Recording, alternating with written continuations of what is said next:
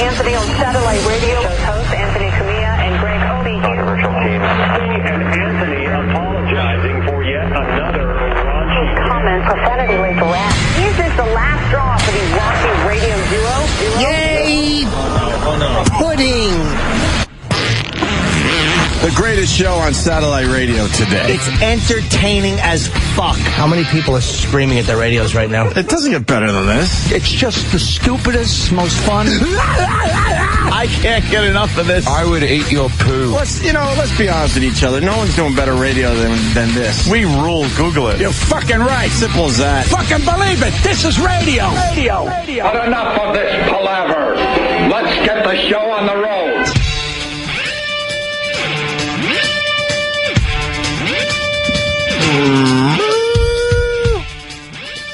Good morning. And good morning to Anthony. Good morning. Holy shit. Oh,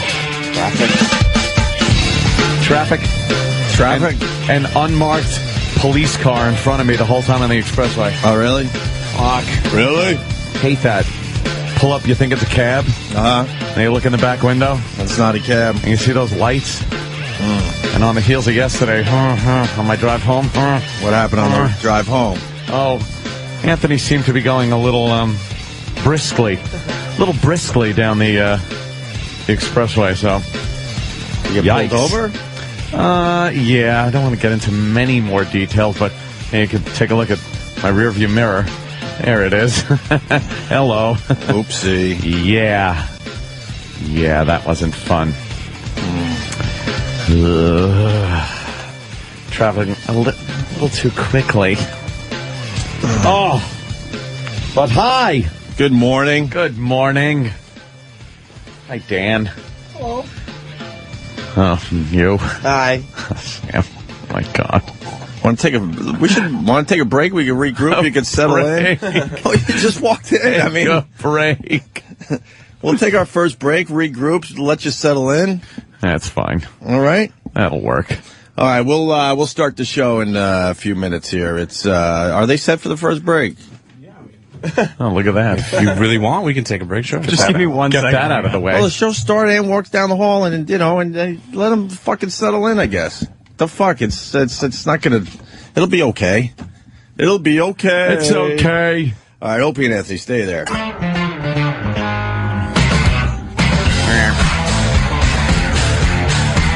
All right, let's get into this. The Opie and Anthony Show. Good morning to everybody. Bardag. Settled in there? Oh, yeah. Ready to roll? I'm dandy. Got a busy show today. What happened with Amy? Jimmy got the call to get on an airplane and go out to L.A. He's doing something for Leno tonight, which is really, really cool for Jimmy. Must be nice. Just get a call from the coast, as they call it, the coast. Oh, I want a call. And then you just... Give me a call. The call? Give me a call. I'll be on the first fucking plane out of here, trust me. You want the call? I want the call. The one that jettisons me out of this joint. I'll fucking get my phone number on the air. Fucking get me out of here. Also, Devin James will be calling the show today. Oh, yeah? We're kind of late to the party. Do you know who Devin James is? Let me think. No. Is that another whore? It's another whore. Yeah, It's a Tiger Woods whore, yes. Devin James. We're a little late to the party, but we get to finally talk to some of Tiger Woods' whores. Tiger's whores? Now that they've been everywhere and done everything, we finally get them. Well, that's old news. Apparently, Jesse James, wow. 11 whores. Already, right? Already. And that is... He was using his MySpace, I think, to get his... Was he? He went old school. I think he was using his MySpace. Fooling around on the MySpace and flying him in for a little action in his shop. Nice. Devin James, though, is the latest hooker to come out. Hooker? Whore? Porn star? I don't know what she is. Maybe she's whore. Maybe she's another Perkins waitress. Who knows?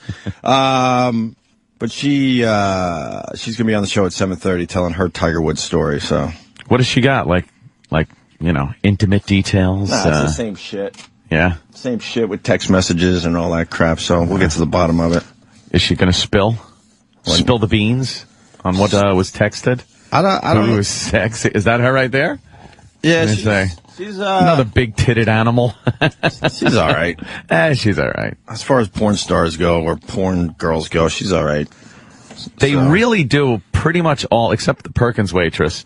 They fit the bill. Right. That whorish porn star, kind of skanky. It's nice, though. Yeah. God bless. So God bless. she'll be calling at 7:30. Then we got Ian Halprin, and then I invited I invited Colin Kane to come in and do a little radio with us today. So getting the last minute Jim Norton's not going to be here thing. We try to scurry around and try to get somebody to come in and do some radio with us. So there you go. Jimmy doing a segment or a stand up or? I think it's some kind of American Idol fucking thing. He's going to be a judge or something. Ooh. So yep. He's the go-to guy over there now. Yeah. Fly him out. So nice. E-Rock, hi. Opie, giving E-Rock peculiar looks. What are you doing? Staying out of your way. No, what are you doing, though? You were adding stuff? Yeah, I added something. Oh, okay.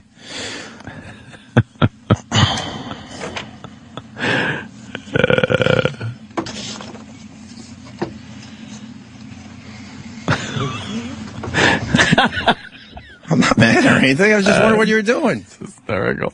That's all. We lost Roger Culp, star of I Spy. Robert Culp. Right? Good old Robert Culp. I guess he fell down in L.A. and that was it.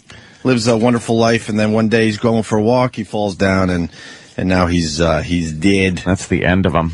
Huh? And that's the end of him. And that's the end of him, yeah. One of his best roles, I think, Turk 182. I like the Turk 182. Remember that movie? He played like the mayor. Of course. He was very angry. He played a good angry guy. Mm-hmm. And I Spy with Bill Cosby.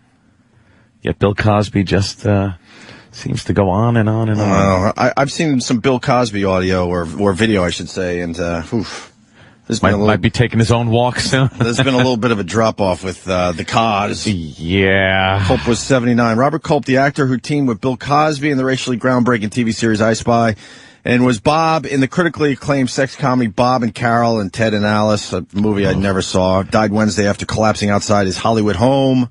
He was 79. His manager said the actor was on a walk when he fell. He was taken to a hospital and pronounced dead just before noon. Wow. He just fell and that was it. The actor's son was told he died of a heart attack. Okay, so he had the big... Ooh, he didn't look good. Wow. The big heart attack. Holy shit, that isn't him. Yeah. Wow, the latest picture wow, that looks really bad. Well, it's 79, though. Yeah, but he looks kind of like a corpse with some skin and fucking gray hair on it, but puffy cotton candy on his head, and he looks like any other 79-year-old out there, unless you're like Pat Cooper. Damn, what the fuck is Cooper doing that he doesn't look like that? No, adrenaline. That's good. Binder said a jogger found Culp, who apparently fell and struck his head. Oh, a jogger. That's wonderful. Oh, okay. Yes, a jogger. I thought maybe no foul play was suspected. Oh, okay. No. Jogger. Yeah, he was pretty huge, but no one heard from him for many, many years, so we lose Mr. Culp overnight. Wow, that picture is shocking. He was, doesn't seem that long ago. He, looked a little more energetic, let's say. Robust? A little robust. Yeah. That is a horrid pic. God, time. It's a bitch. And we're going to lose Dennis Hopper, too, soon. His attorney says the actor is terminally ill. What, he got the prostate? Well, he's been ill for a while, but now it's sounding like his days are numbered. So yeah, how's that divorce working out for him? I don't know. He was trying to get rid of his wife before he dropped dead, so he didn't have to give her any money. Yeah. That's a noble effort right before you drop dead to get into a divorce. Make sure she gets no money. Yes, good for him. I didn't see her in any of those cool movies. Waterworld. Was she in Waterworld? I say not. Oh, you know what? Wasn't Culp in The Greatest American Hero? That was a much bigger fucking show. Oh, yeah? For the people that listen to this show. Ken in Jersey. Yeah, Ken. he was. Hey, guys, what's up? What's up, Ken? Hey, he was in The Greatest American Hero with the great William Cott, so I was wondering if E-Rock called out today. The great William Cott. Yeah, I mean, E-Rock loved that Great American Hero. Maybe, maybe he could come in here and talk about fucking Mr. Culp for a little bit. Give his thoughts. Maybe as a tribute, he could wear you guys can get the costume and he could wear it for the day. Dare to dream, my friend. Wouldn't that be great? In honor of Mr. Culp's passing. See E-Rock in that uniform, trying to fly all awkwardly. At least with the cape. Oh, that is, yeah. See, that's the Robert Culp I remember. We're seeing a picture here of the Greatest American Hero cast. But he was already like an older gentleman when that show was out. Had the salt and pepper hair going on. And E-Rock, what do you know on Mr. Culp? He was in one of your favorite shows of all time, Great American Hero. Yeah. There's E-Rock's music. What could you tell us about Culp? Not a whole hell of a lot. Why? I thought it was your favorite show. Yeah, well... What was his part in the show? We all know William Catt was the Greatest American Hero. I'll get yelled at by the listeners again. I don't remember his police rank. Might have been detective, but... Oh, he was part of the department? He's Bill Maxwell on Greatest American Hero. You remember his name? Yeah, but I just found out that I guess there was like a fourth season that I never saw. There were only 3 seasons or 4 seasons? 3 seasons. There was a third season I never saw. So you love this show, but you never made it to the third season? That's a horrible drop-off. Well, I watched it in the 80s originally, so as a little kid. I mean, it happens with... When you go to, like, Best Buy, those are those box sets that they're $9. You wonder who buys these. Like, box sets of Greatest American Hero. Who's going to sit there and watch those? Stop. And Westerns and Hogan's Heroes. They're all together. Well, Hogan's Heroes, at least, had some kind of, I don't know, like cult fans and things like that. And you like Nazis. A couple of weeks ago on one of the movie channels, there was a movie with Robert Culp. But he played this like kind of hippie swinger wearing a white turtleneck sweater the entire time. Yeah. And all he was trying to do was screw his best friend's wife the entire movie. Look at that. That was the whole plot. Some E-Rock's thoughts on Robert Culp as we celebrate his life. I don't blame you. What are you going to say about him? There you go. What the hell are you going to say? All right. And you're right, the listeners are just bashing you. Just for being you. Nothing to do with Robert Culp. And Dwight Gooden charged with driving on drugs in New Jersey with his son in the car. There was actually 2 DWI stories yesterday. There were 2. Influence of drugs? Yeah, there's this one. Supposedly they said he was drunk, but now they're saying drugs as well. Former Major League Baseball star Dwight Gooden has been charged with driving under the influence of drugs and leaving the scene of an accident. The former pitcher for the New York Mets and Yankees had a child in his vehicle at the time of the 2-vehicle crash around 9 a.m. Tuesday. Police wouldn't say whose child it was. Gooden was also charged with child endangerment and motor vehicle violations, authorities said. They wouldn't release details, including the type of drugs. What a shocker, because he's never really been in trouble before. Yeah, but he's got to stay out of trouble is the problem. He's only 45 years old. Jesus Christ. Wow. Seems like he's been out of baseball forever. He's only 45, and this could put him back in jail for a little parole violation. Mm-hmm. Yeah, that guy's been... God, how do you stay in trouble so long? That's the thing. He's got to get rid of those demons. He's been... he's fucking wrestling with the demons. He's been jammed up with the drugs for quite a while. Old Dwight. Is this the other story? Yes. All right. Because there's a better DWI story. Sam comes in. This is a better DWI story. Oh, it's only a DUI? Well, I would rush to write it. Is it DUI or DWI? Is he a rookie or is he a pro? A Dewey. One of my favorite reality stars of all time got in a little trouble. Uh-oh. The former Real World star David Puck Rainey is at UCSD Medical Center tonight, recovering from major injuries suffered in a drunk driving crash. Puck was the notorious villain on the Real World San Francisco.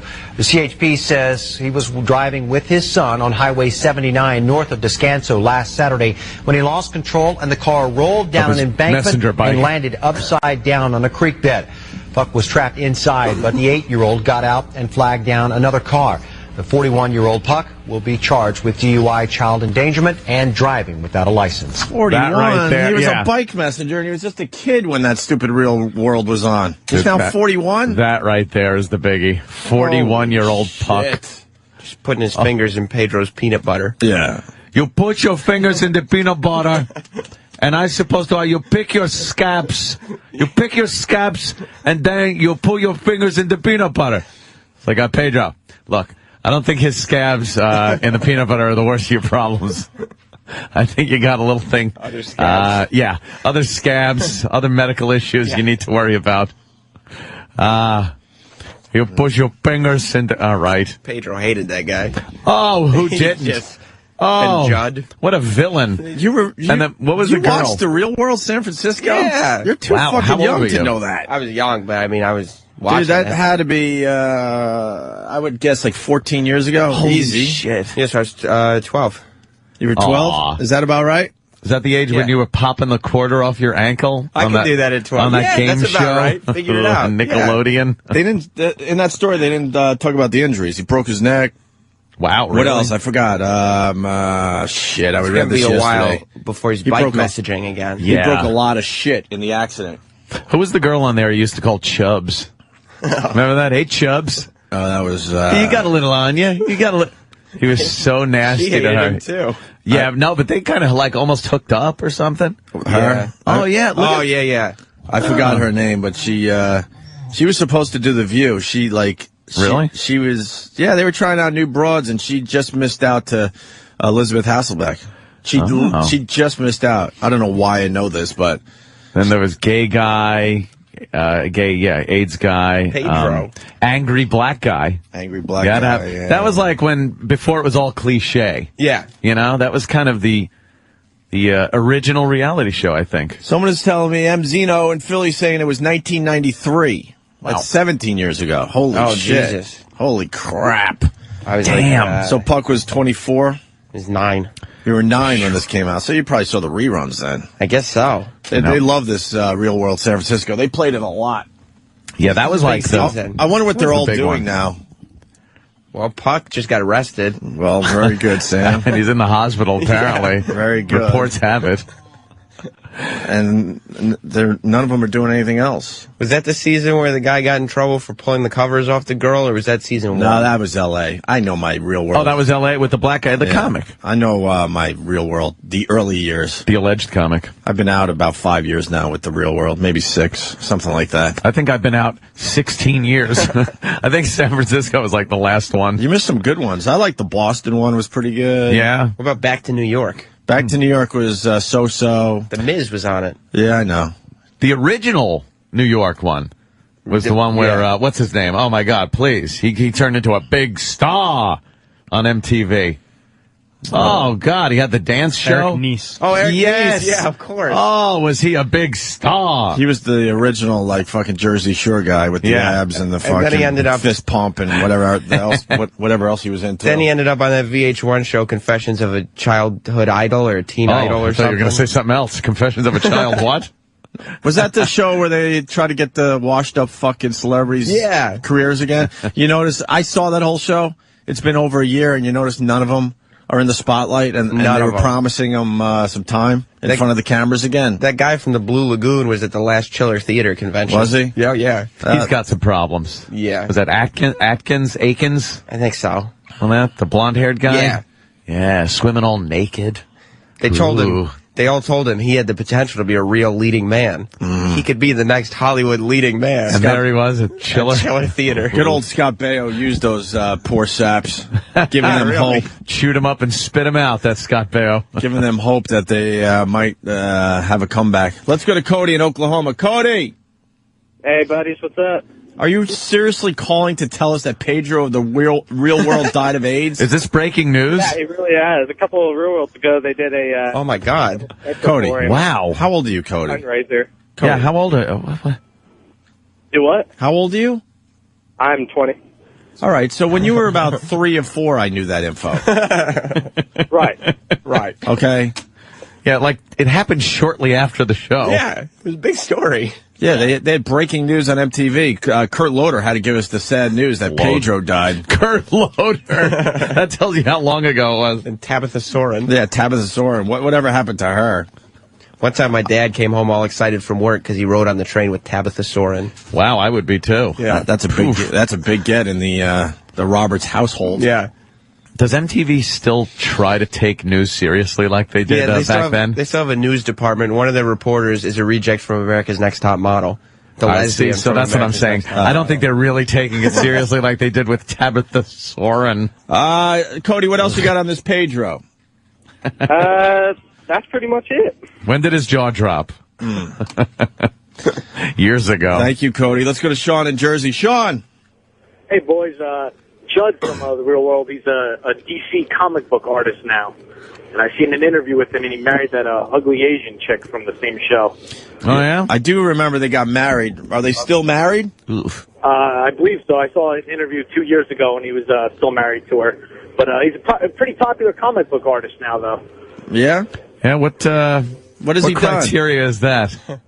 Big Batman. Why is Danny smiling at a picture of Kennedy? Don't tell me you had a crush on Kennedy, too. Oh, yeah, I love Kennedy. What the fuck's wrong with you? Kennedy's hot. Danny's into the glasses, kind of nerdy-looking chick. She's on Game Show Network. How can you say that Kennedy's hot? I didn't even know this. I've seen her on Game Show Network. She's got her own game show. What is her game show? She did one of those so weird milk ads. She was all nude on a horse. No one remembers this? Why would we? Why would we? I only see nude under a horse videos. You like that Kennedy look, huh? Yeah. Huh? Yeah, man. Kennedy, Lisa Loeb. Sure. Lisa Loeb. Tina Fey. Lisa Loeb had the worst reality show. Oh, yeah. It was horrendous. Looking for a new man. Looking for a new fucking Look at man. Sam just knows everything. I watched that show. It's terrible. These were kind of popular shows, Anthony. Really? Not saying that people should have watched them, but they were everywhere. They promoted the shit out of Lisa Loeb's show. It was horrendous. That was one of those great She was shows. living in New York and dating. It just lost steam so quickly, though. They promoted it like crazy. Oh, no one gave a shit. And then by the end of it, it was just buried in the light. Because there was no conflict. I actually watched a bunch of those episodes. I couldn't tell you one event that happened on the show that was worth mentioning. She just went on average dates for the whole series. Yeah, it was just average mundane fucking dates. I forgot about that one. Yeah, and that reminded me when you said she was dating. That was like the big thing. Yeah. And it was kind of phony, wasn't it? She wasn't really trying to hook up with anybody. Who is that? That's Lisa Loeb. All right, that's nice. See? Yeah, I'll give you that. It's a girl's Heineke. Of course, it's nice. Her ass is hanging out. It's got glasses on it. She's better than Kennedy. I'll give you this much. She's way better than Kennedy. Oh yeah. I mean, Lisa Loeb. I mean, you'd shoot a load on those glasses, no problem. Yeah. Kennedy's glasses, though? Ugh. Like, if she takes the glasses off... She'd have to give you some kind of liberal rant after you do it. Just enough already. We're just trying to have sex here. Shut up. About how the load's not helping the poor. Yeah, you know what? Loeb's all right. Yeah. Loeb's all right. Man, I'm not crazy here. I gotta give you the Lisa Loeb. Loeb's all right. I'm not giving sexy. you Kennedy. Kennedy's a disaster. What about Tina Fey, then? I want to ask Tina Fey if she purposely doesn't use conditioner on 30 Rock for her part. Because her hair is horrendous, and I think she does that on purpose. Because she really gets into her character. That fucking 30 Rock is goddamn the best show on TV. Hands down. Hands fucking down. That's a good night of TV Thursday night. You know NBC. what? I didn't have any faith in Community, and I'll tell you why. Because of Chevy Chase. Fucking Chevy Chase hasn't been in anything good in so many years that I'm like, it can't possibly be good. And now everyone's saying not only is Community a great show, Chevy Chase is really good at it. That show's unbelievably funny. I'm going to have to fucking watch. Anyone have the episodes that I missed? It's like a season and a half worth. Oh, really? You just get it online. But is it one of the shows I could jump in? Yeah.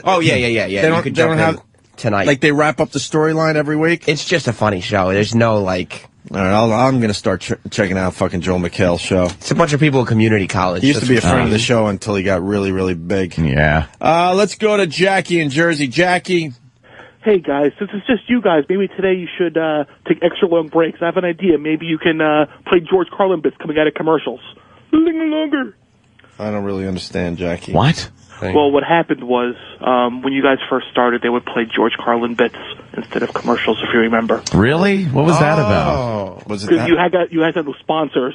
I don't really? Breaks. I don't really? They would remember play George Carlin bits instead of commercials. Like what George Really? Carlin bits? I don't really remember.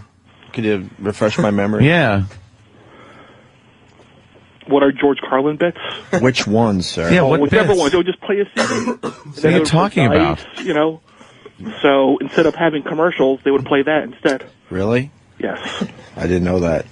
So, you guys complained about it all the time when you first started on XM. This guy's lying. I don't remember. But anyway, Tabitha Soren is married to Michael Lewis, who wrote The Blind Side.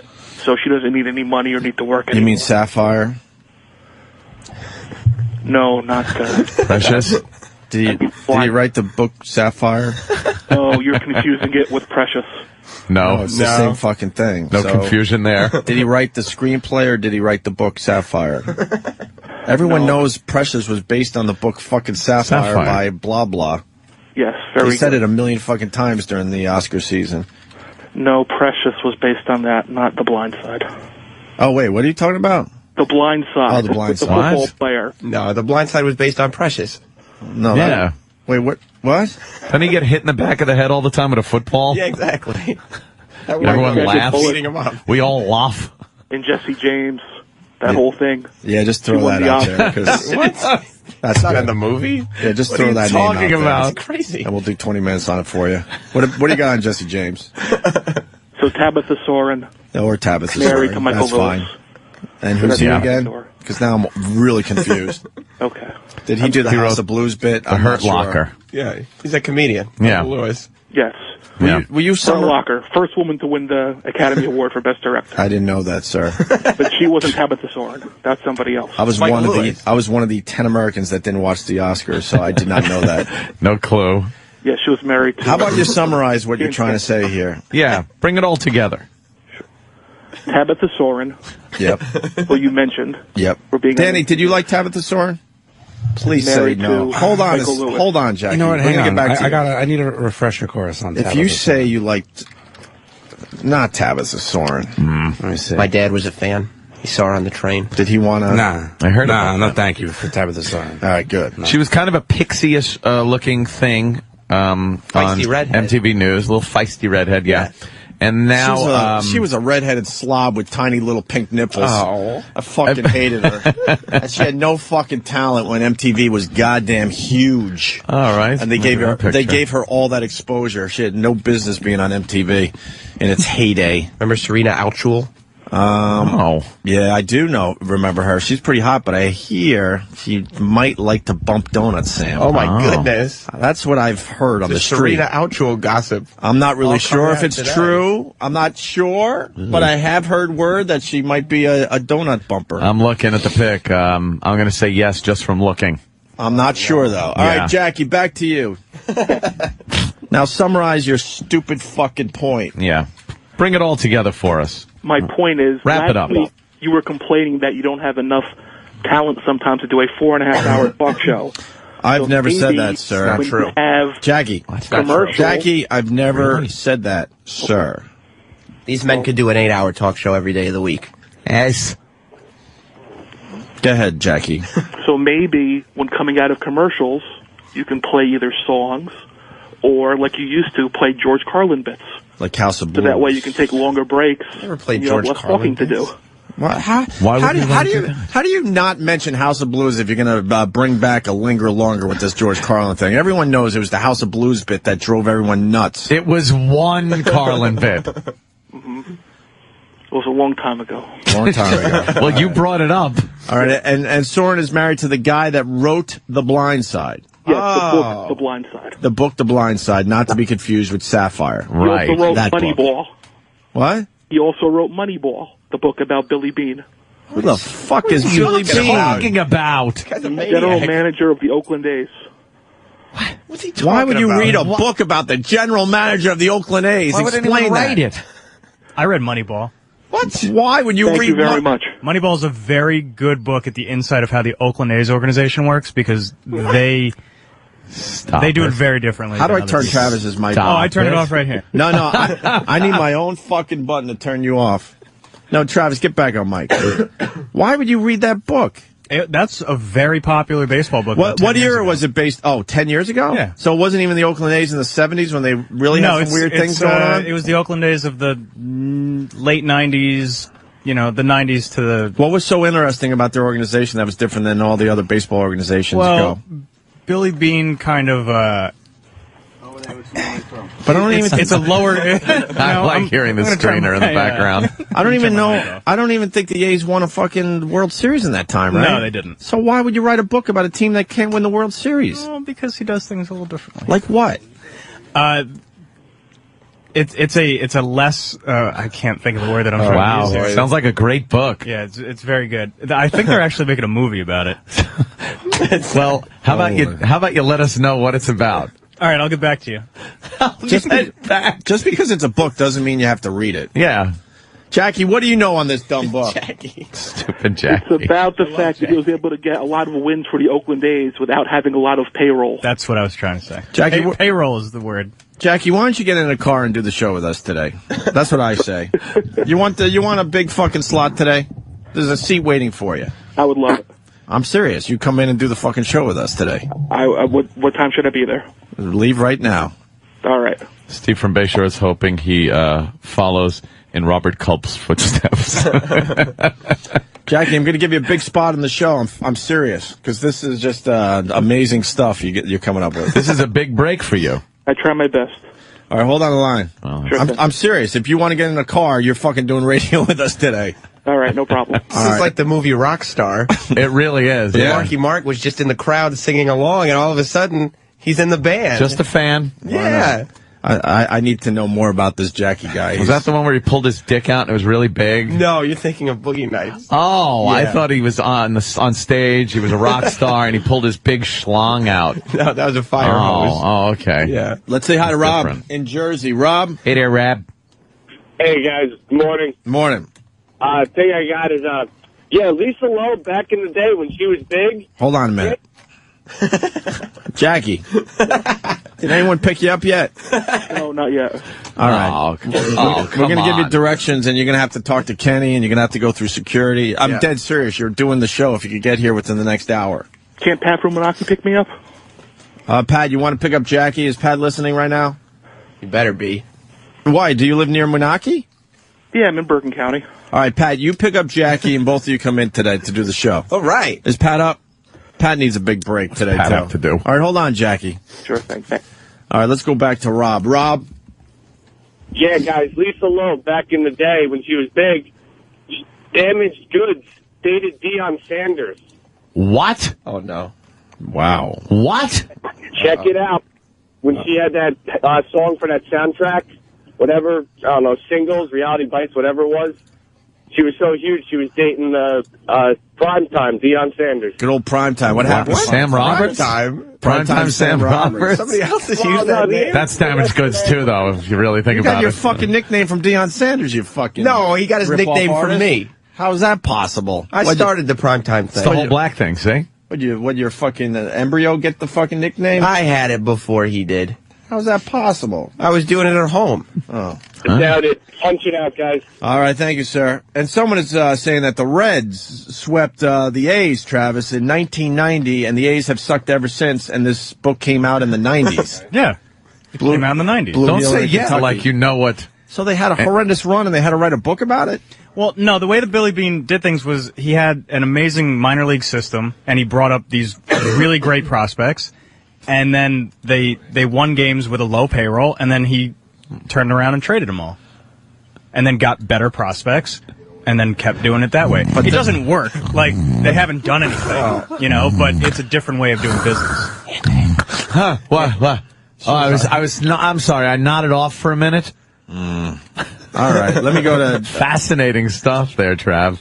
Hey, You guys asked. All right, hey, You read it. to this guy, do you pronounce the J or is it silent? No, I pronounce it. Javon. Yeah, that's what it is. That's what it is. Right on. Javon. What is Jav off. Yeah. Javon, Jav off. The Javer. What's up, Javon? That's a beautiful thing. How the fuck? That's the first time I've ever heard that name. Yeah. And I know some of those black names. I really do. I'm good with that. Of course. Yeah. I watch the YouTube videos where they have the top fucking black names and stuff. Fun Oh, yeah, videos. it's number 6 every year. Yeah. Really? What's up, Javon? Yeah, 2 girls that I actually find subversively attractive that definitely were alternative coffee house chicks. 1, Natalie Merchant from 10,000 Maniacs, and 2, That's and I rough. know I'm going to catch a bunch of shit for this, but Janine Garofalo. We've been through that mill before. We've We challenged. Danny's smiling though, man. We challenged Danny to come up with one attractive picture of Janine Garofalo, and he couldn't. She does have. Man, I'm sorry. She has nice puffy lips at times.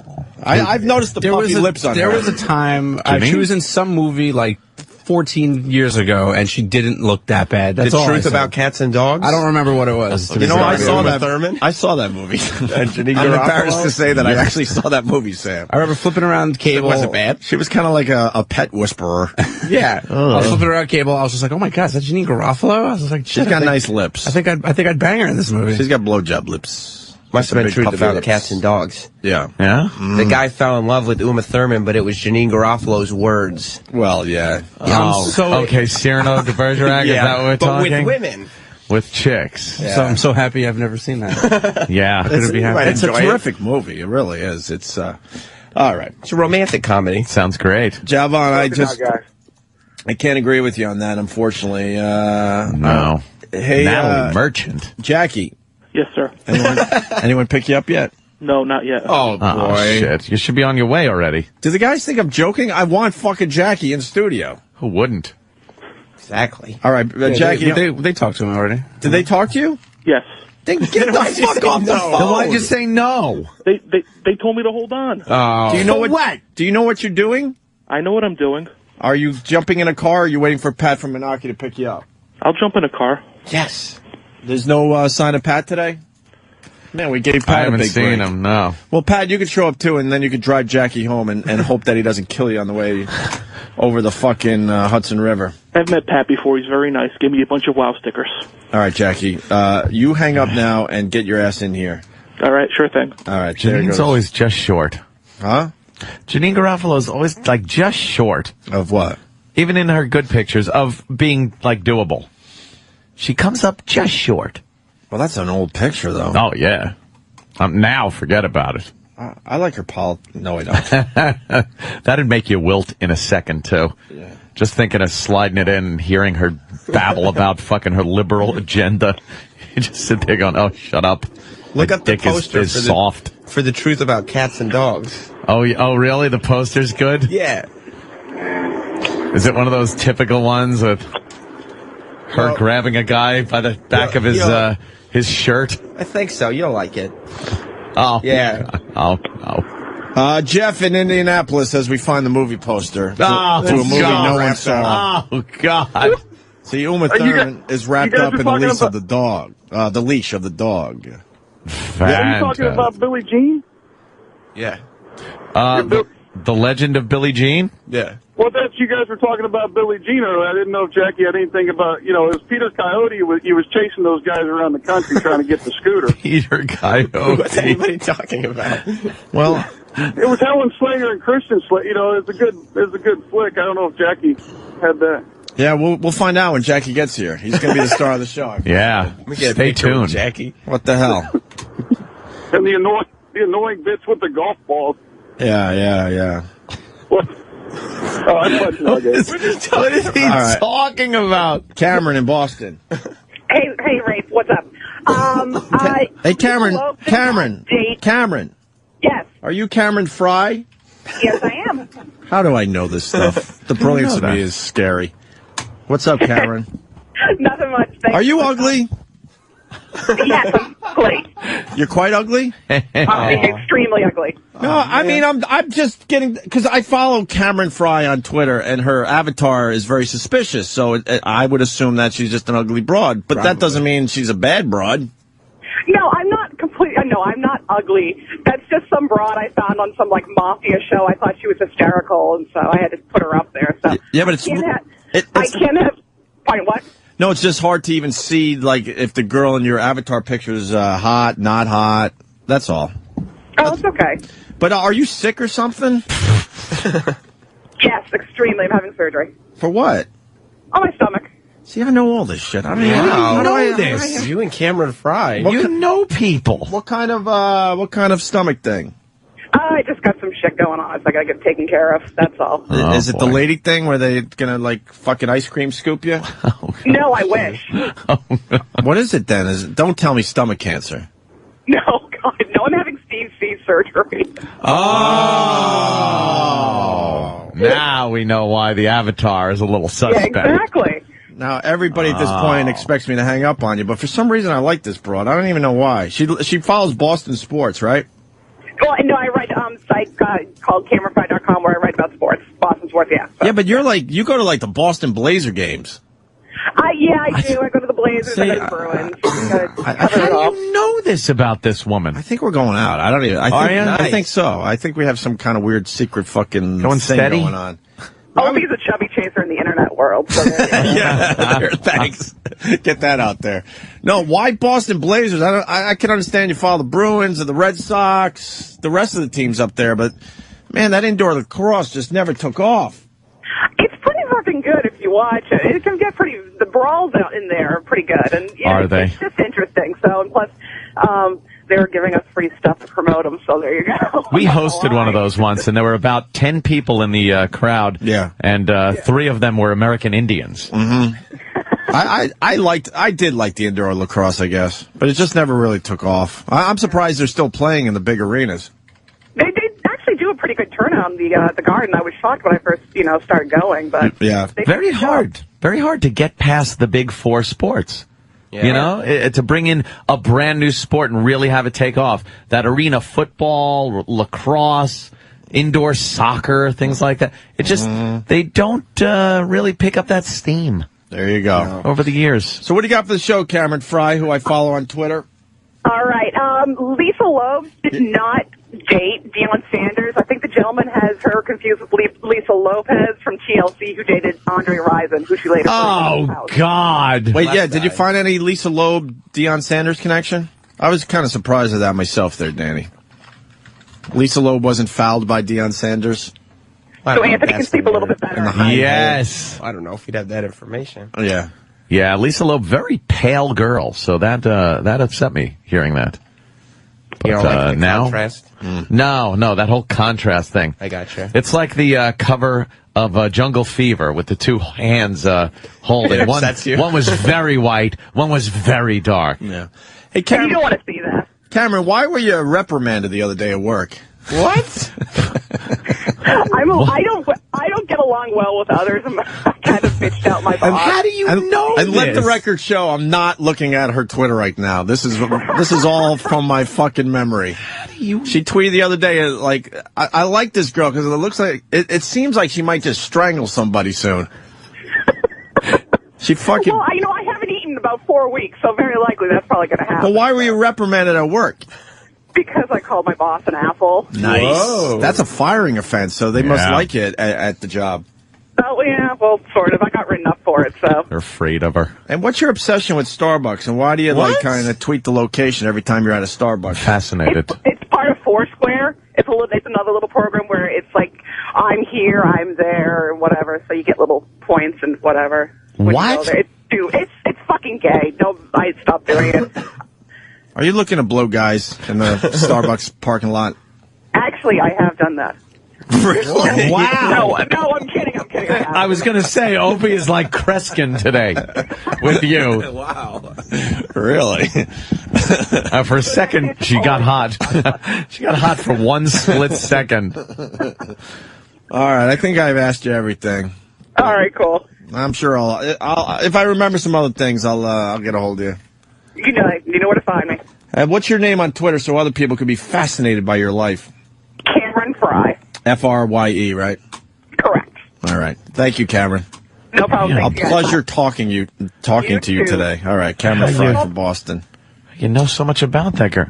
Are there people you do like kind of attach onto and read their Twitters more and you get to know a little more than other people? Yeah.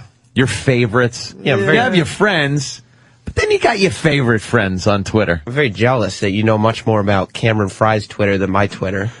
Oh, let's Anthony see. Stopped following me altogether. You know why? Because the wrestling, just enough. I mean, every tweet of yours is about wrestling. Not every single one. Every single one. People like the updates. They don't.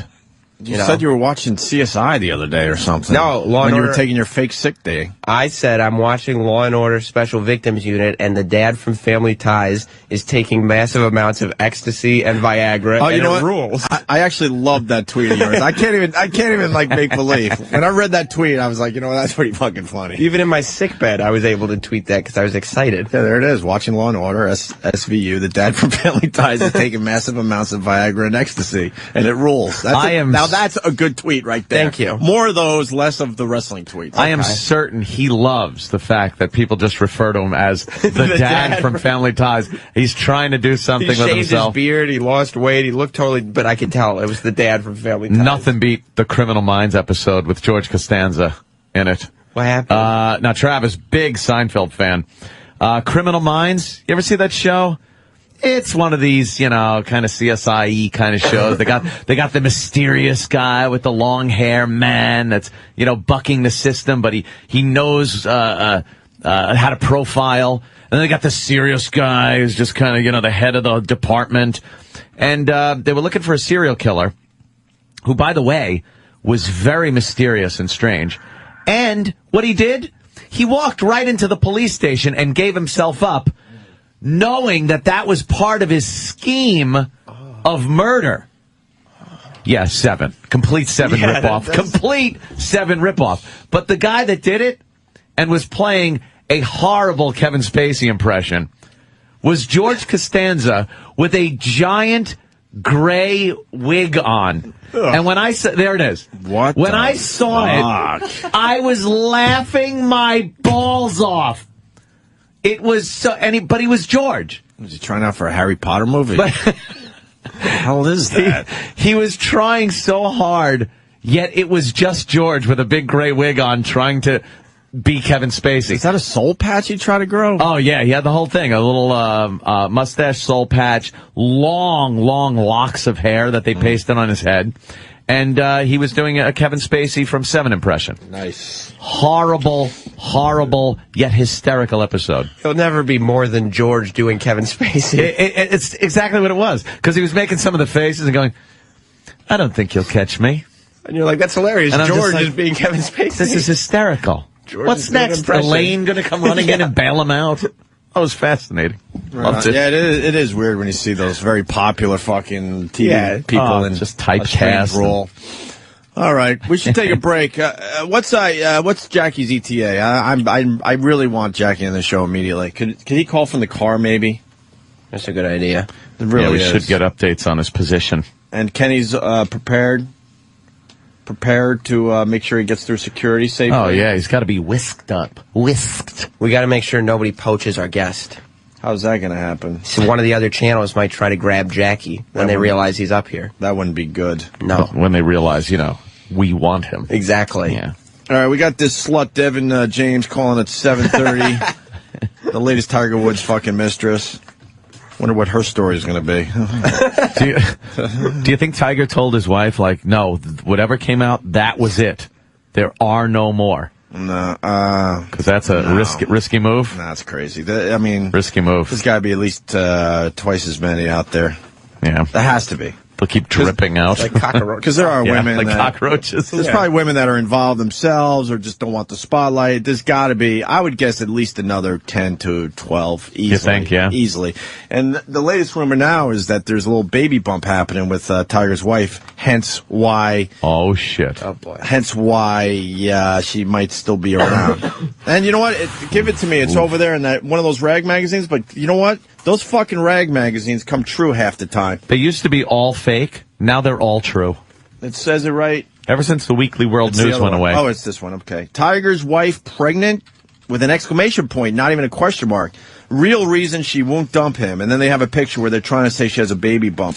Oh, shit. And that might be the reason why she's kind of hanging in there, because she's really very confused and doesn't know what to do. Oh, poor girl with the hormones pumping.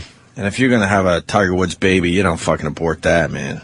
Jesus. That could be a billionaire. It's a moneymaker, That could be a billionaire in the making, man, right there. Belly bulge. Surprising reason Elin is still by sex addict's side. Tiger Woods' betrayed wife is giving the serial cheater another chance because she's pregnant with his third child, worried friends fear. How the fuck did they get away with this? Elin, 30, was recently spotted near her Florida home sporting a distinctly rounded tummy and a maternity-style top, and pals believe she's about 4 months along. Wow. Elin's staying quiet about it, but she's showing every sign of being pregnant, a friend says. These friends suck a dick. Yeah, friends. She's got the worst friends ever. Yeah. And she's supposedly not showing up. None of my fucking when he real, plays golf. None of my real friends fucking talk like this bullshit.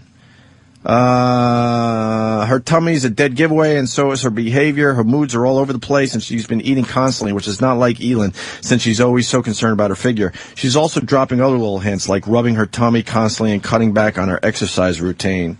These friends just very vocal suck. friends. Maybe she's just getting revenge, and she's going to get real fat, knowing that Tiger has to stay with her. Yeah. And just get huge. It's a great idea. Oh, wouldn't it be great? Yeah. And then they talk about gonna have him under a microscope. Oh, yeah. Can't cheat on her, and he's got a big fat wife. Another telling sign, says the pal, is that Elin has been carefully avoiding alcohol in favor of water for the past few weeks. Her appetite constantly changes too, the source notes. She gets nauseous a lot of the time and sometimes doesn't eat a thing. If she's pregnant, this could be the real reason she hasn't sent Tiger packing for good. There you go, and the article continues. Ooh, dishing the dirt here on the Opie and Anthony show. And we have Ian Halprin in today. We're calling, and I'm sure he won't have... Thank God. And I'm sure he won't have anything on that fucking story. No. Jackie. Hello, Opie. How's it going? Where the fuck are you, man? We got a show to do. I'm on Route 3. All right. You in the quietest car ever made? You're on Route 3. How's the traffic? The Route 3 leads to the GWB. Not too bad, but the tunnel's going to be pretty bad, I'm sure. You're going tunnel? Yes. Roll the window down. Oh, yeah. Oh, never mind. You're 3. Yeah, okay. That's outside the Lincoln All Tunnel. right, guys. See you soon. Roll the window down. Hello? Uh-oh. Jackie. I think he's lying. Jackie? Dude, I think first, and did you hear the hang up? Yeah. It almost sounded like a landline kind of clicky hang up. He better show up. I think he's lying, dude. Why wouldn't he roll the window down? It didn't sound like it was in a car at all. He just laughed when you said it was quiet. He's a nervous fella. All right, we're going to break. I don't believe him. I like this guy. I don't. Colin Kane's coming in. He's done some radio. He did one show with us, and I really like him, man. He's a younger comic on his way. I think he's on his way up big time. This kid's going to be huge. Colin Kane. I gave him the big invite because yesterday he tweeted me a video of.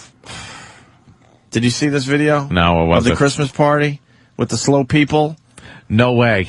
And I got to see this. I gave it a what the fuck. I'll be honest. I don't know if I was supposed to laugh or cry. I don't know. Oh, is it like can you show Anthony the Colin Kane video that he tweeted yesterday? If you go to my Twitter, it's one of the latest tweets, I guess. They're slow people, or you'll see. And then there's some fucking death metal band playing their Christmas party or something. Oh, that's an old one. Yeah, I know it's old. I wasn't trying to say that it was brand new, but we never talked about it on our show. And Colin Kane had it on his Twitter yesterday. Yeah, right there.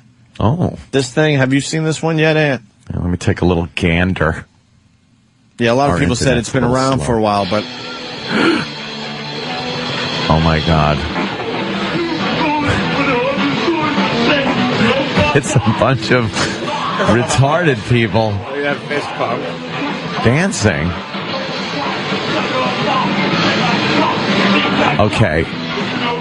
This woman in the wheelchair, I guess she's not dancing well enough, so one of the aides, here you go, one of the aides fucking makes sure she really rocks out to the band, grabs the wheels and starts moving around. Holy This video Jesus. is so fucking weird.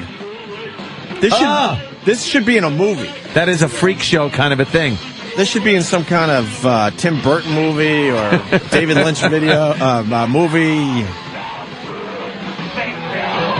Wow. I'm not even I don't know what to make of this. It's fascinating to me. Like Down syndrome, there's pinheads, there's just basic anomalies. And they're just walking having around. a good old time, man. And this poor metal band, this is the gig they got. They booked this gig. I'm laughing I would laugh at the band way more than the people dancing to the band because they had to get this lame gig. Oh. And then they got these two guys kind of facing off, and all of a sudden they start like fucking headbutting each other. Watch this. Oh my God. What? like chickens. What? Oh my! And they hit each other's head, and now they're rubbing their head. I don't know what the they fuck hurt this each is. other. What is this? Yes, I remember when we booked this gig. And then he's making fun of the one guy. What's he got to make fun of? That's the beauty of human beings. Like they're all in the my God, they're all in the same place, but they make fun of each other within the. Now These guys look like with twins. They look like retarded twins. And the one guy made the, hey, that guy's crazy look. And now they let this guy who sort of looks like Corky on the mic to do a little fucking singing. He's doing a Yoko. I bet they got a discount rate on all the haircuts. I bet they got that. We could do it all in one shot discount. Bought it in bulk. Yeah, they bought those haircuts in bulk. I think it's easy to go for the laughs, but I think it's more just beyond fascinating. I don't know what this is. It's a surreal look at. That is a Corky looking guy, right? Yeah. Do they all really have to have their hair like that? I know we joke about it, but and the wheelchair dancing girl. Yeah, this is because they're like the movie Freaks or something. Because some of the people look like mental patients on top of it. Yeah. Not just, mongoloids. There's a bunch of different people in this room enjoying this band. How come retarded people can't enjoy the metal? Why does everybody have such a problem? They're fucking into it big time. And that's how the video ends. So. Wow. I got it linked on Opie Radio on my Twitter, and Colin Kane had it as well, and he's coming in today, so I like this kid. I'd love the backstory on that. Yeah. Like, where did that come from? If someone knows anything about that video, because it has been out there for a while, like 3 or 4 years. Give us a call. All right, we're going to break, step aside, and we'll continue. Stay there.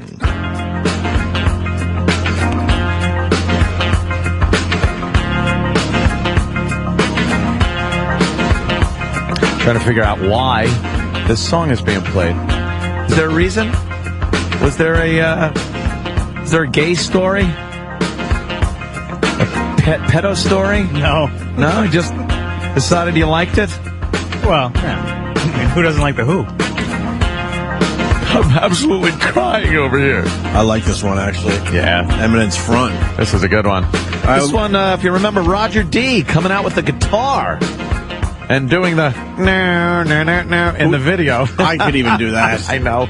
And I suck. And it looked like he was having at least do that. It looked like he was having such a hard time doing it, like concentrating on just playing that. Well, his mouth was moving. He was just trying to 1, 2, 3. Waiting for Jackie to make the big appearance on the Opie and Anthony show today. I think he's lying and was not in a vehicle. Jackie, are you lying? Call back. We got a spot for you. If you're not taking the spot, I'm going to give it to somebody else today. Just as easy. That's right. So this fucking whore, Devin James, is not going to be doing our show after all. Yeah, we found out during the break there some controversy. Where's Fat Steve? Fat Steve, come on in here. Oh my God. Holy Jesus. Oh, hi, Steve. Sorry about that. Look at that. Sorry. Yeah, I kind of am, I guess. Oh, sorry. I just said I kind of am. I'm sorry. I kind of am, I guess. I'm sorry. Thank you. You want to start over? I am. We'll start over. Go outside the studio. All right. New intro? New intro. Yeah. Here we go. All right. That was really, I mean, I'll be completely honest. That was really uncalled for. Just uncalled for? Yes, I'm just. And Steve is leaving the studio for a brand new entrance. Fat Steve, he didn't seem to like that one. All right, Steve, come on in here and let us know what's going on with Devin James. Remember this? I do. Martini, Steve. That's good. Guy hasn't drank in 4 years. Yeah, I haven't had a drink in 4 years. So that's great. It's the blue shirt, Steve. Why the blue shirt? I'm trying to be more colorful. I know I don't trust colorful. I know. You know what? I think it's the whole daddy thing. I'm really trying to warm up to the whole. You're adding colors. I'm adding color to my wardrobe. I don't want my son just to see like this black fucking big figure. You know he's not going to remember any of this.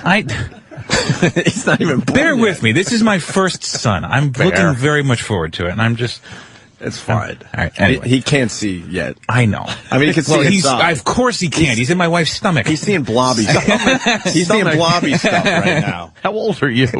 Whatever, you know what I mean. It's in the womb. The womb. Uterus. The womb. The uterus that's expanding quickly now. I can see the feet going through now. Man. What do you mean? The feet through the belly? I see that. Oh, shit. the fucking ribs getting kicked. The wife doubling over in pain when she gets kicked in the bladder. My wife. By you? No, I'm not violent. I'm not violent okay. at all. So maybe. Not at all. Hijinks.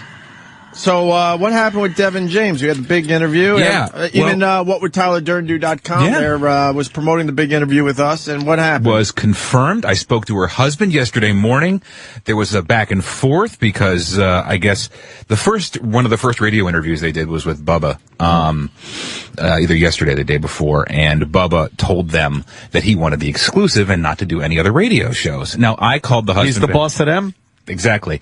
I said, I'm sorry you feel that this man has to dictate your every move. Dick. And I even have an email from the husband saying, Bubba says he don't want us to call in anyone right now.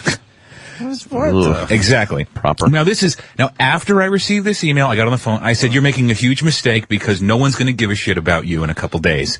So that's nice. I was gentle. I'm paraphrasing. No one's going to give a shit about you. I'm just pissed off because there's the legwork that goes into getting these stupid people on the air is just immense. So anyway, in between then and now, this guy has now gone on and he's done interviews with Fox 411 online where he talks about the affair and all the other trysts that his wife had with Tiger Woods. What are we, shit?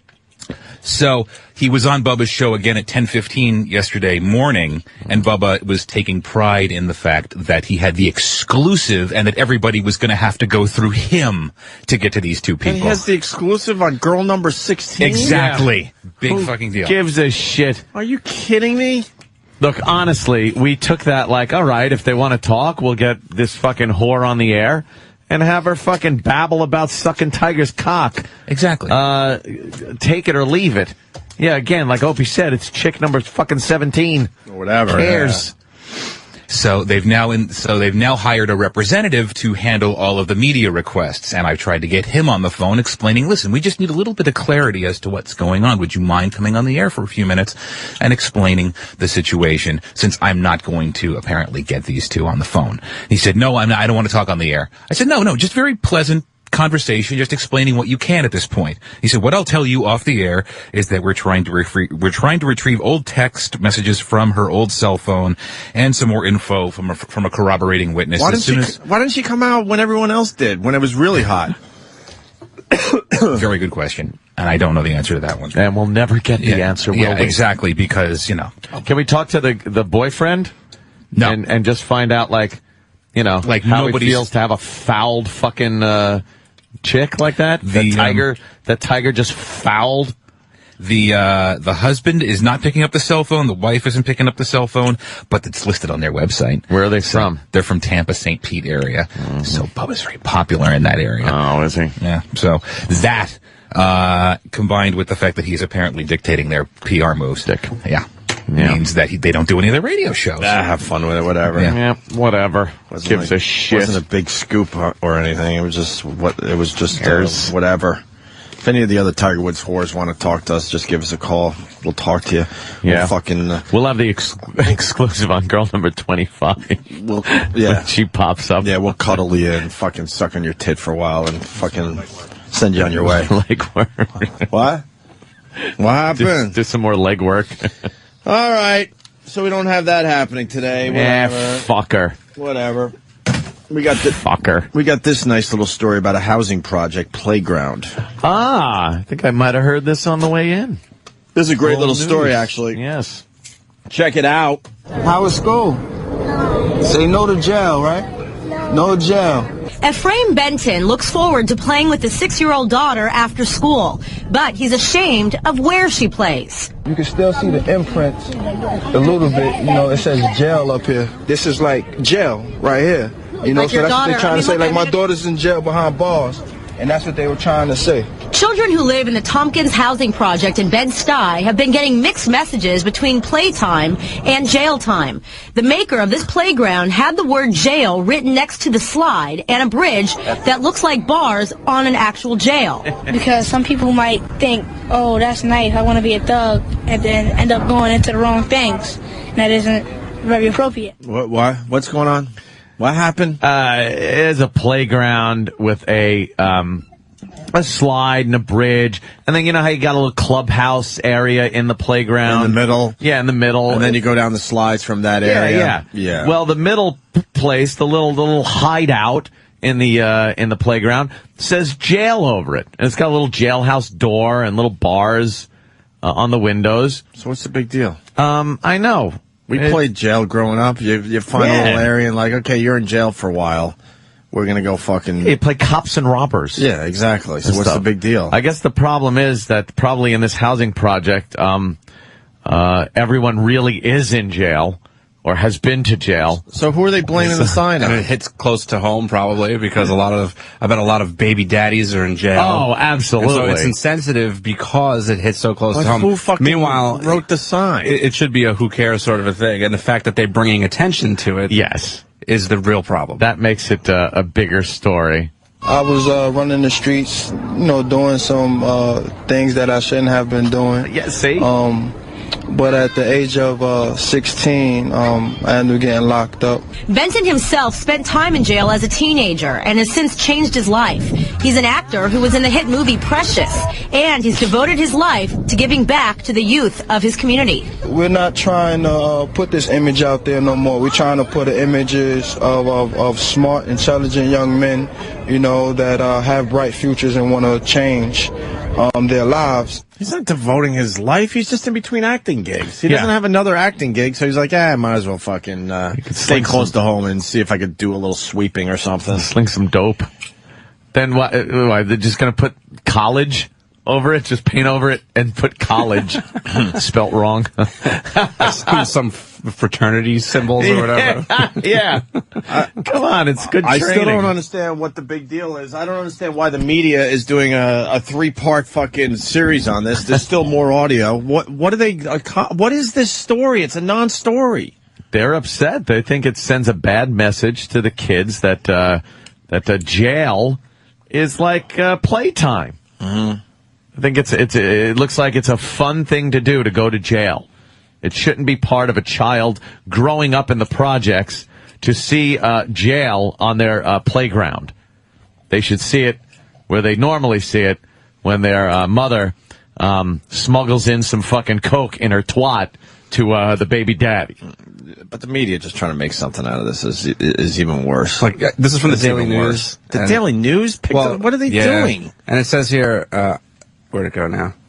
I don't like to bring my little sister there. It makes me uncomfortable, said Joanna Delgado. But what, being a white person, it would never make me uncomfortable to bring, my little brother to a playground where there was, some play jail there. I would never be uncomfortable with that. And with that said, we say hi to Kenny, who's on the line here. Kenny. Hi. Hello. Hey, Kenny. I like to say in my playground near my house in Bridgewater, New Jersey, has the same exact thing. It says jail. There's one that says bank and several other little kid buildings for the kids to play. Yeah. All right. So it's happening on a lot of playgrounds. What kind of neighborhood you in? It's nice. A lot of Caucasians, some Asians, a couple Indians. Thank God there's some Caucasians. I just say white people, dummy. You're trying to be politically correct. I get you. So I guess they're jazzing up the fucking playground. Whatever. Hey, one thing. Yeah. Yes. Danny, how about the chick from Mythbusters? Oh, I'm in love. I've been in love with Carrie Byron since season 1. Carrie Byron. I know Carrie. Yeah, she's all right. But does she has the Jean Garofalo glasses thing? No, I know she doesn't. So why is he bringing this up? We're talking about Danny has this weird fetish for women with glasses, like nerdy fucking broads. There's something hot about it. And she's not nerdy. Yes, she is. She's nerdy. She's like an engineering chick. No, I understand that, but she doesn't look nerdy. My God. Right? Or am I wrong? No, she does. She looks nerdy, Dan. Yeah, there's some nerdness going on. Oh, that chick? I like nerds, though. Not like a Lisa Loeb That's kind of hot. Yeah. You know who I think I told Travis this. I'm surprised that he didn't remember to bring this up. But who is the Who's the secretary from the Ghostbusters movie? Oh my God, Annie Potts. Annie Potts. Oh my God, Oh, that was Annie Potts. You did not like Annie when Potts. I was a kid. Oh my God, What the hell? I mean, not the voice so much, but What I happened don't to know, you as a man. kid? I don't know. Annie Potts. Wow. Now my God, just openly laugh at you. She had that squeaky voice. Oh yeah, come on. Who didn't want somebody to Look some at of this. that? Look at You did not want Annie Potts. She got these big round Mr. Magoo glasses. It's like Harry Potter. You know she Harry She does Potter. look like Harry Potter. She was doing the Harry Potter glasses way before Harry Potter. I don't know. There's something sexy there. All right. Kenny, thank you. Wow, you really have a niche there, don't you, I have Dan? very odd taste. The sign has been here since 2004, and it took a local photographer sending in a picture to the blackandbrownnews.com for anyone to notice. What? Managing editor... Wait, what? The blackandbrownnews.com? That's Oh boy. pull that up. I'm gonna have to monitor this site for a while. That's for anyone to notice. Managing editor Sharon Toomer says painting over the sign is not enough, and the city should take action. Take action against who? Against who exactly? Against who? Look, you stupid fucking news. We did basic. I'm trying to go to this website, but it just keeps forwarding to Mania. Oh God! I don't get it. Let me try to reload. Are you what? There it is. blackandbrownnews.com. But we just did some basic fucking phone screening, which the news could have done, and you would find out that this is happening in a lot of playgrounds. It's just a way to jazz up the playground area for the kids. Calling attention to it at this housing project kind of speaks volumes. Like, instead of just saying other places have this same playground thing, they're saying we don't want it here because it is a problem. So instead of addressing the problem, you address the playground equipment? Yep. The media just sucks, though. It's easier to do that. Once again, they just suck because it's not a story if they know that this is happening at a lot of playgrounds. But it's easier to address the playground jail than it is to address the fact that a lot of people in these projects probably watch a lot of people go to jail. They get arrested. And instead of dealing with that real problem, they'll deal with, painting over the word jail on the playground, and that'll fix everything. All right, let's get the racist joke out of the way, Joey. Go ahead, Joey. What's up, boys? Hey. Hey, and they can't paint over the college sign or put college or work on it because the fucking place will be a ghost town.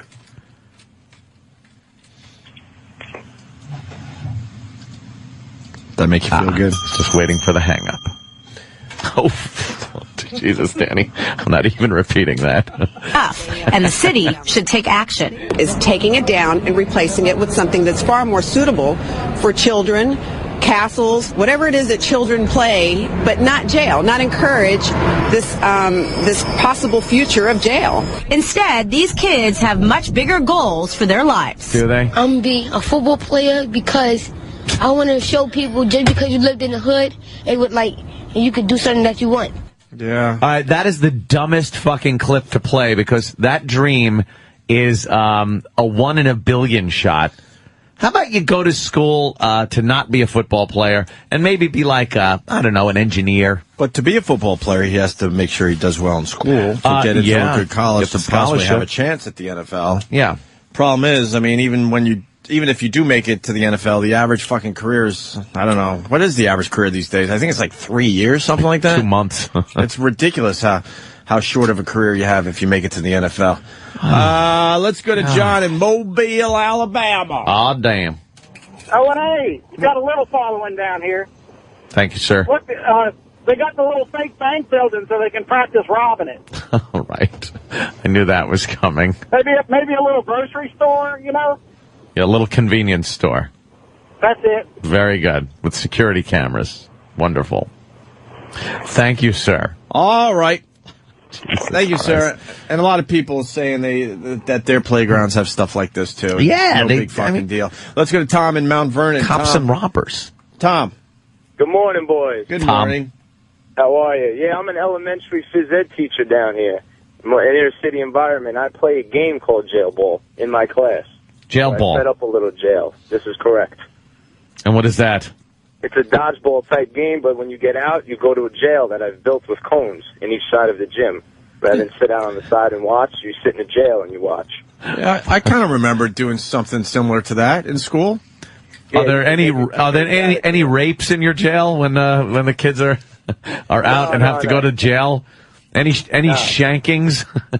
No, fortunately not yet, but it could happen. At what point does the ridiculousness go to where, like, one day you're not going to be allowed to have, I mean, not like there's going to be a lot of black kids trying to get into hockey, but, like, when are we going to eliminate the penalty box because that's going to be viewed as some kind of racist thing for some reason? Yeah. Well, I mean, it's one step away from that pretty much. Terrible. Yeah. And I nailed it, man. Average career in the NFL. Wow. 3.5 years. 3.5 seasons. That's it. Wow. Yep. Most of these guys you see are gone the next year.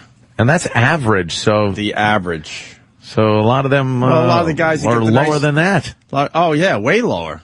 Some of these guys barely make a season and they're out.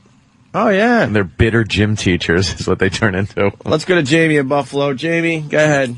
You racist fuck. Boy. Yes, Jamie. How about the lunch line there? I heard it says welfare line over it. Does it? Is that what it says? I'm punching out, boys. Let's go to Caitlin. Caitlin in Jersey. Caitlin. Hey, boys. Hey, Caitlin. Hi. I just wanted to bring up the point. Why are they complaining? They live in a project and they have a playground. Don't most of these people not even have a playground? Good pernt. Punching out. All right. Let's go to Mike in Missouri. Mike. Hey, guys. Hey. Hey, if this guy's an actor, why don't he get his daughter out of the project? Well, because he didn't make that precious money. Oh, okay. I didn't see Precious, but I would assume that his role wasn't that big, and he didn't make a lot of cash where he could completely change his life. Oh, punched him. Hello? 16. He went to jail. Does Precious. Has a kid. And is now complaining that there's the word jail on... Yeah. Oh, my God. Poll results? Is there a poll? On what? On the... What do you think of the playground jail? It's offensive and sends the kids a terrible message. It's harmless and just for games, and then not sure. 65% said it's offensive. It sends a terrible message. Wow. 33% said it's harmless and just for games. And then 2% of the people actually clicked the not sure. I don't get the not sure vote in anything. Have an opinion. Yeah. Figure it out. The kids are just fucking playing, man. Yeah. We play Big bad deal. guys, good guys, cops and robbers, fucking cowboys and Indians, all that shit. War. Are they going to start complaining about the monkey bars next? Yeah. I mean, yes, exactly. These kids are probably running around the damn place playing tag, and all right, I tagged you, you got to go to jail. I mean, they're making up all sorts of games. They're probably enjoying the hell out of themselves. Yuck. Sends such a bad message. Such a bad message. Let's say hi to Josh in Philly. Josh. Hey there, Josh. What's going on, boys? Hey. Yeah, they got the same playground in the neighborhood. I think there's nothing at all wrong with that. I mean, it's set up kind of like an old west town. Then he laughs to himself. You hear that? He laughed to himself like, I got that out. What? Chip laugh. Awful. Let's go to Steve in Kentucky. Steve. Hey, what's going on, guys? Hey. Hey, Anthony, you missed it. You don't put college over that jail sign. You put White House. And let's see how long that stays on there, And that's not being disrespectful. You got a black president. He's in the White House. What do you think? What do you think? I think anything spoken in that accent that has any racial overtones sounds like a Klan meeting. Doesn't it, though? Doesn't it? Hey. No, I'm transplanted to the South. Hey, from where? The South? The South or South? Where are you transplanted from with that accent? What's Steve? I'm born and raised in Idaho and spent a lot of time in the military. Yeah. I actually live down in Alabama now. Who's the new third chair coming in? Y'all got rid of Jimmy? What? The third chair, this new guy coming in today. What's his name? Oh, I forgot his name already. Jackie or Francis? Oh, Jackie, right. Yeah. He never called back, so I don't know if he's for real, but I mean, He sounded like he was in the car. that seat is waiting for him. I'm getting word that Jackie is not answering his phone at the moment. Yeah. Oh, really? What is he, panicking on Maybe us? he's in the tunnel. It's full of Maybe shit. he's in the tunnel. All right, we'll find out. So they have repeaters in the tunnel. Yeah, what'd y'all do? Get rid of Jimmy? No, Jimmy got the call to go do Leno tonight. Well, I thought that he lost the contract or some shit. Well, no, that's not true at all. Sir. What? That's too bad. I thought the show was finally going to go somewhere. Oh, boy. Oh, boy, if Jimmy was here. All right. But, Jimmy's about as fun. Let's go to Scott in Westchester. Yeah, Jimmy's Jimmy is about as funny, he was about to say? Yeah. That Jay Leno wants him on his show. Yeah, that Jay Leno wants him. I mean, that he does great on our show. If you don't like Jimmy, that's personal taste. You can't argue that. But to say he's not funny when Jay Leno wants him on a show, that you're not going to really win that argument. Opie, coming from the comic juggernaut that we just heard with his jokes. Right. Yeah, we can understand. He's going to tell you what funny is. Scott in Westchester. Scott. What up, Scott? If you listen to the clip, there's one of the women that references the castle. Why don't they make a castle? You know what happened in castles? Raping, pillaging. They had a jail downstairs. No matter what you put over that sign, they're going to come up with something where something bad happened there. Yeah, castles were horrific places. Yeah, it was a fucking... Yeah. You're right. The castle's worse than jails. Castles, they had that scolding fucking pot of shit they poured on your head as you were trying to get in. Boiling oil on your head. Whatever it was, right. And then there was the dungeon. Yeah, you got that right. Thank you, sir. Let's go to Birdman. Birdman. What's up? What up, Bird? Hey, why don't they just put a one-foot chicken house there? I didn't hear you, Bird. I said, why don't they put, instead of the jail sign, just put up a waffle and chicken house? Those filthy fucking animals. All right. No good. People are and then it goes no good. People are not subtle. That is for sure. Why don't we say hi to Joe in Jersey? Joe. Hey. What's up, Joe? Put the hat on that thing that says free health insurance.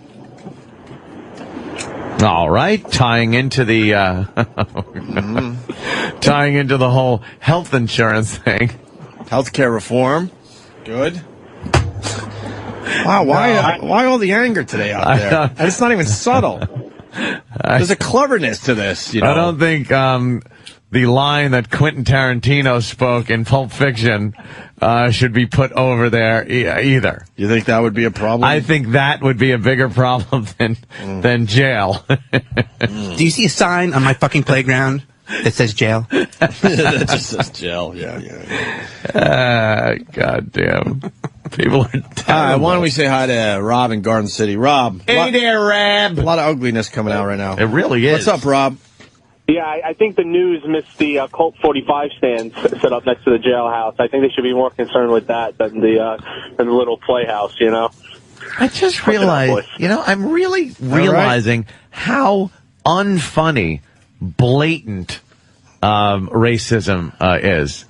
It's not like the subtlety is kind of funny when you do it, and it could be any nationality, but it's the subtlety and the humor behind it. This is just nasty. It's just nastiness. Oh, that's a good point. This is actually a really good point. Tim in Pennsylvania. Go ahead, Tim. Yeah, when I was a kid, we used to play jail, but everybody right away would be the sheriff or the jailer, or they would work there. They wouldn't be the prisoner. It seems like suddenly everybody thinks there's a prisoner because it's a jail.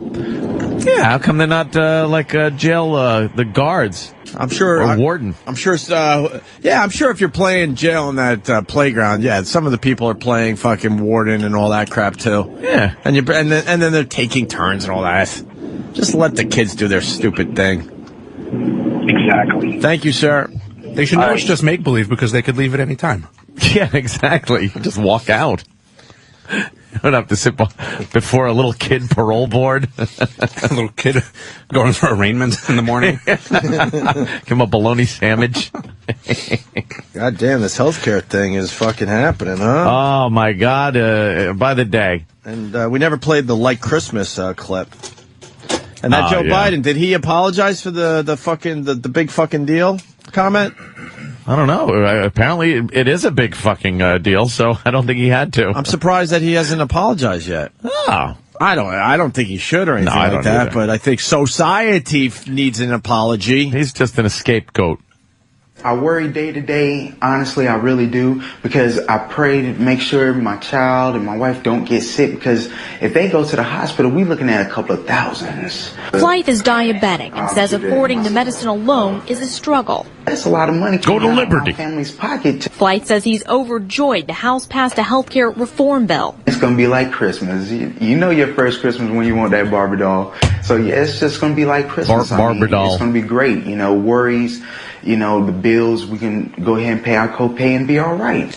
You don't know it. Like Christmas, by the way. Yeah, I'm wrapping up money right now. I'm doing my Christmas wrapping.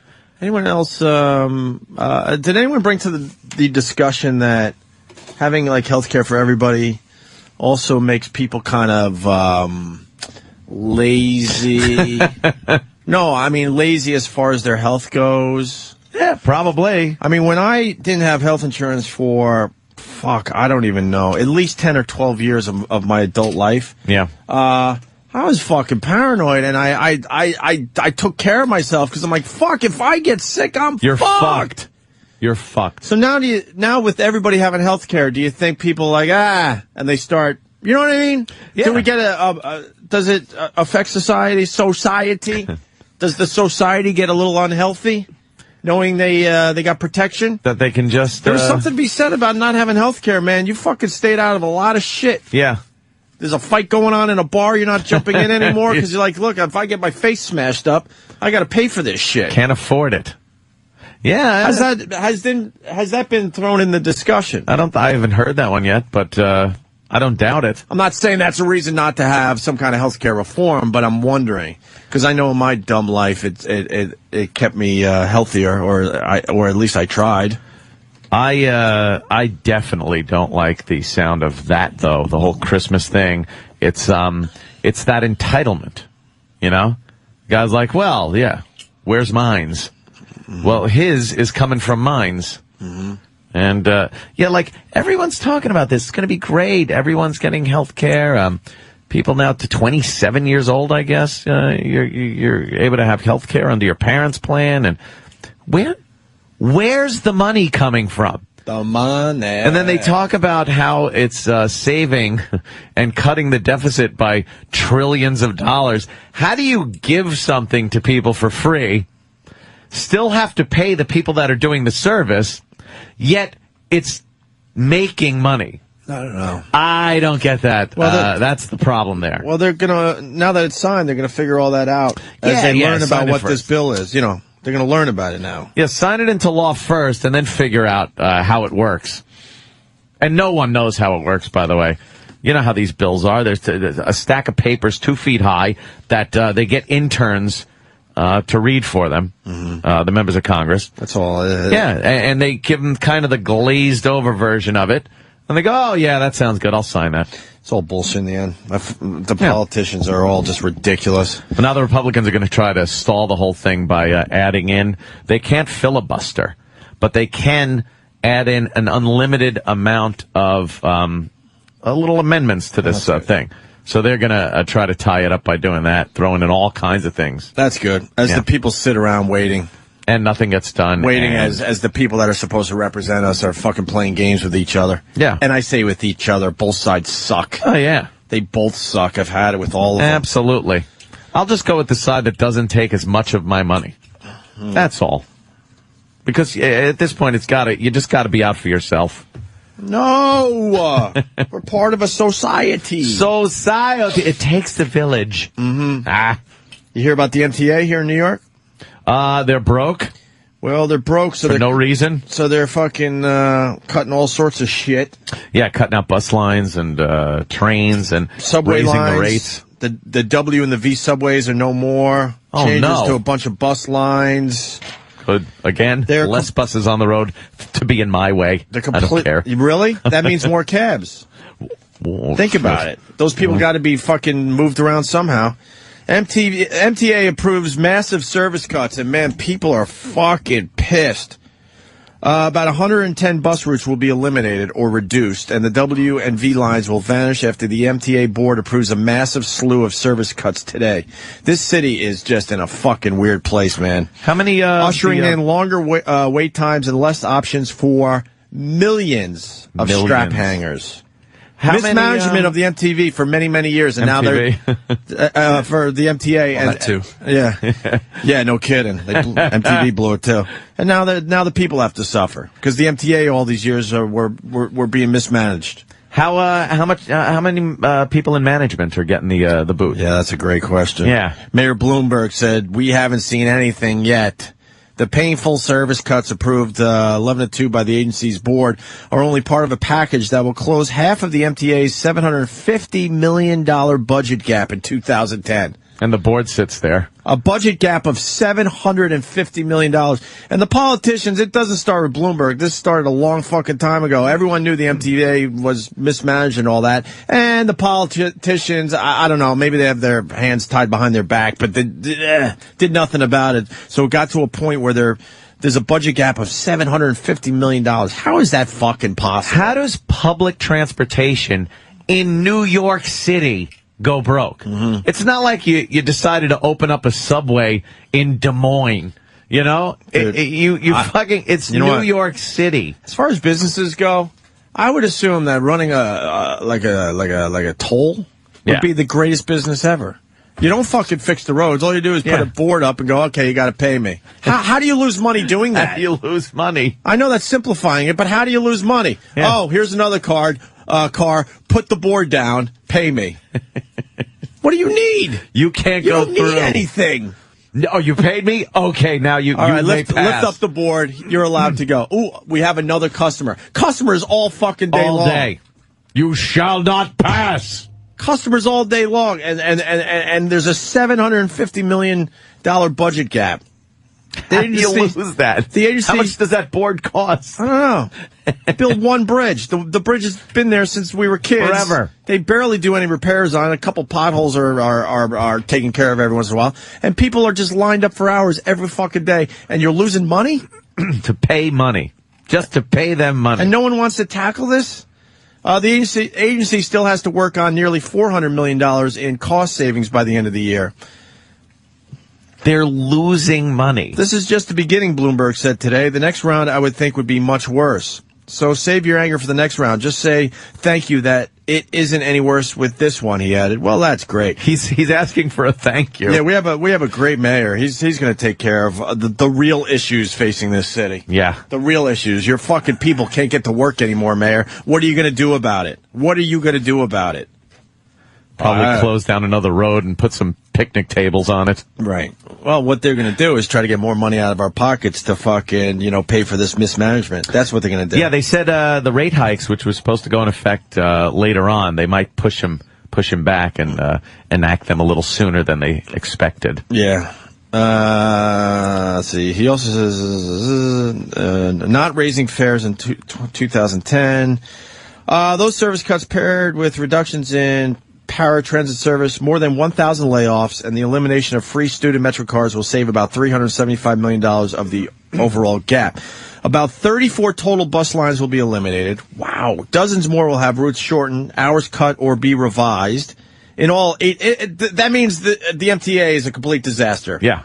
In all, 87 local routes and 23 express routes will be affected. The V line will be eliminated, and the M will be rerouted on its old route in Manhattan and Queens to replace it. The W is also eliminated. The Q will replace it in Astoria, and service will switch to local stops in Manhattan. What a fucking mess. Clusterfuck.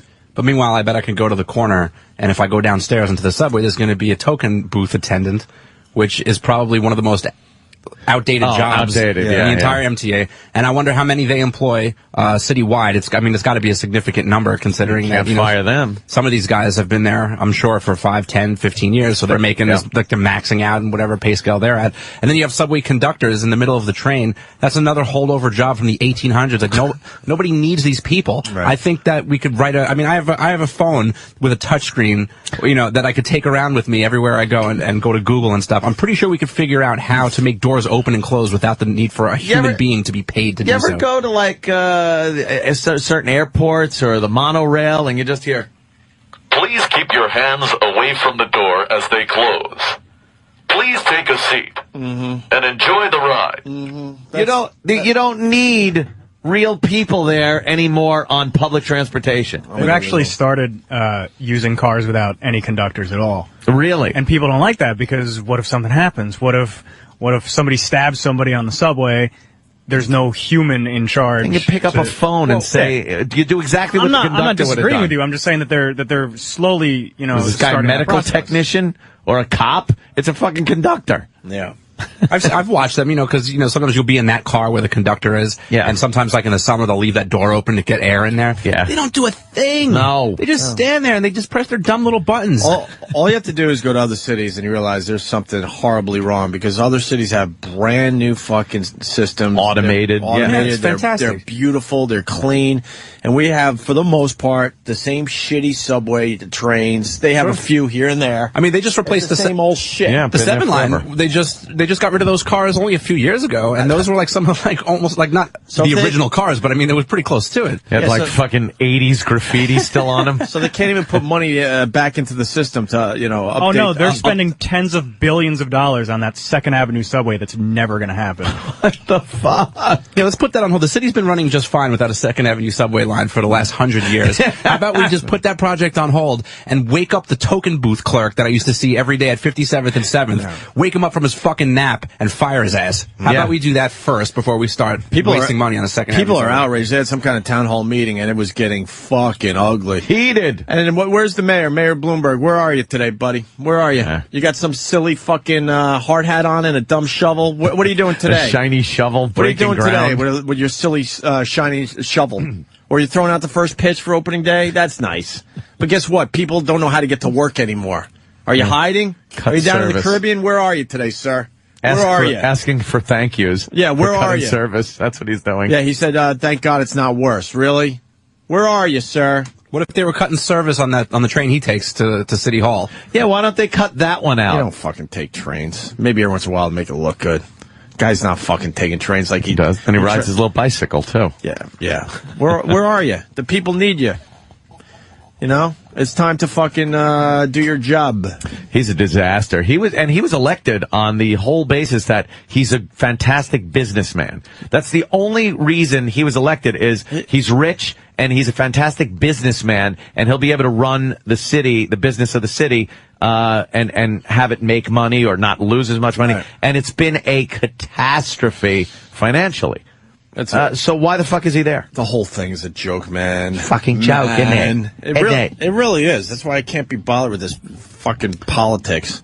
They're all a bunch of fucking jokes. Crooks. You got millions of people affected, and the mayor's doing nothing. I don't even know what he could do, because this system was set up many, many years ago. Yeah, the MTA is like the mob. They really are. They have, with impunity, they operate. They got a stranglehold on the entire city. Yeah, I was always, not a big supporter of the MTA, but then after they went on strike, that strike 3 years really ago, 4 years ago, yeah. I mean, that was like the last straw for me. And I don't take public transportation anymore. I'm more than happy to pay for my parking every morning as long as it's not going into their pockets. Yeah, fuck them. Let's go to Rick in Rockland. Rick.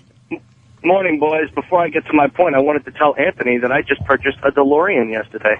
You did? Yes, what year, sir? Yeah, what year? 1981. That was the good years. How much was it? $18,000. 18 G's. It's all nice. Right in Suffolk County. It's all nice. It's all like fucking, Showroom quality. I got a great deal. Where the hell do you buy one of those? There's a dealer out in Suffolk County. Really? Believe it or not, you could find them in exotic shops. You get a lot of looks driving that thing around, I bet? It's actually, I have to deal with the same. She's like, kind of flux He's all mad already. There's a guy in my neighborhood. He had a DeLorean and the vanity plate said, "Hello, McFly." But about these vultures and I hate to use a Jimmy phrase, but that's what I have to pay $5 a day to get over the friggin' Tappan Zee Bridge, and I got to drive like MacGyver or Steve McQueen because there are potholes that if you look through them, you can see the Hudson River. They're so bad. and yet they get $5. How do you get it up to 88 miles an hour with all the potholes? I mean, what's the Verrazano up to now? $12 to get across? Verrazano's $11. It's $11, yeah. But it's a one-way toll. Oh, boys, have a good day. But why are you paying? Because where we're going, you don't need roads. Right. And well, I think most people know, but the tolls were supposed to be temporary until they paid for the bridge or the fucking roads. And that's still paying. And then someone said, why would we fucking take this fucking great business away? Psst, hey, why don't we keep taking tolls? Not only are they not taking any tolls away, they're going to add more. Yeah, Bloomberg's still trying to get that bridge toll. East River bridges. That's great. You do realize, Bloomberg, that people don't have money right now, right? That's the most ridiculous thing that you could possibly do. Yeah. You know what? Long Island is an island. There's no way off of it unless you take a bridge or a tunnel. And that's why you can't you have to have a way for people to leave. Yeah, for free. You need free passage. If they don't have a choice, you need to have a free way off an island. Yeah. I'd like to know where they're going to put toll booths on Queens Boulevard. Yeah, that won't back it up. You ever see the Queens Plaza during rush hour? And it is impossible. You mean from 5:15 until 7 o'clock at night? Yeah. Now throw toll booths. Yeah, and that's for a bridge that you don't have to stop to pay a toll. Right.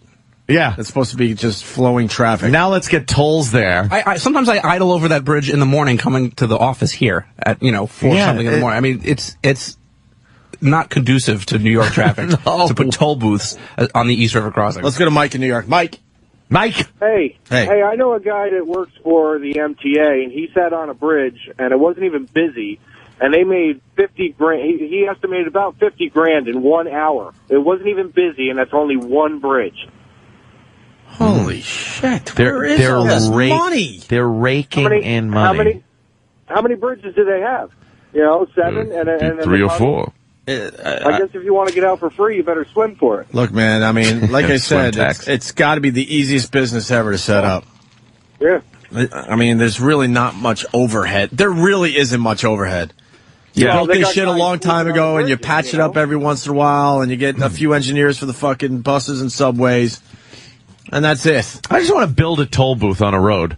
Yeah. Well, that'd be great. You just overnight, you just take a toll booth, you pop it in somewhere, put a gate there, and then you just collect money from people and see how long you can do it. There was a story I remember reading a few months ago, maybe about 6 months ago, of a guy who had been working as a parking attendant for like 25 years, taking everybody's money every day for parking in this lot. And then one day he just ups and vanishes, and they start researching into it, like what happened. And it turns out it was never a paid parking lot. And this guy for 30 years was just taking everyone's money for 30 parking. 30 years. Yeah, so apparently, I think he got busted, but he had That's millions of dollars. fantastic. The guy had millions of dollars. Wow. Well, and also, I'm up here in Poughkeepsie, and there's like 3 or 4 bridges with the Thruway Authority. And there was a senator on a local radio station up here that said all the bridges have been paid for like 10 years. Sure. It just goes into a big account. Sure. Hello. Now it's maintenance, they'll say. Maintenance, Yeah, really? And I don't feel crossing any of them bridges that I'm getting my money's worth. No. I'm not enjoying my passage. Well, no, there's no. Really. You're paying, and there's no entertainment. I mean, No. they should at least have a suicide jumper every day that you can check out. Something. Yes. There you go. I gotta go, guys. All right, brother. Later. Make it fun, like a little, like the Buzz Lightyear ride at Disney, where you get to shoot things as you go over the bridge. All right, well, I guess it's a local story, but I mean, you got this same shit happening in your city with some dumb fucking thing. Bullshit. Where they can't take care of the basic needs of the people ever. I believe, is it Jersey or Connecticut now that's enacting that red sticker on the license plates? What is that? I think it's Jersey. It's Jersey. Yeah. If you're 16, I believe. Yeah, if you have your provisional license. Your little permit, remember the good old days? Yeah. You now have to put this red sticker. You pay like $4 or something. Of course, it's going to cost you money. Yeah. And you put this red thing on your license plate, and that tells all the rapists and pedophiles that there's a teen in the car. Oh, that's great. And it tells them that they're probably alone because you're only allowed to have, I think, one person in the vehicle with you. You're not allowed to drive with your friends, right? Yeah, yeah. It pretty much Something like that? It pretty much says, bump the back of my car, make me pull over, and have my parents try to find me in a shallow grave. They just try to sit around and figure out how they can collect more money from us. More cash. For the dumbest shit. Just the dumbest stuff. It's a 1-inch red sticker, and it's $4. $4 for a red sticker. Some idiot came up with this and said, all right, well, we got a few million 16-year-olds driving. We could fucking make a shitload of money making them put a red sticker on their license plate. And they say it so the police can see. That's bullshit. You know, they go, well, you know, the people in the cars, they can see the police, but the police cannot see them and tell what their age is, and there's certain curfews for a provisional license, and if there's too many people in the car, things like that. So they're claiming that it's good for everybody. They're to help you. Sure. Everything the government does is to help you. Oh, yeah, okay. It's not to take more money from you. Okay, yeah. Oh, I see a problem with this one. I really see predators following people home with the. You see some long locks in a car with a red sticker on the plate. Come on. Where are you going? Yeah, well, what have we got here? A red sticker. Well. But no, $4 for a piece of red tape. Unbelievable. That's literally red tape. It's fucking, we're living in, amazing times, my friends. Amazing times where you can just get fisted in the ass and we all just take it. Yes. Yeah. Yeah. You want that sticker? Yeah. Yeah. Do you? Do you want to pay more for the subway? Yeah. Oh, I bet you do. Don't you, huh? Yeah, you want your bus service cut. Yeah. Yeah. That's a great sound. Tax increase of 5% for people who make over $1 million, so that's who's paying for the health care. Yeah. I think it's funny that Danny is bitching about someone's job when he looks at porn all day. Hey, he's very good at it. Yeah, but that's what I get paid to do sometimes. That's his job. Okay, the guy, the token clerk at 57th and 7th never, ever gets paid to go to sleep. Yeah. That's the difference. That is not part of his job description. None of us would say that it's a wasteful job Danny has. That's the difference. Let me go to Nikos in Westchester. Nikos. Yo. I just want to add, why are we firing the little guys working in the subways when you got the bigger guys with the bigger, fat, bloated salaries they're just, not doing anything? Fire those guys. Well, fuck the fucking little guys working down the subways. Man, I don't know. I mean, I don't know how this ends. I mean, what? They just hold up all the fucking people that live around here? Yeah, that's pretty much what they're doing. Everyone says I'm going to have a bunch of red splotch marks on my bumper from where I'm hitting those stickers on the license plates. Assholes. It's a good pickup tool. It really is. Eric. It cuts down on the shopping. Yeah. You don't have to look at every car now. His driveway will look like a photo mosaic. Yes, sir, Eric. Yeah, Anthony, you mentioned before about just putting up a toll booth somewhere. Yeah. A few years back, I took my family on to a little ski resort in Pennsylvania. And when we drove across the roadway to get to the resort, there's this guy, and he looked like a fucking bum. Basically stopping every car, and he was collecting, I can't remember if it was a quarter or 50 cents. And we just assumed he was with the resort. And when I asked somebody at the resort, who's that guy you got collected? He works here? He says, no, he owns the property next door, and he refused to just give an easement to the resort. So the town gave him the right to collect toll money from people that are driving over his road. Amazing. I love it. Fucking amazing. I love that, man. But it was like he just came out whenever he felt like. If you were lucky enough to be driving up when he was going to the bathroom or something, you got to drive across for free. But if he was out there, you had to throw a couple of coins at him. He was lazy too. He's just that's great. I'd be out there all the time. You should have seen him. He belonged in the Grand Central Station or something like that. If I set up a toll, I would never fucking leave. No. It's the easiest money you can make. Right on. Let's go to Lewis in New York City. Lewis. Hello. Hey, buddy. What do you got today on this MTA thing that everyone's talking about in this area? I agree with Danny about the toll booth clerk. That job is so fucking outdated, and they replaced so many of them with the union. Got up their ass about trying to replace everybody. They made it a whole safety issue at night, especially when there's some of the worst neighborhoods in New York don't have token clerks at 30 in the morning when anybody get raped in the subway.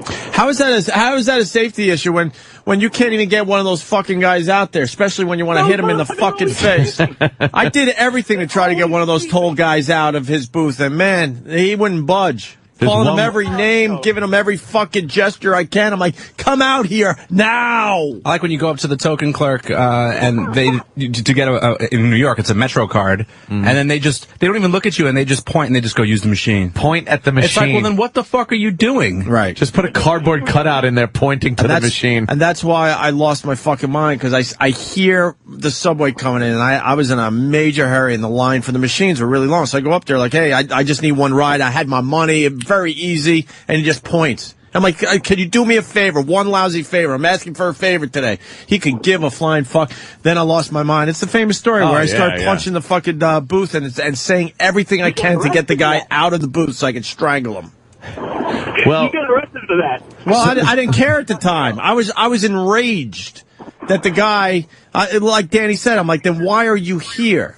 Like, at the very least, you could do a favor every once in a while. It's obvious that I had a special situation. I forgot what it was, but I really needed to get out of there. And it wasn't just regular crap. There might have been a family emergency or something. Maybe my dad or something. You hop the train and they arrest you. Yeah. I mean, I don't take the train anymore, but I mean, I took it for a really long time, when I was a kid and, even into my early 20s. Go ahead, sir. Just talk over you. And not once have I ever said to myself, oh, thank God the token clerk is here today. Yeah, I feel safe. I've never needed one. I've never had a situation where the machine couldn't solve my problem. The only time the token clerk ever comes out of the token booth is when some degenerate pours gasoline in there and throws a match in.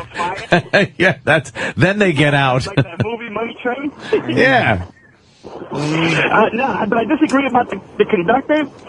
They're there for a real safety issue. A couple of years back, there was this chick, and she's fucking stupid. She drops her book right next to the train, and the conductor doesn't see her, but he saw her first, and he had made the train stop, and then they thought that everything was clear. She drops her book. She leans over to pick it up, and smacked in the head by the fucking door, and now she's like basically brain dead. And then a few weeks ago, there's that woman who decided, oh, my purse is much more important than my life. I dropped my purse in the tracks while the train's coming, and I'm going to go jump for it and get hit by the train. So we should hire conductors to police stupidity. Fuck stupidity. The trains are so long. They're so long. You can't rely on electronic equipment to work down there all the time. Okay, so put a camera where the person goes. I don't disagree. They have automation. They don't always work. The automation works, but what's going to happen when there's some fucking asshole standing inside the door and nobody can get the thing closed because it's automated and no? Then you get the people in there to go, hey, asshole, get out of the door. We can't fucking move. Now, everybody's a pussy now. Nobody's going to do that. Nobody wants to get punched in the face. Come on. I don't think it's anything that the train operator can't handle. I mean, if there's some kind of closed circuit situation set up in the middle, in the middle of the train, what's he doing when the train is stopped? Nothing. It's one person could tackle both of these jobs very, very, very easily. And those conductors start. They start at in the city anyway. It's like 40 grand, I think, 45 grand to start at, to not do anything, to press buttons. No, they start around 35, and they get on. Oh, sorry, 35 and 40. What am I thinking? Jeez, I was way off. They get a lot of overtime. If they start at 35, they're lucky. Most of the time, they can't get that job. That job is really hard to get. The train. Yeah, I know. You have to take a test. The conductor job. The conductor job, believe it or not, they go through this test and wait like 20 years to get that. No, it's not 20 years. You wait like 9 months because you get put on a list, just like every other civil service job in the city. Yeah. You take the test, you get put on a list. As long as you're not a white man, you'll get the gig. I see plenty of white train conductors. All right. Do you? Yeah, no, I used to ride the train. I rode the train like 2 years. Ever since I got my car, that's the with it. And that's great. I hope yours derails. I like this guy. All right. Defending fucking. All right, Louis. Thank you, sir. Let's go to Joe in Cleveland. Joe. Contemptible MTA. Joey. Hey, how you doing, guys? Hey, man. It cost $65 for a big rig to go over any goddamn bridge into New York. Rig. That's about rip-off. $65 for every fucking truck, big rig. That's a nice chunk of change. Why $65? I don't know, man. It drives me goddamn nuts. But that ups the cost of all the goods that we have to pay for. It all trickles down. $65 a truck. I'd love to know. I'd love an accounting of where that goes. Holy shit. I love an accounting of where that money goes. No one knows. For that goddamn bridge, I just want to blow right through that thing. Look, I know we talked to a lot of guys in the smaller trucks and stuff, and the one thing, I'm going to say it again, man, when you drive around New York City and you see these guys just double parking so they could so they could unload their goods. Now, if you have a car in the city at times, yeah, it is frustrating, but these guys have no choice. They can't find parking. They can't find a parking garage, a parking space. The city knows this. Yeah. And they got their guys out in full force just ticketing these trucks all day long. And we've learned over the years that then the company goes down in the courts and they negotiate. They're like, well, this month you guys gave me $20,000 worth of fucking tickets. So I don't know, how's $7,000 this month? I'll give you $7,000. They pencil it in as the cost of doing business. And they make fucking deal. They have to make deals with the court system. Yeah. And it's like, it doesn't make sense because, once again, a question to the dumb mayor. What are these guys supposed to do? What is the answer to that? Because in the end, when you're giving out all those tickets to these companies, we pay that cost too in the end. Because now you got to charge more for shit. A double parked truck that isn't really interfering with traffic that badly, I don't mind at all. They shouldn't be ticketed. Some of them, though, should be fucking set on fire. Well, I understand the ones that are right at the intersection. Right. That park right at the intersection. Now, I understand that probably delivering right to a building there. Move it back maybe 100 feet. Well, that's off the intersection, so it's not fucking up people that have to turn one way or the other, and now you can't move. Yeah, I can't argue that point. I mean, you got to still do the right thing. But I'm talking about, I mean, today I will see easily a dozen trucks with fucking pink fucking parking tickets on them. Easily. So what were they supposed to do, really, Mayor? Where were they supposed to park to unload their fucking goods for that particular store? Constantly seeing UPS trucks being ticketed trucks and FedEx and stuff. It's like these guys are pulling in front of a building, running in, delivering some stuff, and coming back out. And the city knows this, so they know the hot spots, and they have their guys out there just waiting for the UPS truck to double park, and then bam, they're on them every day. Because it's a moneymaker for the city. But the problem is, we end up paying for some of that too. Yeah. Did you hear the story about how they now have a 5-minute grace period on parking? Oh, that meters? must work well. Well, I don't know how it's working yet because it literally just passed, I think, this past week. But the mayor was not very happy about that because that's a pretty good revenue stream for the city. And they were saying how because some of the parking attendants, they just sit there and they wait for your meter to run out and then I lived in one of those neighborhoods. I knew the guy. I used to yell and scream at the guy all the time because that's the type of thing that drives me nuts. The guy, and it's like one guy for a block. So every block has one fucking guy. They know their area. And they're only policing like, I don't know, a couple dozen meters in the block. But they know that shit like the back of their hand because it's a moneymaker. And that's not going to stop either. I mean, you give somebody a 5-minute grace period, they're probably going to take it. So now instead of the guy giving you the ticket when it expires, you'll just get the ticket 5 minutes later. 5 minutes later, you're still getting the ticket. The problem is that the city, counts on that money. Depends on that money. Excuse me. It's fit into the budget. But the city it was never supposed to be something that you depend on. Yeah. It was supposed to be a penalty because you're not doing the right thing and you're fucking up everyone else's lives. It's allotted for. It's spent in their budget already. Right. Regardless of how many people. If tomorrow everyone decided to park legally and no one got tickets. Right. The city would be fucked. Right. But that shouldn't happen. But we were never supposed to get to that point where it was something that a city depends on. Yep. That's the biggest problem right there. And I really want to know the answer to the truck question. It's ridiculous. Yeah. It's the biggest scam I've ever seen in a city. It happens in all these cities. It's organized all crime. these crowded fucking cities. It's fucking organized What is the explanation they give to these companies? You're supposed to find a parking spot? Yeah. Where? Keep driving around the block until someone moves. I had a little dumb SUV that I parked on the street. It was impossible to find parking. How many tickets did you get? Oh, I would get tickets for lame. I once got a ticket outside my own building where I actually went looking for the guy, and if I found him, I would have been arrested because I finally had it. I actually pulled up from a long weekend, double parked in front of my brownstone. I told this story too. We unloaded the luggage. There was 2 lousy suitcases. We couldn't have been away from the car for more than a minute. I think it was less. And we come out, and there's a ticket, and the guy's nowhere to be seen. I'm like, and I had my flashes on. It's a side road. It's not even a busy road. Yeah. And you got to unload your shit if you live in the city. You know, there's a lot of shit. Rapid fire. And they just know. They just know these streets. And I started wandering the area trying to find the fucking guy. And now they just scan your Reggie. And the ticket spits out. They don't even have to write it anymore. In a second, you are ticketed, and it's like sent already wirelessly. And that's why a lot of motorcycles in the city never get tickets, even when they're parked illegally, because some of these animals that are parking attendants, what do you want to call them, traffic cops or whatever, they're too lazy to take out a pen and write a ticket.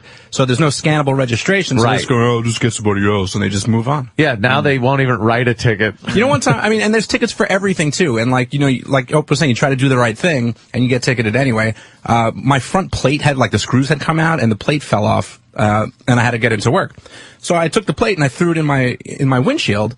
You know, I figured that was the best place for it. Doing the right thing. Yeah. Come back and, you know, never mind, there's still a plate on the back too. Yeah. So plate falls off. I put it in the windshield. I come back to an improper display ticket. It's like, what was I supposed to do? What was I supposed to do? Go to the hardware store at 5 in the morning and get some bolts and get a drill and fucking screw it into my car? Yeah, they just look at you as a way to make fucking money. It's infuriating. They try to screw you as much as they can to bring in revenue. You're a revenue stream. And then a lot of times they mismanage this money and then have to find new ways to make to get money off you. Brian in Virginia. Brian. Hey, what's up, boys? Hey, brother. Hey, I got an explanation for your truck problem. I drive truck, and I refuse to go to New York City. So if every truck just refuses to go to New York City, then you guys wouldn't have shit, and then they'd have to fix the problem. Yeah, unfortunately, that's not going to happen. I mean, I love how you think, but...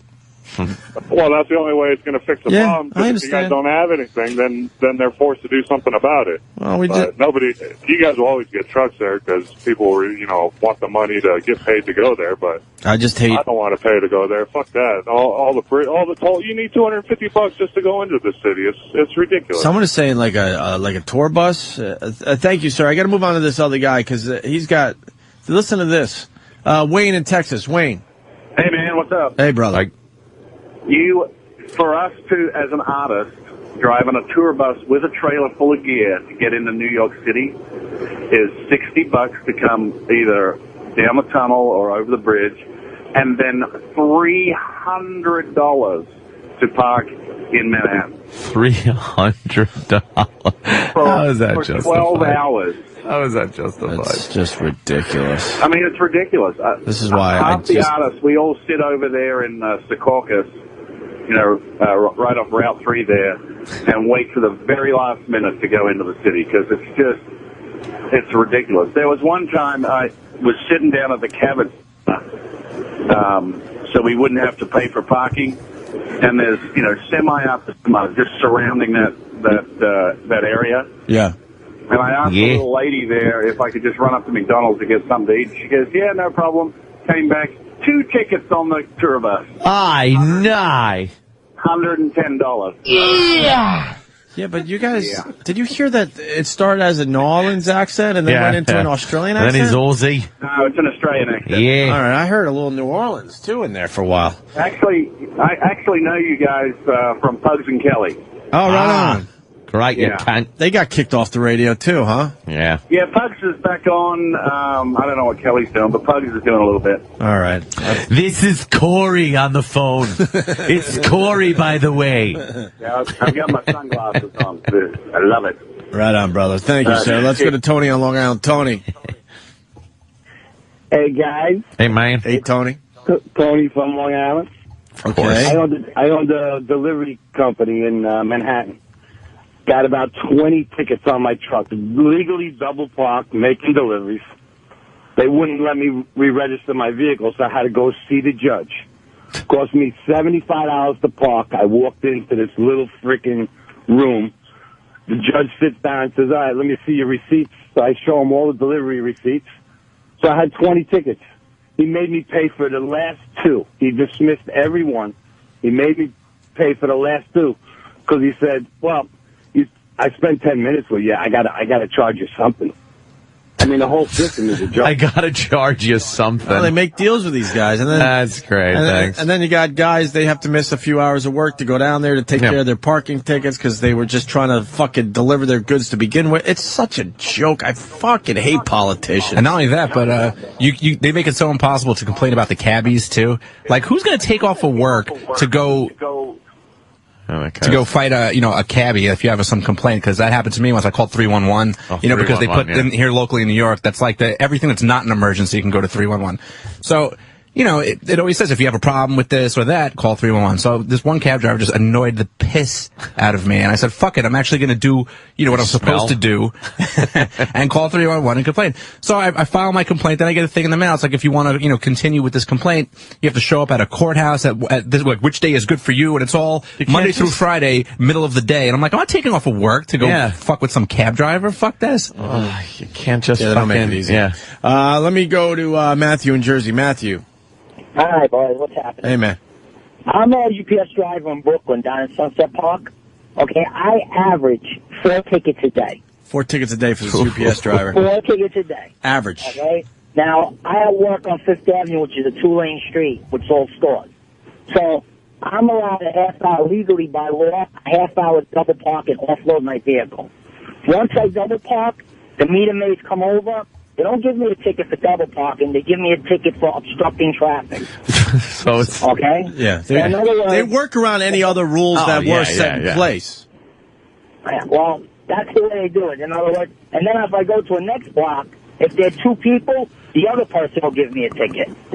So you get a ticket from a different person, technically, even though they're working together. It's the same, Well, exactly. It's 2 different guys that use my car. I've seen. And they figure that out too. Like, okay, wait, well, all right, we'll have pairs doing this. I've seen meter maids write my plate number down on their hand. So later on, if they want, they can give me another ticket. And you really average 4 tickets a day? 4 tickets a day. What does your boss say? And is it true that then the boss goes down and negotiates with the courts? Yes, what happens is on obstructing. Oops, we lost him? Ooh.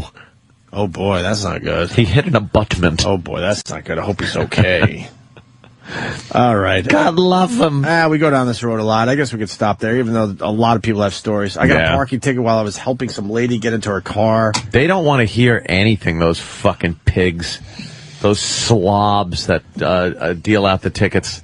I hate them. Yeah, they are. And they don't want to hear shit. And I like the ones that the traffic cops that stand in the intersection and just they just do everything the light is doing anay. Yeah. Like when the light's red, they tell you to stop, and then when it's green, they tell you to go. And it's just like, what are you doing here? Yeah, why are you here? Why are there 2 of you here?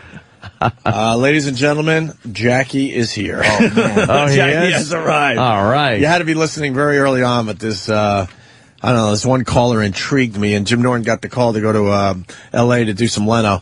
So I said, Jackie, why don't you come in and do the show with us? And he actually showed up. So I can't believe he actually showed. That's awesome. He's signing in right now.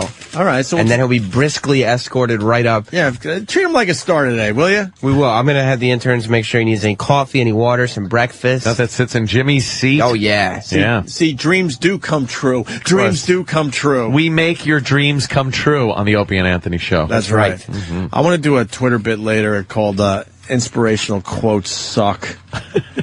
It finally hit me that inspirational fucking quotes mean nothing. They stink. Do you follow Rev Run on Twitter? What? Does he have inspirational? If you want inspirational quotes, you got to follow Rev Run. Give me a Rev Run inspirational quote, because it finally hit me. Like, I was brought up kind of you're going to laugh when you hear this, but like a positive thinker and this and that, and like kind of like going for your dreams and all. But it finally hit me that inspirational quotes suck. They mean nothing if you really read them. Rev Run really will get just you. Break. All right. Never waste. Rev Run wisdom. Yeah. Right. Why don't you read a couple of these, Sam? Okay. Never waste your time worrying about rejection. Stop barking at the bed. Focus on what's beautiful. Yeah. And then he says this. What does that mean? He said, big shout out to all my haters, and then in parentheses, pound, pray for those who mistreat you. Oh, so if people mistreat you, You just pray. I'd be praying all day. They hate because they ain't. They hate. It's all those. I learned that from this situation. It's all those inspirational quotes that are on posters and stuff, and you really like think about it and read them. You're like, this means nothing. This is a good one. Stop concentrating on what others think of you. We're here for a good time, not a long time. Stay positive while you're still on this earth, because every day is a blessing. That's real talk. Shut up. Jealousy only tries to bring you down because you're up so high that they can't see you. Pound discontent with self. Wait, what? Jealousy is because you're up. No one could see. They What? can't see me. That's why they're jealous. Right? Why? So don't let it get you down. Stay up, baby. Hey, the hashtag is too long. Inspirational quotes suck. What else can I say? Fuck inspiration. Fuck inspiration. It's not that. Don't get me wrong. It's not that I don't want people to have inspiration and stuff like that, but these quotes are just nonsense. You know what I mean? You just got to kind of like believe in stuff and live it. But some people just give you a quote, and that's supposed to turn your whole fucking being around. Yeah. And they're just nonsense.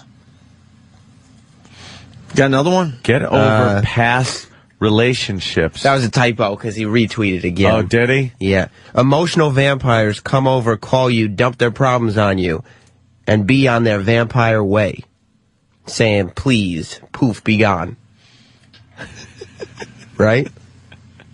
Emotional vampires? I guess those people that suck your this is good. emotions dry. Weak people make you weak, guaranteed true story. What does that mean? What It's does a true that do? story. What? Letting weak people into your life, letting them affect you, will only make you weak. Real talk, true story. Stop crying over people who are not crying over you. Right? Real talk. Preach. Rev Run should write for fortune cookies. Yeah. I wish I had that. Can Rev Run give me the lottery numbers too and teach me to speak Chinese? No, it's wisdom. It's not predictions. It's wisdom. Oh. They just suck. That stinks then. Rev Run wisdom. But what does it mean? I in the follow. end? What does it mean? What does it mean? It's strength. It's words. Do you read this stuff and you forget it within seconds after reading it? No, right? no. Here's where I don't forget. Maybe I forget the words, but I remember the strength that it gives me. Does he Twitter anything besides those inspirational little... And I've followed him since I first started on Twitter. It was one of the first things I signed up for. And you watch his show, right? Oh, yeah. Did I see the other day, because I don't really watch a lot anymore, his son was having a problem, an issue, man, and he marched out of that unbelievable mansion that Rev Run has and jumped into his own Corniche, or whatever the fuck it's called. I would think so. Diggy, you know the little one? And then drove off because he's got a problem. It's like he's in a $500,000 car. People got issues, but the family works it out together. That's the point of the show. Diggy, his little son Diggy, just got a rap deal. Diggy got a rap deal. Okay. He's got a rap deal. Yeah. Well, what a guy. What problems do they have? Well, they live in the nicest neighborhood in Jersey, a really nice mansion. They have fucking $500,000 cars. Yeah, but they also got a lot of haters surrounding them. Who? Well, we're hating on him right now, right? This will never get to him. Maybe it will. This will never affect his life and his millions. It's a massive radio show we're on. Let's not bring ourselves down. Let's keep ourselves positive and up high. Right? Don't you ever get tired of this? No. Not me. Not you. Not me. Not you. I know. I hate him. Why? I'm hating on you. Why? Because you ain't? Because I ain't. Yeah. It's about the jealousy and being up so high that I can't see you. That's the problem. Something. All right, here you go. See, I don't know if the Rev Run is bringing my bit together, which I'm going to attempt in a minute here. Lady Trucker writes, winning isn't everything. Wanting to is. I think that's there you go. Inspirational quotes suck. Yeah. Yeah. Ugh. I'm kind of and by the way, feeling that one. Winning is everything. Of course it is. It's and not if about you want to, then when you win, it's great. Mm-hmm. It's not about the destination. Lady it's about Trucker the journey. shouldn't be giving anybody any no, words of wisdom. I'll agree with you on that. She's a fat lady who drives a truck. Why the fuck are you listening to her for? She's never wanted anything. No, that's the point. I know we all hate her, and I have no problem hating her. She's just a loser. But that's the point. She's not trying to inspire anybody. She's fucking actually doing the bit perfectly. that these fucking inspirational quotes suck. It's not the destination, it's the journey. Is it? Yeah. What does that mean? It means it's about the feeling of accomplishment you get on the way, more so than it is actually getting what you were looking for. Is it 24-year-old? So tell me about the journey. I'm 26. I'm just giving you quotes to live by. But you read that, and then what? That completely changes how you look at things? No. It says, I'll appreciate my struggles later on. Yeah. But will you? I hope so. See, exactly. This is all. I think so. What you're hearing is just nonsense, proving my point. It's just all nonsense. All right, Colin Kane is here. Jackie, one of our listeners, is here, who was so good on the phones. We said, you know what, Jackie, come on in and do the radio show with us. And we got Ian Halprin on hold. So, oh, thank God. We got lots to do. Quick break, and we'll continue. Stay there.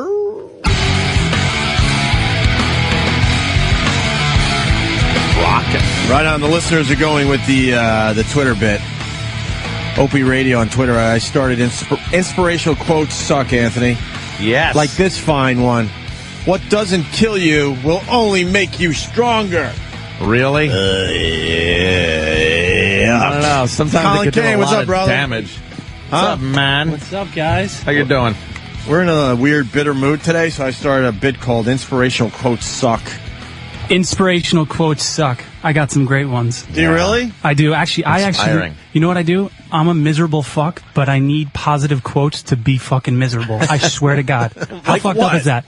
Now like, that's live an like, you know what? Actually, hold on. I'll tell you right now. That's an inspirational I keep quote right there, every though. quote that I hear. Watch. Oh, look at Wait, this is a bit that you watch, dude. It's not a joke. This is not like a setup. It's serious. Watch. This is perfect. I got tons of fucking quotes, and I'm such a. And I finally realized that they just drive me nuts. It doesn't mean you're supposed to not inspire or go for things and all that, but the quotes make it just easy not to do anything. Yeah, actually, I'm fucking highly quotacious. I am, but hold on, let me show you some good ones. Quotacious. All right, good. But you got to use it to, how it affects you. So if you're miserable, let it make you be more miserable. That's the point. I like that. God, that's the way you got. That's the way you got to look at it. Yeah. Some good ones. This is the best one. The most expensive meal you'll ever eat is pussy. I love that one. That's a great one. Now that is inspirational.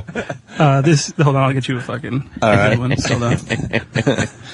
I will find humor in my everyday life by looking for people I can laugh at. That's pretty good. That's nice. You guys are like homo. True that. Everyone thinks this is Jackie, by the way. What? Oh, really? Yeah. This is I'm Colin reading Kane, this. man. It's Colin Kane, dummies. I've been watching Colin Kane for years at Caroline's, and I ran into him a couple years ago. I'm like, we got to get you on the show. And then 2 years later, I finally fucking invited him. And now he's back for his second appearance. It's Colin Kane on Twitter. He fought that video he sent yesterday. Did you see I retweeted it? I sure did. And I showed Anthony, and we don't know if we're supposed to laugh, be amazed. Like it is a whacked out video. That's a gem. That's a gem. Do you know any backstory on that one? Yeah, I mean, I was at the party. I was there. No. Yeah. No. I filmed it. No. Yeah. No. Yeah. No. And then he just shrugs like, well, how long are we going to do this? What's the backstory? It's just like a warehouse, and it's like a garage band, and I guess, they just... They brought in some people. They brought in some people. Some mentally challenged, some physically and mentally challenged people that like some thrash metal too. But what I liked about the video, you have two mentally challenged people, right? Yeah. Kind of making fun of each other, and the one guy even's like, "Look at this fucking asshole." Yeah. Oh, yeah. And he's goofing on him. And that's why Who are you calling retarded? Yeah, exactly. In the corner, I saw that, yeah. Which is good to see that within their own group, they're fucking making fun of each other. You know what I mean? They say in the guerrilla society, they have like convicts within like the guerrilla society. Really? And yeah, they have actually these, like, they've done studies where, like, not that I'm comparing retards to gorillas, but I'm just saying that. Yeah. There's something there. But the video is, if you go to Colin Kane on Twitter, you'll check it out. We talked about it earlier. It was, I wrote, what the fuck? Because I'm like, what the fuck? Like, what am I don't know. It was really a good video to check out, but. Yeah, you kind of don't know what to make of it. It's almost freak showish. It's the music. I mean, it's also, but I think it's about the music? I feel bad for the guys that got that gig. Yeah, I think it was like his mom is one of the teachers, and she's like, "Come do this party." Oh, really? I think that's what it was. Oh, my God. I think it was out in Long Island or something. Like, come do this. We rented out the town hall. The sad part is I didn't know the difference between the singer of the band and one of the kids that decided to do the last song. That's great. Until I saw the video and said, oh, they changed singers. I didn't know that. This guy's trying to tell us that inspirational quotes changed his life. Jay in Atlanta. Jay. Hey, what's good, man? What's good? What up? Yeah, quick thing, man. I will admit that inspirational quotes are cheesy and corny as fuck, pretty much by nature. But sometimes they resonate with you. I had a problem talking to chicks, had a problem asking for shit that I wanted. One day I ran into a guy, he said, look, before you get fucking afraid of doing anything, ask yourself, what would you do if you weren't afraid? And if you ask yourself what you would do if you weren't afraid, do that shit and watch what happens. I asked myself that before I talked to a badass chick at the bar, before I asked for a promotion at the job or a raise. Before I do anything, I always ask myself, what would I do if I weren't afraid? As cheesy and as fucked up as you cynical What would I do if I wasn't afraid? And just saying that out loud changed your life? That shit, it's just a mantra that I live by. It just changes everything because everybody's imprisoned by fear. They're afraid to go for what they want in their lives, and that's pretty much what keeps everybody complacent, not asking for raises, not going after the chick that you know that you want, that you think is out of your fucking league, not doing those things. If you ask yourself, what would you do if I wasn't afraid, and you do that shit, a lot of the times the things that elude you will come to you. That sounds cheesy. All right, Tony Robbins. I know. What the fuck? Hey, are you on the lecture circuit? Nah, not at all. I'm just a regular fucking Joe, but some pretty amazing things have happened when I use that shit. What's the most amazing thing besides getting a check?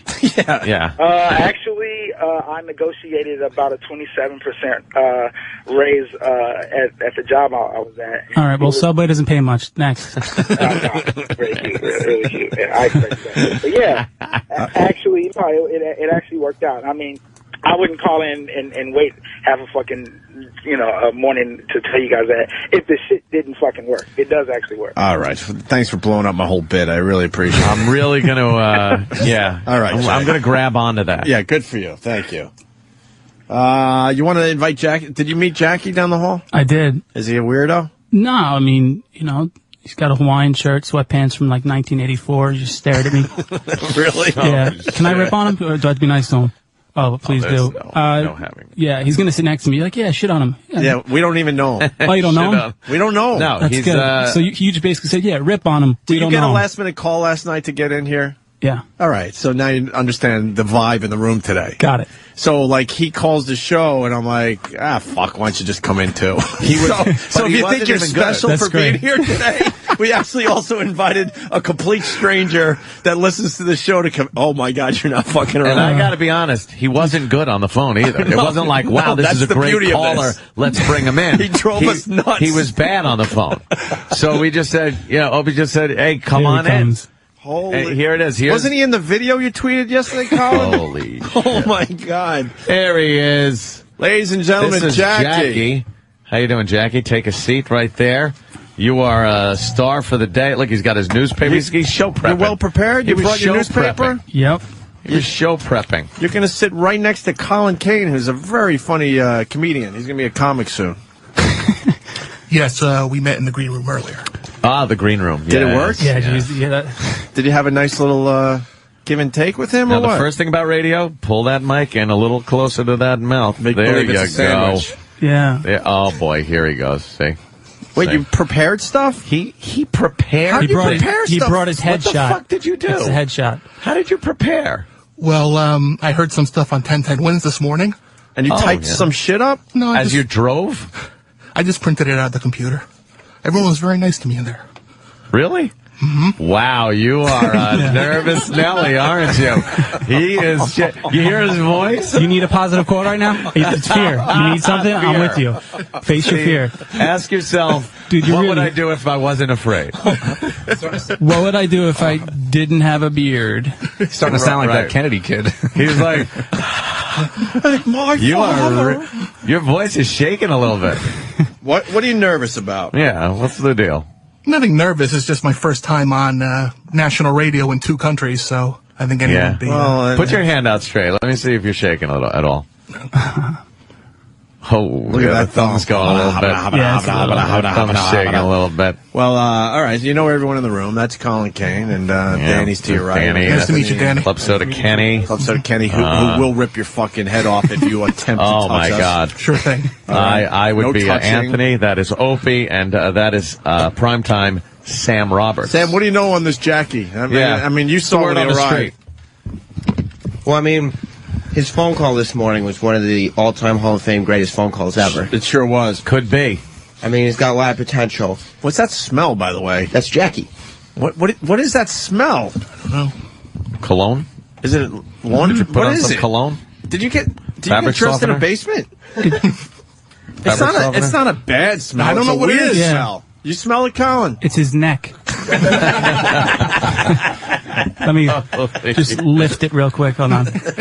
Oh, my God. That's very uncomfortable. As bad as this can get, it's not going to be as bad as the last time Opie saw me. Oh, whoa. Let's see if Opie remembers. Do tell. Uh-oh, what happened? Do tell. They met up for drinks. Opie was very nice to me the last time. I don't want to blow your cover here, Opie, but you were very nice and friendly to me. I play the fucking mean guy in the air. Can we keep it at that? But the person who really smashed me the last time was Bobby Kelly. Oh, really? Yes, in Atlantic City. I sat second row, center stage, and there's a bunch of old people in front of us. The whole row? Wait, I meet you in Atlantic City when Kelly and... Yeah, 2 weeks ago. A couple weeks ago with Patrice. I met you 2 weeks ago? Uh-huh. Wow, that memory left my fucking brain.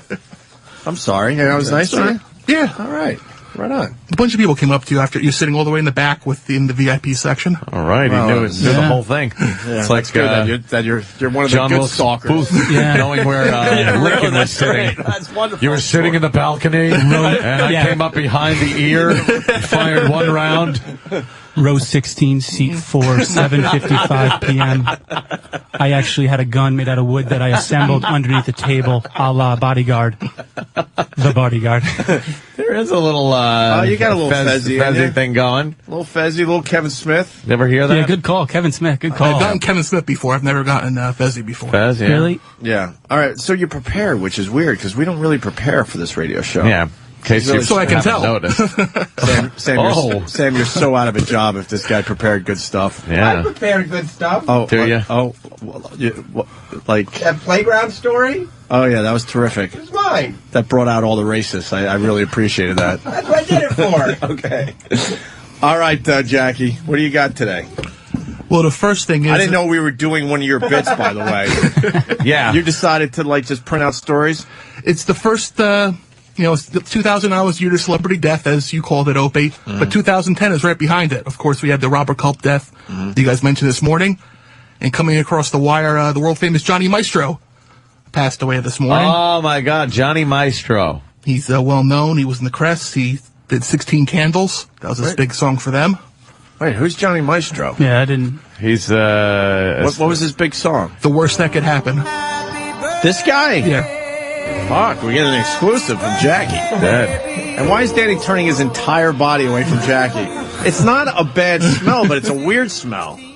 I don't know what it is. For those of you just joining us, Jackie is just the guy that called up this morning. He called up.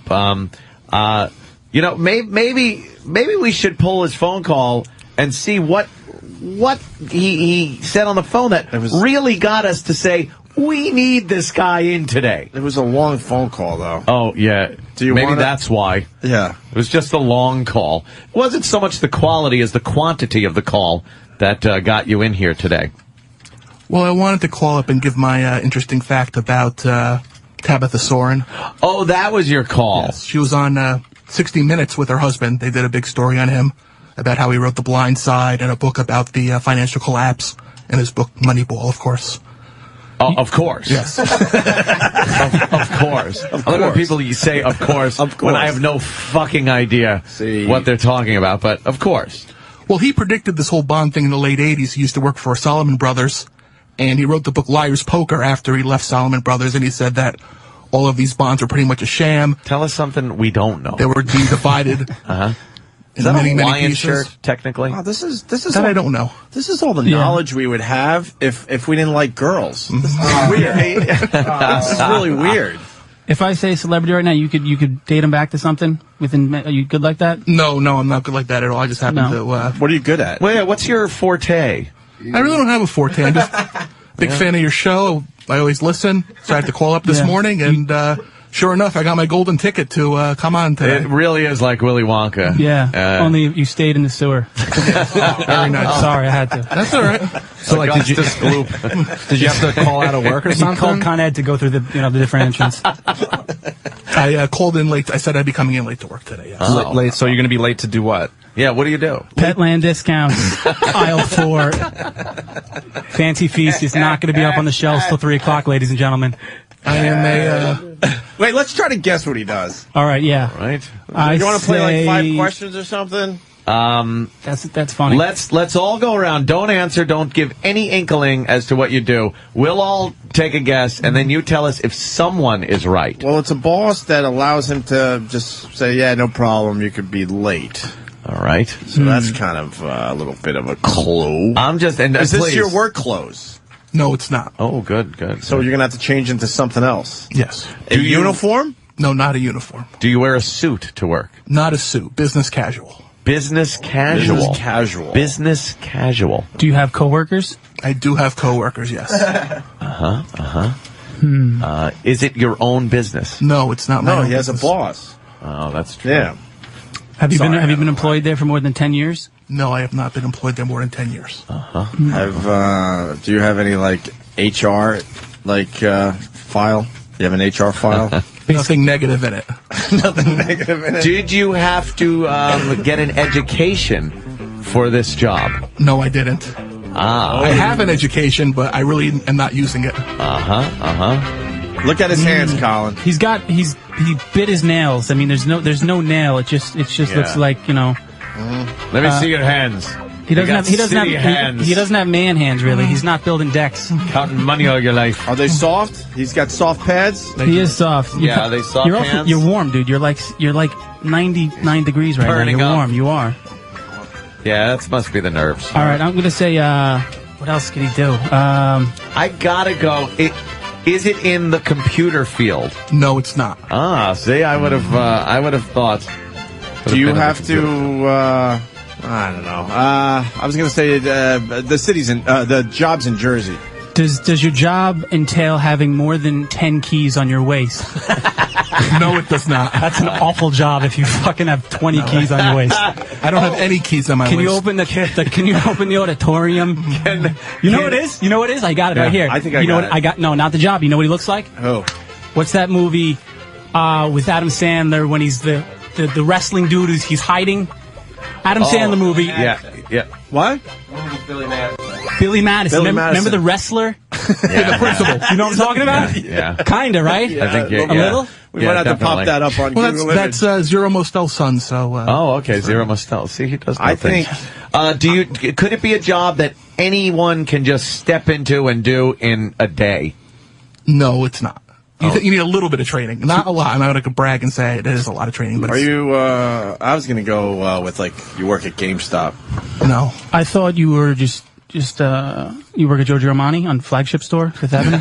Flagship Store. You look like Flagship Store right there, material. You Abercrombie. Yeah, you could be like. Oh, he does look like. Look at that, dude. That was. Come on, I pulled that out of the back of my head. That sounds very impressive. Revolting. We get a mask for him. We got to get a mask for him. You got to shave the beard. That looks like the East Side Dave Midnight Rider mask. Opie, he can't shave the beard because behind it is herpes. That's why he has. That's why he has a beard. From prostitutes? Have you ever had a prostitute? No, I've never had a prostitute. Do you like girls? I do like girls. Yeah. How old are you when you lost your virginity? If you have. 16. Wow. Were you always fat? Yes. Oh, Jesus. Yes, Always I a big was. kid? Always a big What's a typical breakfast for you? Typical breakfast, probably a bagel with sausage, egg, and cheese. Okay. And then what? No, that's my breakfast. Yeah. Someone is guessing that you're a smelly, dirty telemarketer. No, I'm not a telemarketer. Is that what Danny had? All right, Danny's out. Call center employee. Danny said. Yeah, not a lot of training needed, but a little bit. He is polite. So I think that has to do with something. He is polite. Do you deal with the public? No, not at all. Not at all. Warehouse. No, not a warehouse. Just a regular. I'm in an office. Is it a chain? Is it a chain that we would know? Yes, it's a chain you would know. I'd rather not say, obviously, but yes, I work for a company you would know. Dunder Mifflin. It's a chain. Okay. It's a chain. Okay. All right. But you don't deal with people. Right. So you're not in retail. The company's in retail, but I'm not in retail. I work in their central office. TJ Maxx. No, not. All right. So I think you're going to say Lane Bryant or something. No, I'm actually trying to hit this one. What about big and tall? No, what about just big, no tall? It's a new store. Big and average height, yes. Big. Wow. Why don't they have you working in the store? That's what I want to know. That I don't know. I just, I guess they figure I'm good at what I do, so. Are you like shipping and receiving? No, None of not that? shipping Oh, that and would be receiving. warehouse, I guess, right? Accounting? Not accounting, no. Accounts receivable? No, nor I don't payable. even know what that is. Not HR, not accounting, and you're in the office, and it's a chain, and it's retail. Do you have a computer at your desk? There's a computer at my desk. Is there a phone? There is a phone. Do you use the phone? Rarely, but yes. All right. Oh, you're a tech guy. No, not a tech guy. But close? No, not close to tech. I got it. Mm-hmm. You're a crushing bore. Yes, that's true. No, what I do is I just a stupid, Don't say boring it. office job. Don't say it? Okay. Don't say where. Yeah. We got the office job. We got that it's stupid. But doesn't use the phone. It's probably just some part of business that we're just not thinking. Are you an accountant? No, I'm not an accountant. Do coworkers secretly Febreze your chair? They're not secret about it. All right. It doesn't. It's a weird smell. It's not a bad smell. Yeah, I'm over here. Speak for yourself. Opie's fucking 20 feet away. Nah, it's fine. Are you a little creeped out? Yeah. That close. Sorry. It smells like an Indian dude cut his toenails. Disgusting. See, does your job entail using a copy machine? No, it doesn't. All right. Do you wear flair? Insurance? No, not insurance. Everyone's guessing, and It's a company. we're running out. It's a company. It's a retail company. Yes. But you work in the office. Is the office and the retail store in the same building? No, we're a separate building. Ah, okay. So it's at a big chain. Yes. A big retail chain. Yes. Do they sell clothing? Yes, but that's not what they're known for. Ah, there's the little. So it's like Kirkland at Costco. You know, Kirkland they make fucking sweaters and pretzel logs. Who the hell's gonna wear clothes if the same maker of your clothes also make like gumballs? I just Oh, fuck. This do you is work hard. at Ted's Light Bulb Filament Emporium? All right, we got guesses coming in finally. Let's go to Kevin in Connecticut. Kevin. Hi, guys. Hey. Hey, Jackie, do you work at Stomach Staples? Obviously not. They can tell you. I was gonna say Staples before as a joke, but that kid just nailed it. Yeah, Stomach Staples. Stomach That was great. Staples. That was a great line. Let's see. I think you probably could do some phone sex because you have this voice. Say Colin, you smell very nice, but very nicely. Say it right now, watch. Colin, you smell very nice. He's got a little bit of it. Yeah. I was kidding. But I just wanted to do use the that phone for me just now. Fuck, what does he do? Doesn't use the phone. He works in an office. It's a retail. It's they sell clothing, but that's not what they're known for. Do they sell electronics? Yes, but that's not what they're known for. Okay. All right. They sell many things. They sell So it's like Walmart or Kmart or Target, obviously. I'm going to go with a Target. It's that type of place. I'd rather not say specifically what Costco. Costco. Kohl's. But the question is, what do I do there? Yeah. Well, you're a fucking... Well, which one of those? You're a cog in Again, the... I'd rather not say which one I work at. But we nailed it? It's that type of place, yes. Did we hit it? A type of place like a Kmart, Target. Yeah, type of place that sells place? a whole bunch of things. It sells electronics, Okay. All clothes. right, I got you. Lowe's, something You can like get, that. 6,000 fillets of chicken and a lawnmower in the store. Right. All right. He's not a merchandise buyer because he's not on the phone. No. What the fuck does he do for a company like that? You don't order... Do you order things? No, I don't. All right. You take complaints? No, you don't I deal don't with take people. complaints. Do you clean out turlets? No, I don't clean out turlets. You're at the desk. Starting today, you do. You got a computer. I got a growler steaming right now. Are you part of the security? No, I'm not. Loss prevention? No. Weight loss prevention. I didn't say that. Have you ever tried to eat your way out of your cubicle? Literally, just bite the fucking wall and say, "I can't take it." Do you hate your job? No, I don't. Inventory management. Was this your dream when you were younger? No, it wasn't. Inventory management? No, I don't do inventory management. Do you have a red stapler? Do you deal with... Is your desk in the basement? Do you deal with returns? No, I don't deal with returns. Someone is asking if you're a billboard. No, I'm not a billboard. Are you the assistant to the assistant manager? Yeah. Are we supposed to get this? I don't know. You guys said you wanted to play. But are we supposed to get it? No, probably not. Your actual job, no. No, you will never guess it. We will never guess it. What the fuck are we playing for? I don't know. You said you wanted to play. You don't know how to do radio, man. Right away. Why are you here if you don't know how to do radio? All right. I guess we need the answer then. I'm a pricing specialist, is what's called. I set the price for the retail items we sell. Get out. Pricing specialist. Yeah. What the hell, man? I wouldn't have got that. No. All right. Are you breathing through your nose right now? I can hear that. It is. Are you calming down? No, not yet. He needs a quote. You need a quote? I got a quote. Sure thing. You got one, Colin? Yeah, I got one for you, Opie. All right. I got a good one for you. Okay. Like I said, if you're miserable, you just got to make yourself more miserable with these quotes. I'm telling you. I got one. Now go home and get your fucking shine box. All right, here we go. Pricing specialist. This one's good. You can't change the way the wind blows. You can only adjust your sails. Oh, God. Huh? How about that one, huh? That's right there. That's right. Exactly what I'm talking about. All right, hold on. We got Ian Halprin. Ian. Hey, buenos dias. Sorry to keep you waiting, sir. We have the fascinating. Yeah, we have one of our Jackie. Good segment, a very good segment. Yeah. A lot of inspirational quotes too. I have a lot of inspiration in front of me this morning too. What are you doing? Well, I have the hottest pole dancer in the world, known as the world's #1 pole dancer, next to me today, and man, she can go, dude. Like, I was out with her last night. It's Music Week in Miami Beach this weekend, and she's climbing lampposts, and everyone's looking at her. I mean, she's numero uno. Have you guys ever? I've actually heard of her. Bar? I know he's talking about. If he's not lying, I know who she is. Oh, this pole dancer he's talking about. Yeah. Is she in Cirque du Soleil as well? This chick?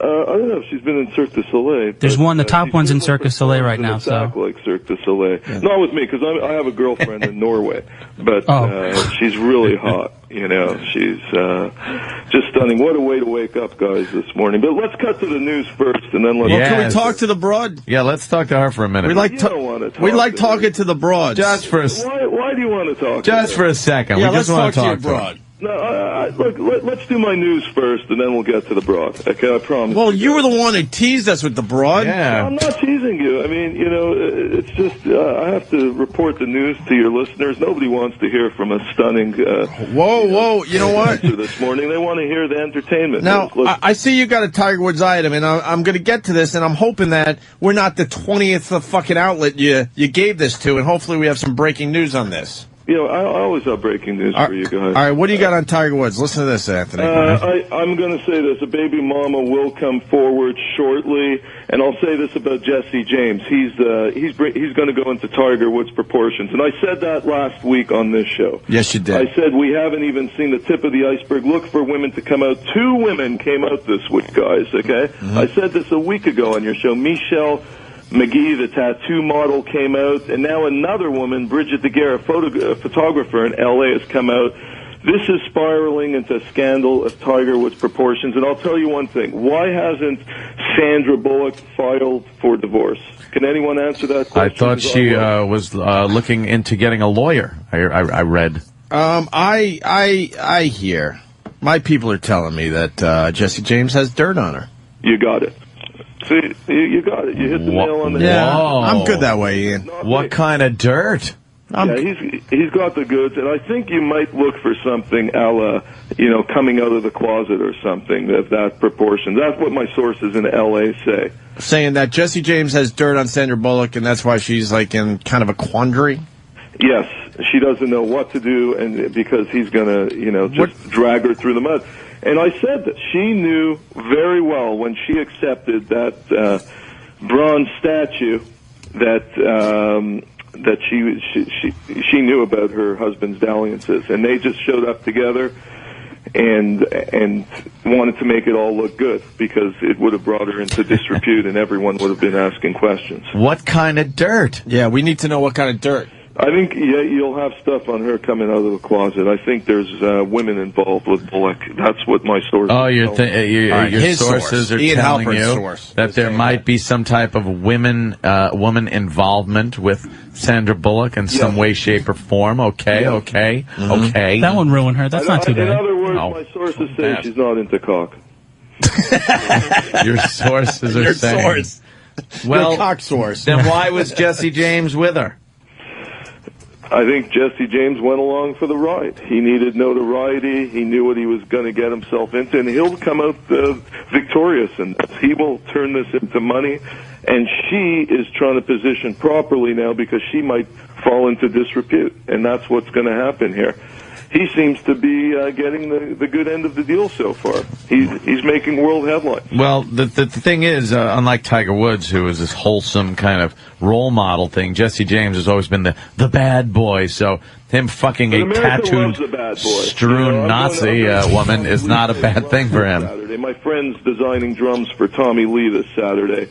His name's Rob, and he was just in a bad accident, and he thankfully recovered. He's a great guy, but he designs these amazing drums for like Tommy Lee, Billy Cobham, Chad from the Chili Peppers. And Tommy Lee had that bad boy reputation for years and years, but he was clean with it. He never denied it. Every time he'd get caught banging a stripper, it just it just raised his star. And that's what's going to happen with Jesse James. Who farted? Make poop. Danny farted? Did you fart? I could smell it from here. I just wanted to give our new friend a present. Now, you said of Tiger Woods' proportions, and I was going to stop you with that. So bad. This will really help Jesse James. It's not helping Tiger Woods. That's the difference. Everyone knows this will help Jesse James in the end. Yeah, exactly. That's a good point. But we'll see what type of damage control Woods will do. I mean, he already came out with that press conference, tried to elicit everyone in their sympathy and get them into tears and throw pity parties for him. It didn't really work. But the bottom line with Woods, everyone's going to turn a blind eye to how many women he's banged. If he bangs the ball properly on the golf course, he'll be a hero again. Oh, yeah, absolutely, whatever. But a paternity suit coming out soon? And is it one of the women we know? Is it another woman? Another woman.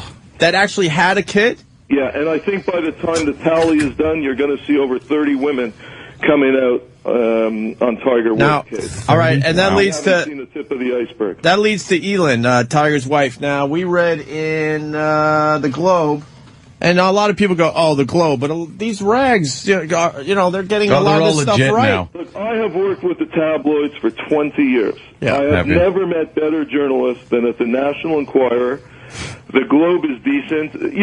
I liked the Weekly World News myself. That was the best one. Yeah, Swamp Boy, and fucking Swamp Boy meets Bigfoot, and Cheney's an alien, and goiter the size of a rugby. Yeah. Wait, did Jackie add to our little bit there? What did you have to say, Jackie? Said Cheney's an alien. They always had stories about. Yeah, they had Bill Clinton shaking hands with an alien. I'm just going to talk over Ian, by the way. Ian, you got to slow down because we're doing a little radio in between your gossip. Keep up my volume here. I can't hear myself. Oh, is that the problem? Yeah, turn up Ian if you can. Yeah, turn me up. You guys always drown me out, and I have the second. Well, it's better that way. We can do that literally.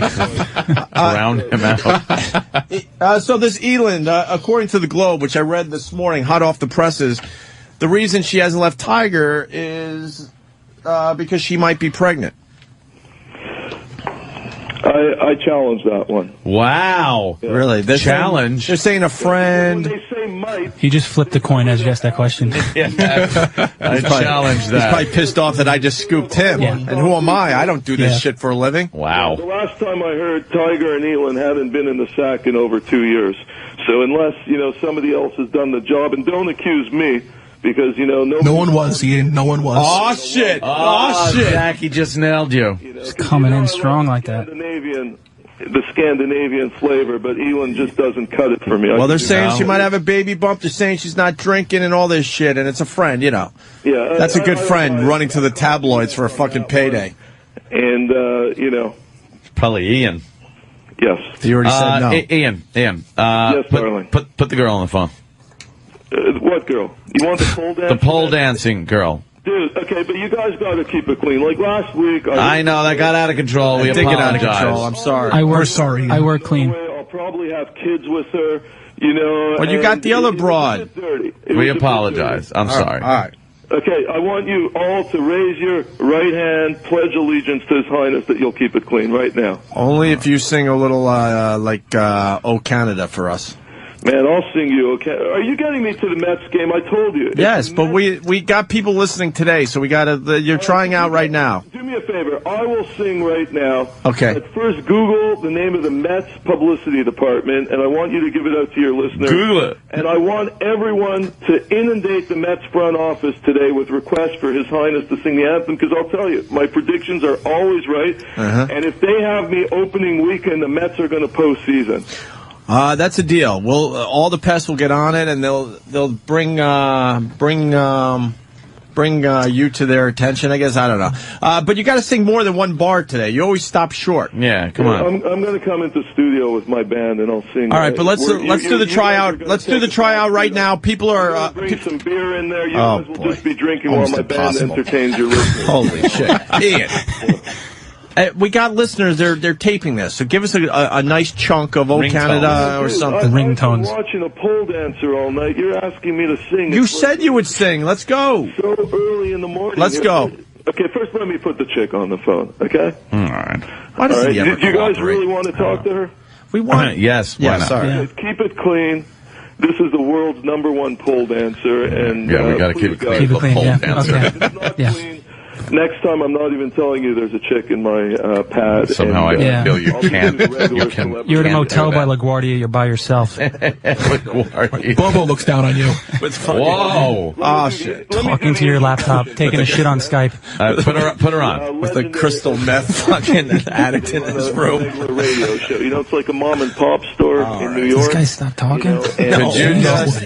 How about you just put her on the phone? All Yes. right, here you guys All right. go. And then I'll talk to you. Let's Hold on. hear. Let's go. Hello. Hi. Who are you? Hi, I'm Lana. Who are you? Lana. This is Opie and Anthony, and we have Colin here, and of course Jackie. Hello. Yeah. Nice to meet you. We're just shut up, Jackie. We're just a radio show, and of course Ian does a little bit of entertainment scoopage for us. And why are you hanging out with Ian Halprin today? Well, why not? He's a cool guy. Yeah? We've known each other for a while, and Have you known each other for a while? Really? And now you're a pole dancing expert? something like that. I think he's picked me up a bit too much. Oh, really? What do you dance naked? That's a little too much. Are you really the #1 pole dancer in the U.S.? Yeah, what makes you the #1 pole dancer?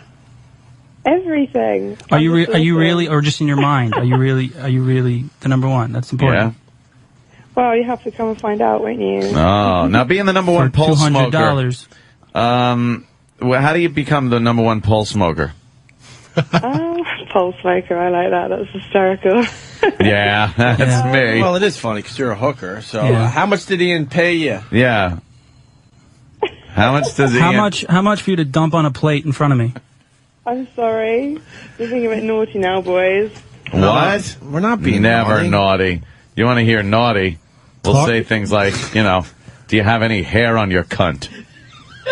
Now that's naughty. Now that's naughty. Shocked. You have absolutely no class whatsoever. No. I'm saying that would be naughty, but I would never say that. Yeah, see, he didn't actually say it. No, I was saying that would be naughty, but I wouldn't. Classless would be. Things like that on English radio. I would never say. No, I know, not on English radio. Oh no, perish the thought. Then, do you have sex where the poop comes out? Yeah. Do you have sex where the poop comes out? You should be a true gentleman like Ian, boys. Yes. He's like a real English gentleman. Do you like the weenie where the duty goes?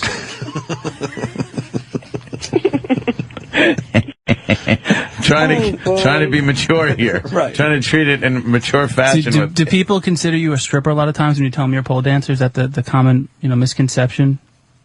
I think I was kidding. You're a stripper. Is the shit cutter in play? Yeah. You need to just come to my pole show and come to your pole what? Magic. Come to where do we come to see you? Yeah. I'll be in New York soon. Bare necessities in Hop Hog. Where? That's a big gig for half these broads. Where can we see you in New York? She gets the door and mozzarella sticks and just I'm not sure a cold sore the size I'm going to be. How would we find out where you're going to be? So if people want to see you, I mean, this is a great outlet for you to plug your New York appearance. And can we play Guess Your Drug Addiction? Oh, I don't need any of that stuff. All right, how about guess how old I was when Daddy touched me? Oh, yeah. Oh, gosh, you boys are so stereotypical, aren't you? Really? Yeah. You're not? You're incredibly sexually frustrated. Not really, actually. No, have you seen the guy next to me? That was a joke on Jackie. I actually laugh at broads like you. Oh, really? Yeah. Have you ever fell off the pole? Oh, good question. Once? When I started out. You've only fallen once in your whole career and you're the number one? I find that hard to believe. You ever pull a cunt muscle? I'm sorry? He said what? I think I might have a picture of her. You got pictures on the web, right? I've got a few. And what's I'm sorry, what was your name? Lana.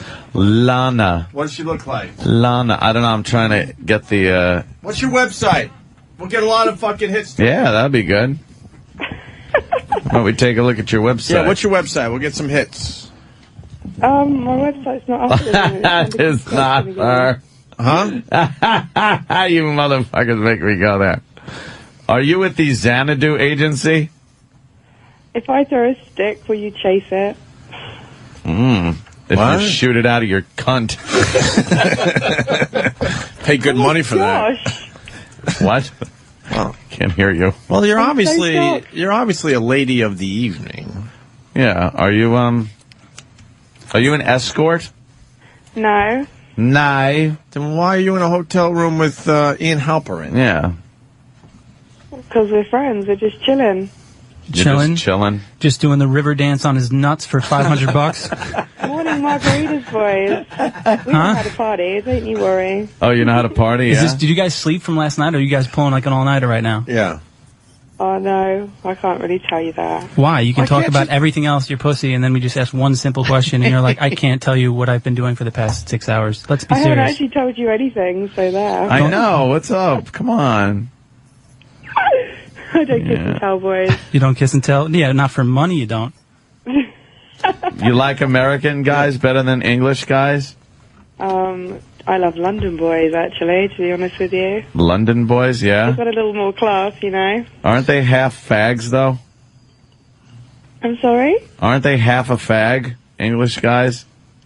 Oh, no, the guys in, like, skinny jeans are. Skinny jeans are so not cool. It's my neighbor. Sorry about that. Ian's finally playing his saxophone. What a Fellini movie going on over in his fucking pad. What a fucking lunatic. He's probably naked, too. He's just naked playing a saxophone. He probably plotted this. He's all upset and he's like, I got to do something. He's talking to her. He's like, hold on, quick. He's probably playing her asshole right now. The rusty trombone. Oh, my gosh. Wow. All right, should we get Ian back on the phone? Because now we know he has the horn. Yeah, let's talk to Ian a little bit. What? It's actually Clinton. By the way, Lana, this is Lana. Lana, these are all pleasantries. Pleasantries. Yes, we only the best. Only the best for you, fucking coke whore. No, only the best for you, Lana. Sorry, whore. You sound like a wonderful girl. It's okay to be ugly, but aren't you overdoing it? Yeah, it's All right, terrible. well, The ugly Americans. I think she should give us one positive quote. I think she should give us one. Yeah, do you have any inspirational, positive quote that you can give us? Live every day like it's your last. That's so like everyone knows that. The guy next to me knows that. Life is every a journey, day. not a destination. Right. That's a good one. Steven I got a good one. How about this? Life is short. I'm a dirty pole dancer. How about, Anthony, it's too bad your hot body doesn't make up for that nose. Oh, what? I don't get that. I don't get that either. I guess you got us in the end. Yeah, it's His Highness back. Jesus. There it Your is. Highness, we were nothing but respectful to your You latest kept woman. it clean because I'm Yeah. going to ask her, and I'll listen to the tape, man. No, we kept we it were totally good. We were clean. good this time. We learned our lesson from last time. We heard you Yeah, playing okay. a little sax in the background. Yeah, I'm getting my chops ready because I'm coming in next month with my His Highness band, and we're going to do an hour. What set. subway station? Yeah, no, we're coming into the O&A show. And then, Now then I'm watch. the We'll real try to Big get O him show. to My play friend you. I know, yeah. Watch. Ian, could you play a little more for us? No, it's too early, man. I have other things to do. Why won't you cooperate ever? Come on, we just want to hear a little. Set up in my living room. Why would I play sax when I get you? All right, how about you sing a little bit? Much better show. I'll tell you what. Give us a little singing. Get the Mets on the phone right now. Just phone them. Google The their number. entire organization? I want to talk to them. All the players in a conference How call? about we get Mr. Met? I got him. He's right to your right. That's great. That's the line right there. That's it. That is Mr. Met without the fucking mascot uniform right next Wow, I to me. always thought the costume needed padding. I guess not. Mr. Met. Ian, great. can't you sing for us? Man, I just have no chops left. Yeah, but we like when you give us just a little. Give us a little of something. It's too early in the morning. Please, sir, please. Let me read you a poem. All right, that's a little good. poetry. We can handle a poem. A little poetry. Yeah, I'll read you a little love poem I wrote to my sweetheart last week. It's easy to grin when your ship comes in. Wow. Right after Yeah. the show. Let me just find it here. Okay. Yeah. Man, I miss New York. I've been on the road undercover for so long. Is that the poem? Hey, that would be a good poem, actually. Here, I just got to get it I up. think that was the beginning of a Mickey Spillane novel. Yeah, I miss New York. Right. Yeah, you should have the saxophone. Where's Norton this week? Norton will be on Jay Leno tonight. Take a peek. Oh, really? Yes. Wow, my condolences. Yeah, I I love Norton. Norton. That's amazing that he's on there. How about I love the you guy. either read your poem, do something, sing the national anthem, or play your sax. fucking horn. I promise you, I'm getting my poem. I got to Or find punch it. that bitch in the teeth. Yeah. Kick come her on. in the guts. No, we didn't say that to her though. We did nothing but Beautiful English tart. yeah, nothing but pleasantries when we had her on the phone. Tart? She was good. Does she have a website? She says it's down, but she goes to New He's York. making a lot one as we and speak. Takes down. Literally, Yeah. she's the #1 pole dancer on the planet. You know. Does she take her clothes off, Ian? Try to find her. But I don't Dan. kiss and tell. You guys know that. I'm a gentleman. #1 pole All right, dancer. what do you got? A Lana. Yeah, I can't find the poem now. All right, then sing. Sing. Do the O Are Canada. you pulling pieces of paper out of your pocket as we speak? Where is this thing? Colin, he does a great O Canada. I'll find it. Will you show off with your O Canada? It's terrific. Well, you guys. Please, we're begging you today, Ian. We're begging you. No, I know. We're begging you. But you guys got to get me on at the Mets game. Well, we gotta wants to go hear to it. he wants to go to a Mets game. Is that what it is? Mm-hmm. No, he wants to sing perform. and perform. Yes, Well, we need some kind of demo tape. Yeah, we're recording right now, so You're recording right now? yeah. Please give us a little. Let her something. rip. Here we go. Maybe I have it here. Just give me a second here. No, the song, please. The song. Just Man, give us a you know, little like something. All right. Intact tapestry, sustainable timber, multi-state habitat, great blue herons, beautiful sunsets, double-masted Fag. maybe a cool breeze. Seafaring life tastes good, raising the corners of your mouth. You bring smile. Worth millions and doesn't cost a cent. I'll buy you the moon, buy you Monte Carlo. Follow me, my love. To the square surrounded by flowers. And fall into my arms for a long winter's dance. All I could see is walking in time. Oh, fuck, I love it when you like this. Are you guys Ian, keep doing it. on that? I love it when you like this, Ian. Keep going. Are you guys getting off on that one? Yeah, that was amazing. Dude, this is the weirdest. Slave away at the microphone. I'm watching some pole dancing this morning, and you know I love you guys, but hey, someone's got to do your job, someone's got to do my job. Hey, her name's Lana Lou. It's up to her to tell you her name. But Yeah, it's Lana Lou. He would have said no. It's Lana Lou. Okay, let's take a look at Lana Lou. I'm looking at Lana Lou. We're going to look at this Lana Lou broad. She's coming to New York. She said in a few weeks. You guys should go check out her act. She didn't tell us where or any information. Just tell her to go to Times Square. We'll meet her there. Or something. We'll meet her. We'll meet her at 12 o'clock midnight. We'll have her on the show. Oh, yeah? Have any of you guys ever had sex with a pole dancer? No, but I did have sex in Miami with a hooker who told me that I was a pole dancer. So you're living vicariously. You're playing the trumpet, reading poems high in a shitty motel room down in like Fort Lauderdale. You're just not adding up today. Yeah, You're in North Lauderdale. My level's very high. Yeah, you're playing the sax. You're naked. I bet your hair's long.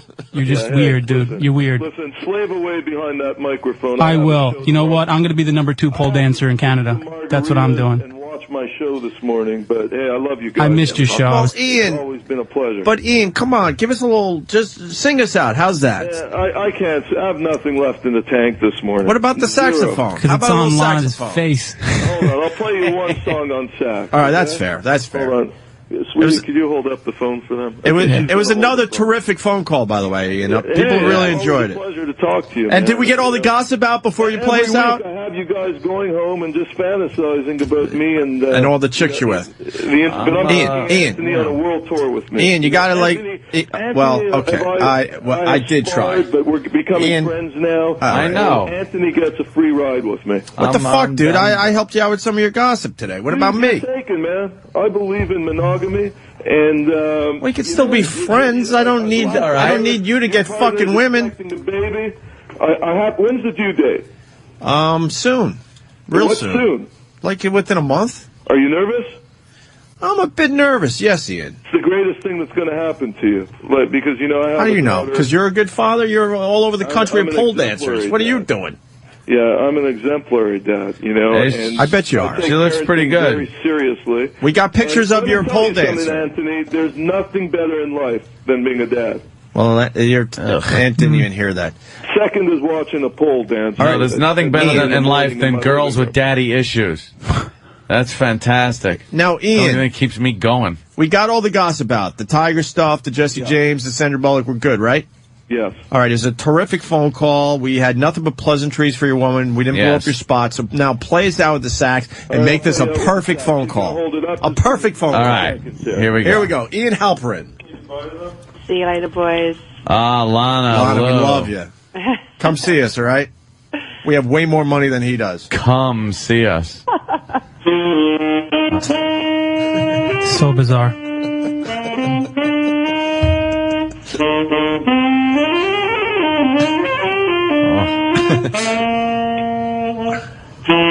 I just want to hear a gunshot. Bam! Just ended.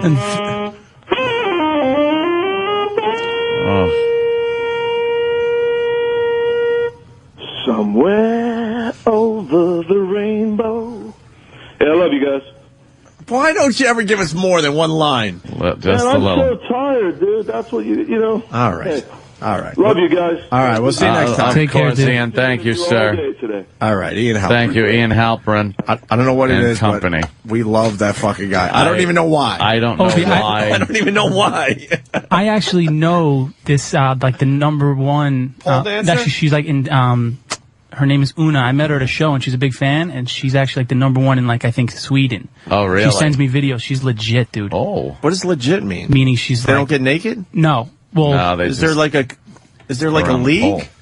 I mean, it's called like, Tyson is the name of the big tournament. It's like the Super Bowl of like pole dancing. It's called Tyson. And they keep their clothes on. And they just wear hot outfits? Yeah. But there's this one chick, she does like Cirque du Soleil, and she's like, she's really, really, really sexy. Well, she's got to be good. Yeah.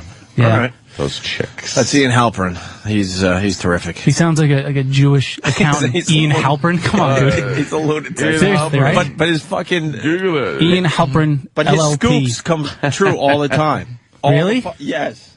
He's in the know. Yeah, for some reason, we think he's full of shit, and then everything he says comes to fruition. So. Yeah.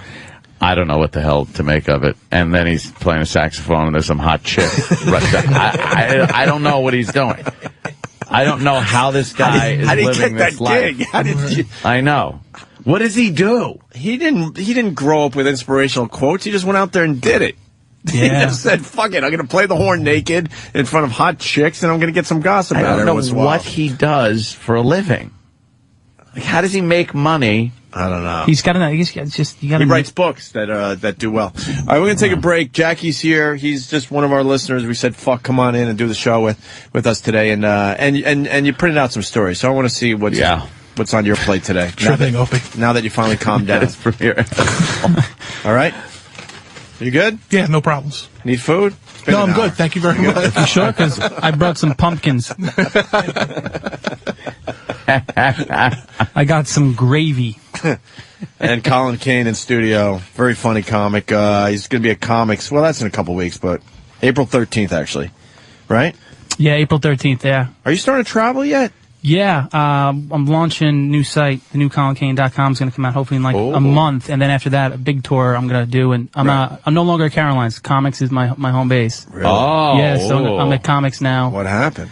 Just falling out? Oh, just comedy. moving on, and doing some new stuff. You've seen me there, and I've grown, and I want to move on. So all right, run on. You know what's up. Good for you, man. Yeah, thanks. And Colin Kane on Twitter if you want to follow him. Kane with a K, obviously. Jackie, you're up next with whatever you got in front of you there. Okay, so go prepare or something.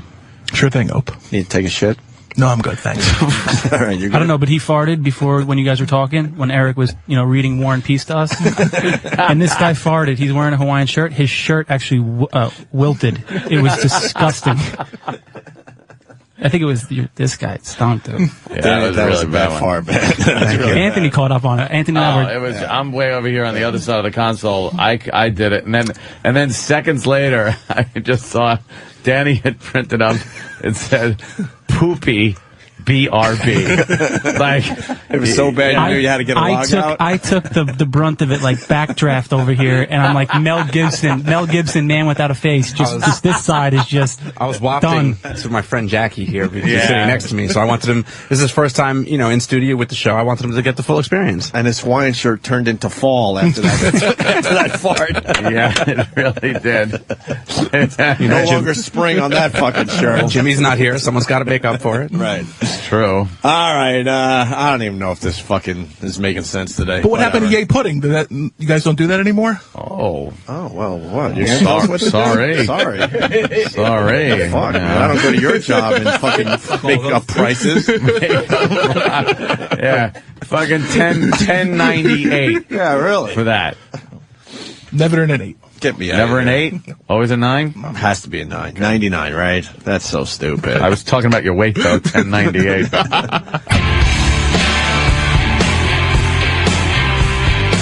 All right. Got Colin Kane in studio.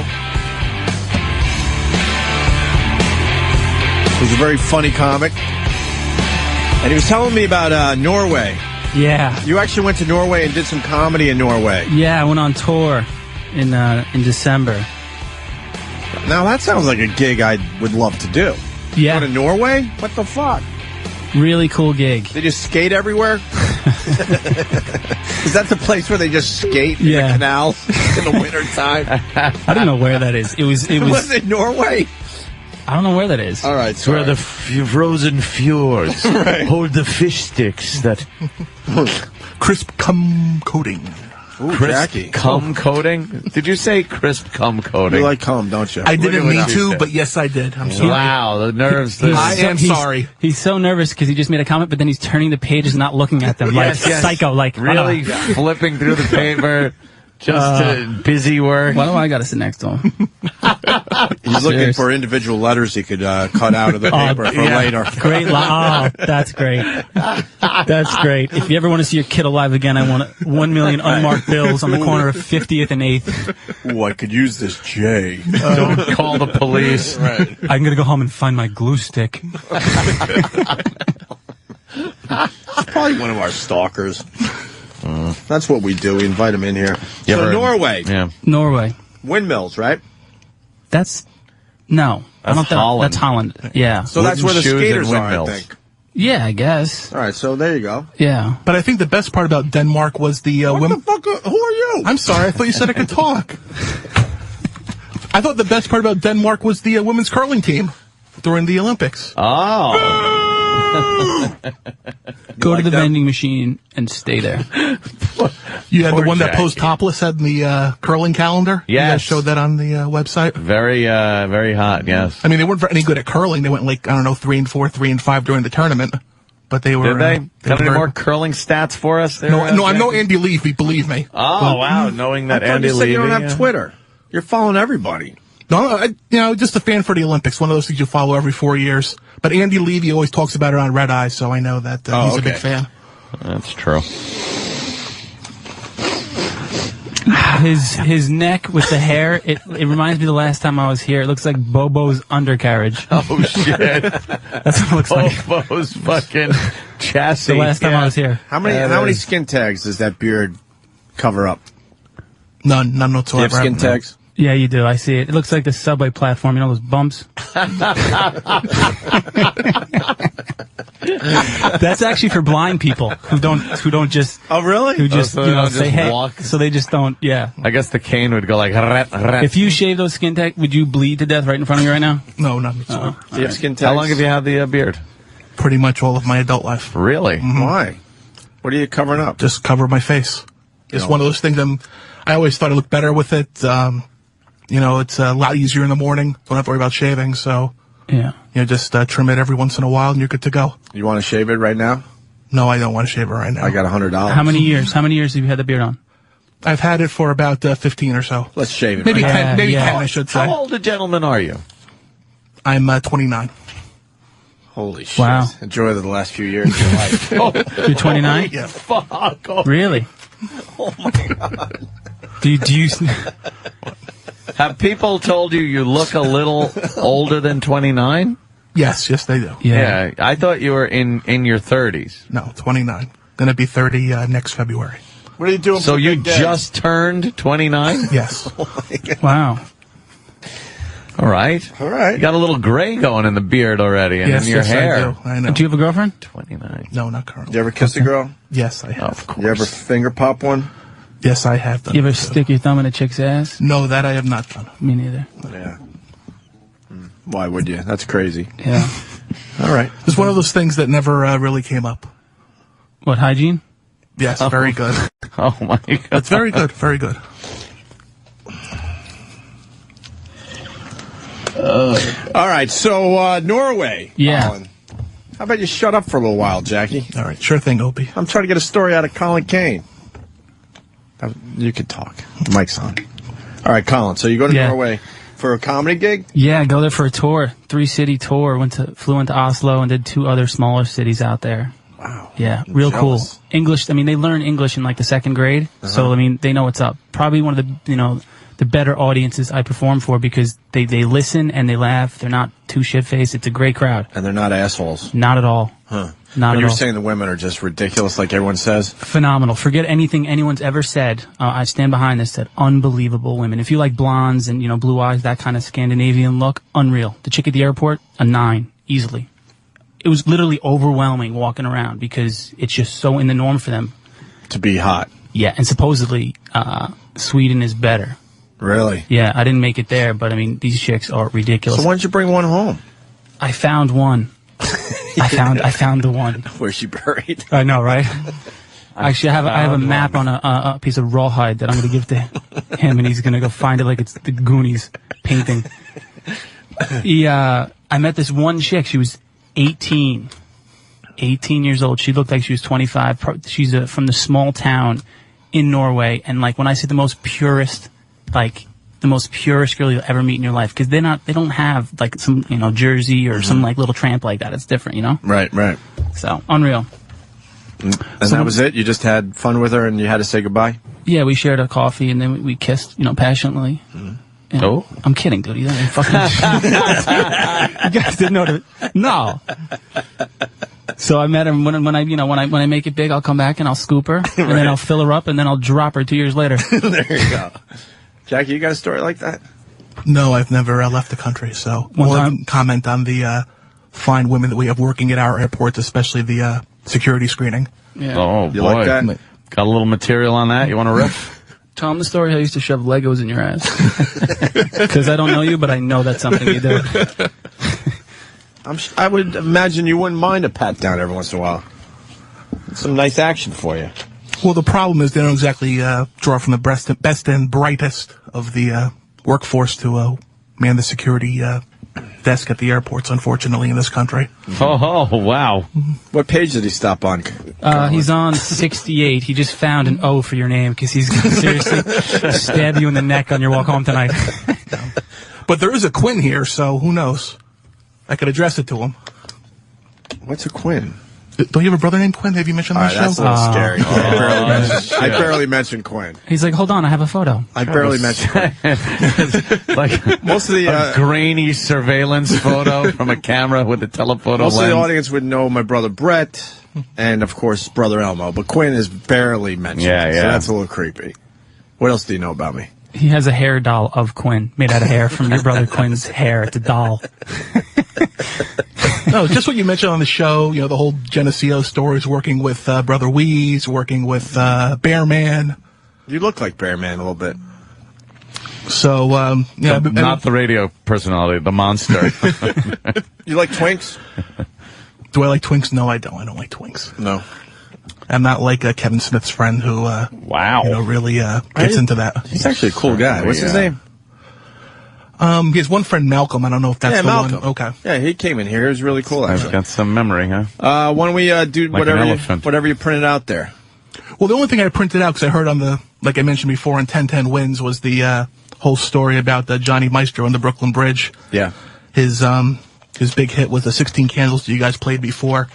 And then once he actually went over to the Brooklyn Bridge, his big song was The Worst That Can Happen. And he also did Welcome Me Love and Blessed Is the Rain. I mean, it's one of those, that's sort of like the soundtrack you see like in a Goodfellas or a Casino or one of those types of movies. Right. So we lost Johnny Maestro. Yes, and, after coming after Robert Culp like that. Yeah. Right on the heels of Robert Culp. You want to tell everyone what happened to Robert Culp? Well, from what I hear, he was out for a walk. And is this fun, by the way? You get a microphone, next thing you know, you're a professional. Whatever I say is correct because the microphone's right in front of me. Exactly. You were just a Jersey guy, and now look, you're giving all the info. And like you're an expert. Now you're the guy. Robert Culp, I'm too young to remember I Spy. I just remembered him. He was Ray Romano's father-in-law in Everybody Loves Raymond. That's probably where... Really? I know you guys aren't a fan of that type of humor, but... I didn't really like the Everybody Loves Raymond thing. Yeah, I know you guys are more of the, cringe humor type. I know you're not even a fan of The Office anymore. Wow, Jesus. I didn't know I like Seinfeld. Seinfeld's good. I think The Office was good for the first 18 seasons. Problem is, it's just one of those shows that doesn't need to go as long as it did. That's running its course. Right, like Ricky Gervais did his 14 episodes, 38 minutes apiece. Now, the Ricky Gervais, I thought, should have been a little longer than it was. They only did 2 seasons. Left you want more, though. A little bit. A third season would have been nice, maybe a fourth. That's about it, though. You mentioned... yes, I did. 30 Rock before. Yeah. And I don't know. I think that... is Tracy Morgan acting, or is he just being Tracy Morgan? We've asked that many times. Jay Moore has the greatest line when he does the impression. He just reads his line phonetically. They write him out, in little bite-sized pieces, and he just says them, and he got nominated for, an Oscar. Or, actually an Emmy, pardon me. But, he got nominated for an Emmy for, Best Supporting Actor. Right. That drives Jay, I don't know I don't know if Jay Moore's just breaking his chops. I think it's a little bit of both. Just breaking his chops and a little bit of, hey, how is it possible this guy is... Well, we talked to Judah Friedlander, and he says that actually Tracy's lines are all written. like everybody else's. Okay. And maybe there's a little improv in there, but not as much as you would think, is the answer I got at a Christmas party at Caroline's, a place we don't like mentioning because of him. You know, because Colin has moved on from Caroline's. So let's not mention Caroline's again.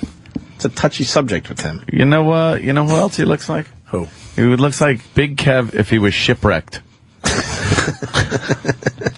You know what's funny? This is how far back I go with the show. You know what you look like? You look like a taxi cab dispatcher who just sits there and just, you know that dick on the other end? That's you.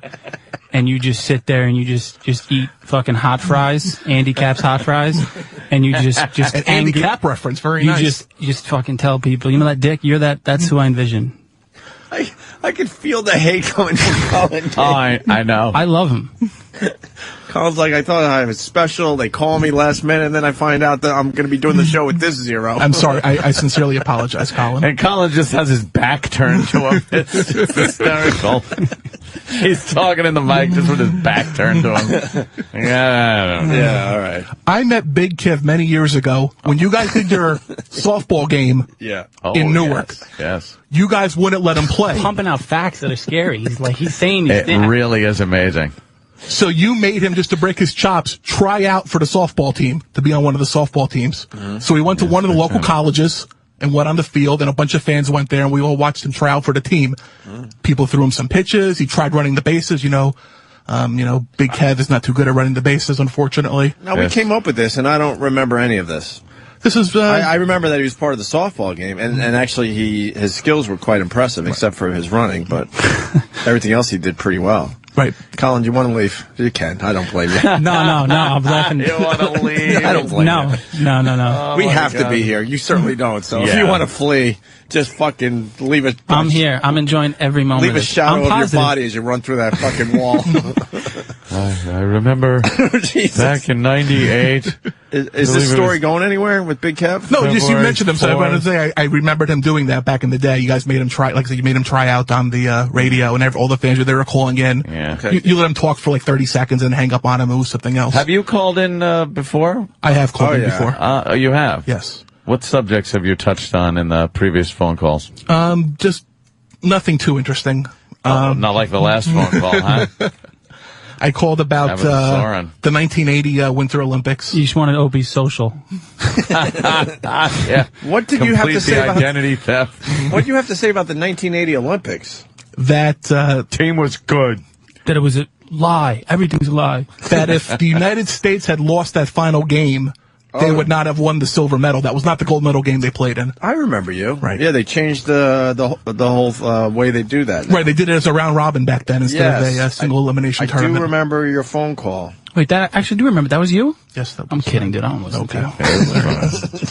I phased out during that call. Oh, All right, what do you want to talk about, Jackie? You're No, here. actually, am I breaking your chops? You were out sick that day. You were not. It was just. Well, figure that one out. It was. Yeah.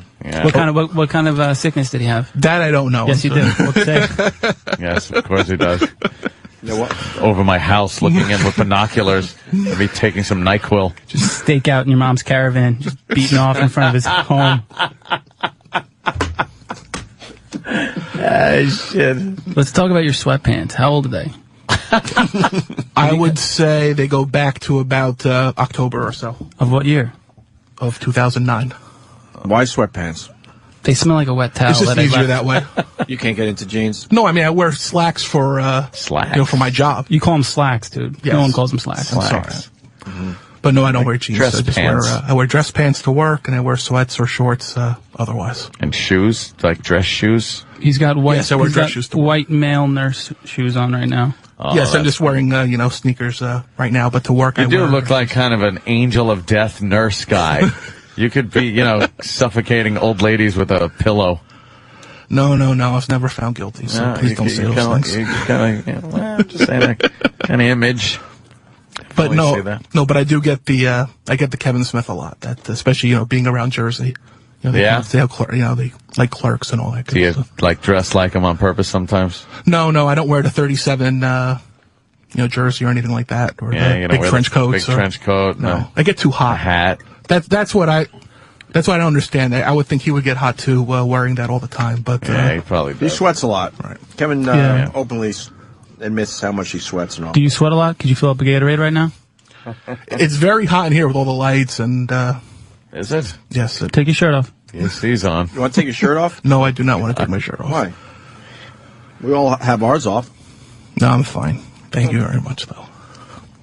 Well, and all right. Good segue. What else you got? I was going to say in sports news. The New Jersey Nets got their 8th win of the season. They've been trying to avoid futility by they beat the Sacramento Kings last night. This is important because in 1972-73, the 76ers, all those numbers in a row, they only won 9 games that year.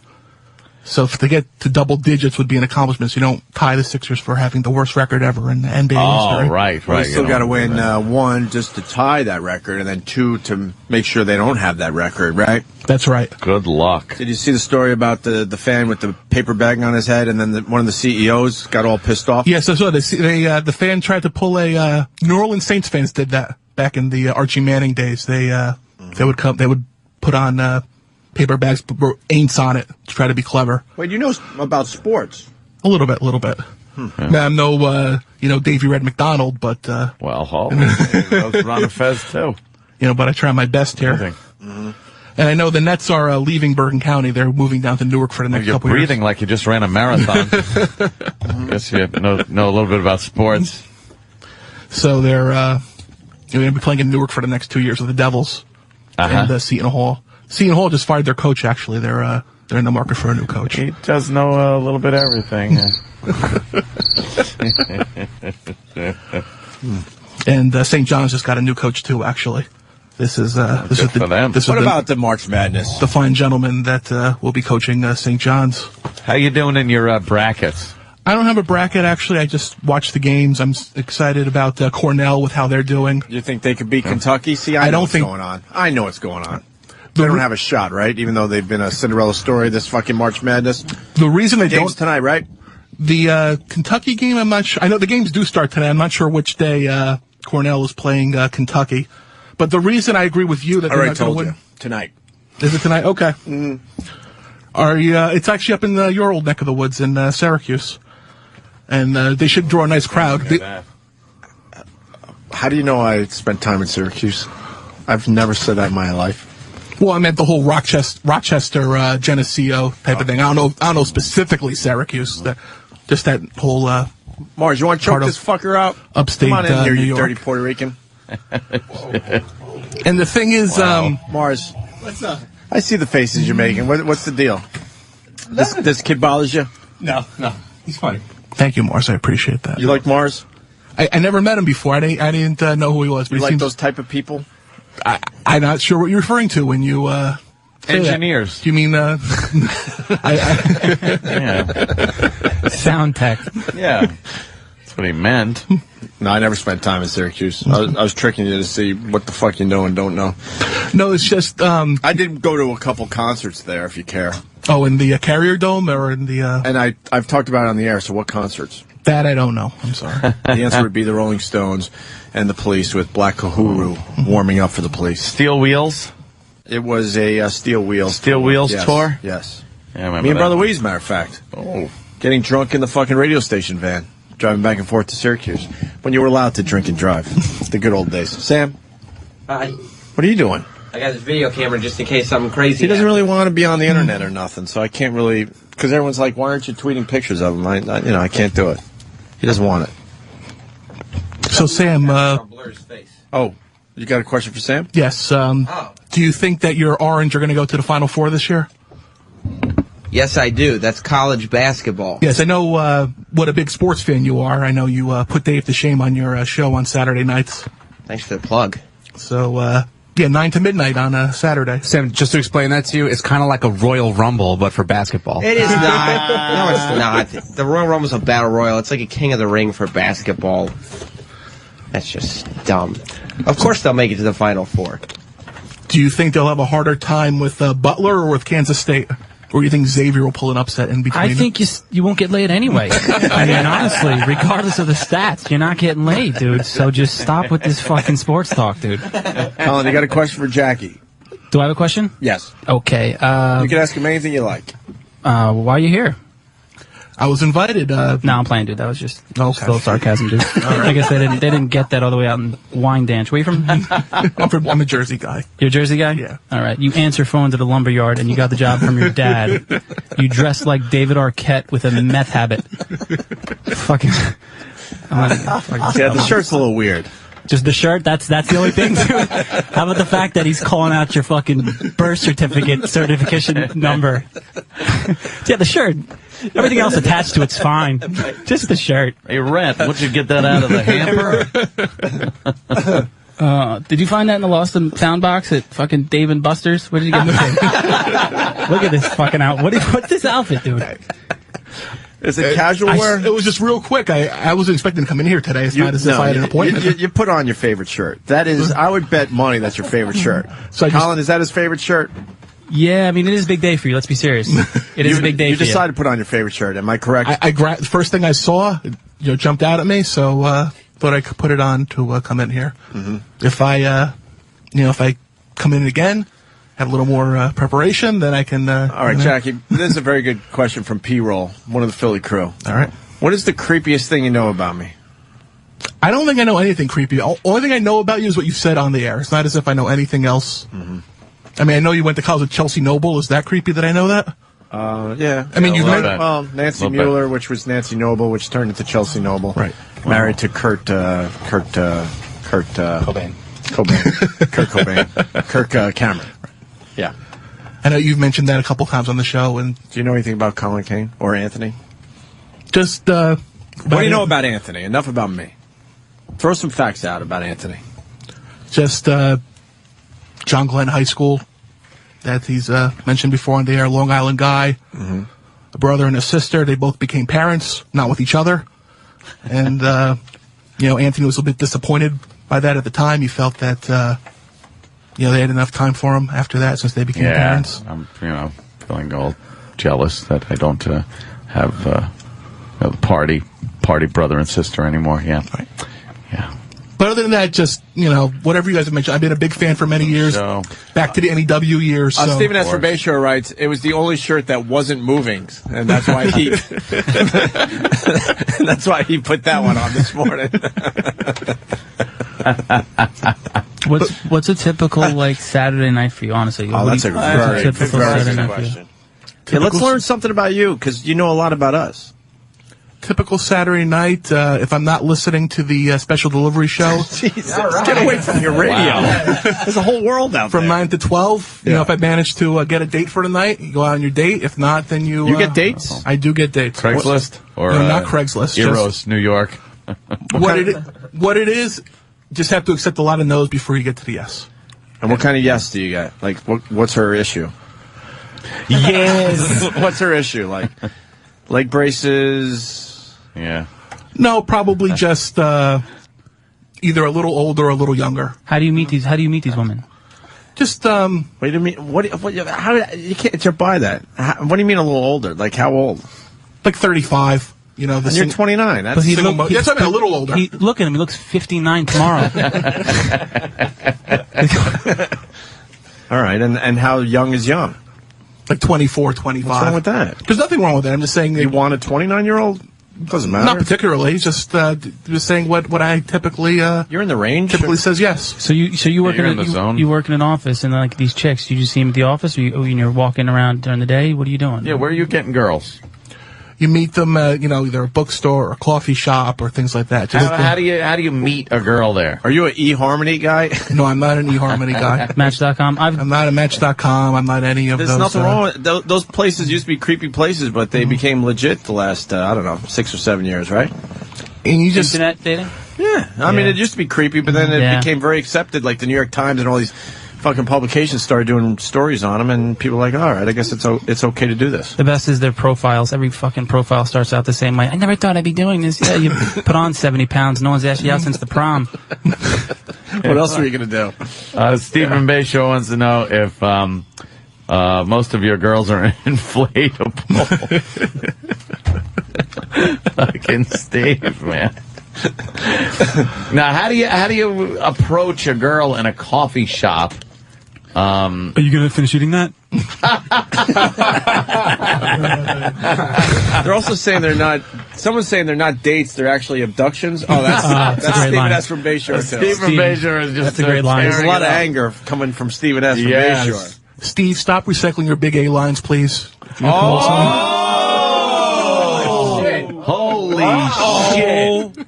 Damn. Fucking put you right out of it, Speaking Steve. out. Whoa. He took the French dip out of his mouth and said it.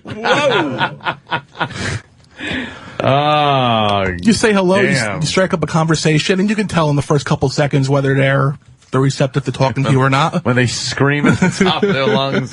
When the bungee cord just hits her in the eye. You're tying her up. Yeah, what do you do? What do you say? I have, I'm a little nervous too going up to chicks. Every guy sometimes. My arm's broke. Could you help me with this couch in the van? Would you? Thank you. What? Wait. Just whatever, whatever they're reading, you make a comment on that, and then see how they react. If they just give you a perfunctory Feminine hygiene instructions. If they give you a perfunctory answer, just say, just move on, and then if they're You just walk up to a girl and say hi. You'll just do that in a coffee shop or a bookstore, a bookstore. You walk up and say, "Oh, yeah, you're reading so and so, or nice you're like book." such and such." Yeah. And then if she negs you, when I say if, I mean, when she does, happens. Oh, So when that happens, do you go table to table in the same coffee shop and just do a lap? No. And then you just jump in front of a fresh direct truck after you get shot down? Steve from Bayshore says, and she says, "Hello, Grimace." Wow. Do you date nerds? Are they kind of nerdy? Yeah, for the most part, they're the English major type that have to work in the Let me go to Bud the trucker, who knows a little something about abducting a girl. Yes, Bud. Yeah, his dates are shopping cart ladies. Shopping cart? Yeah.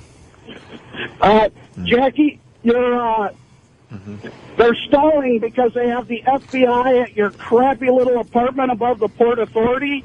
They're documenting the mosaic on your wall of Greg's life. Opie, you need to RFID your baby as soon as it's born. No kidding. It's accused baby. No kidding, man. You're absolutely this guy right. is creepy. You wouldn't eat my baby if you saw it, right? No, I wouldn't. All right. He'd have to just, put a little... Cook it first. Hey, this is a very good question. Have you ever put your penis through a hole? Not an anonymous one, no. Uh-oh. Huh? What? Well, not like how you mean the question. No, I haven't. Oh, let me go to Nick. Glory hole, right? Yeah, glory hole. Nick? No, I haven't. By the way, loved you in 7 with your face in the spaghetti. See, because you might have... because then... Chris! No, Nick. Nick, let's go with you. Morning, boys. Hey, Nick. Hey, I wanted to ask him, have you ever had a homosexual experience in a bathroom? No, I have not. Stop? No. No foot tap underneath there. There's no need to lie. The old foot tap. No, I did not get my... Got any toilet paper under there? Have you get pickup tricks from Larry Craig? No, I Have you ever called a radio show with a stupid question? That was horrible, dude. Have you ever had a homosexual experience in a bathroom, dude? That's nothing.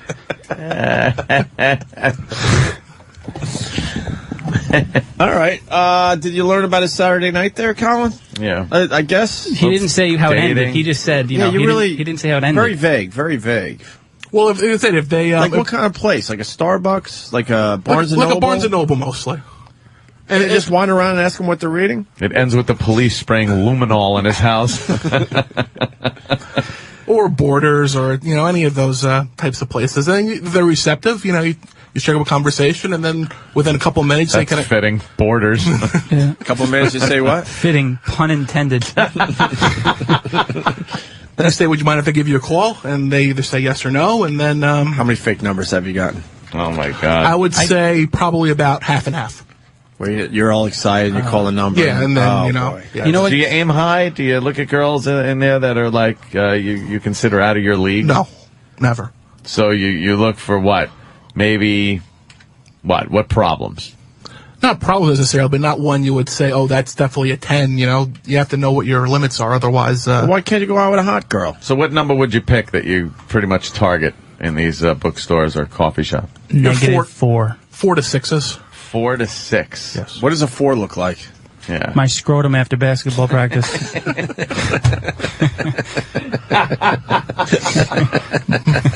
What does a 4 look like to you, Jackie?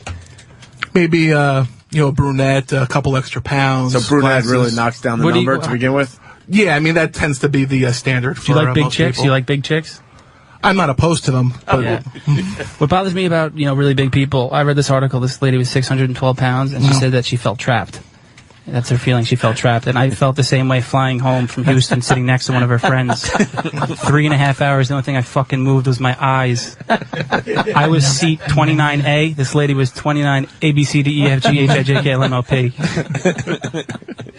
Well, it sounds like that woman from... Does it? Yes. That was great. Very good.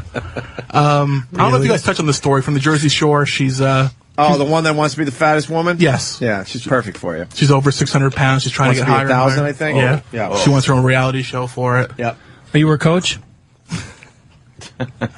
She has a steady boyfriend who's supporting her in her quest. Oh, really? Yeah. Yeah, that's nice. An enabler. Enabler. Yeah. Wait, do you have your own place? Yeah, I do have my own place. Oh. The job pays well, huh? Yeah. I do okay. Are you one of those people who still live at home, but you try to be like, I got my own entrance? Those fucking people, but I got my own entrance. Doesn't change the fact. All right, that one might have hurt a little bit, because I didn't have my own entrance for a while. I had to sneak them right by Pop. Oh, that's bad. Right, Jesus. Oh, that's funny, man. No, but again, like a lot of other things, this is a numbers game. You just keep, you ask. God bless you for trying. And then, eventually, someone says yes, and then you call out the 50% fake phone numbers. I'm not going to say it doesn't happen, obviously. And then it happens to everybody. Right. Yeah. I mean, your percentage is a bit higher, but it does happen to everybody. You come home, it just looks like a Sudoku puzzle. You look like a movie guy. Not, I'm more of a TV guy than a movie guy. Oh. I mean, really? I pegged you for a food guy.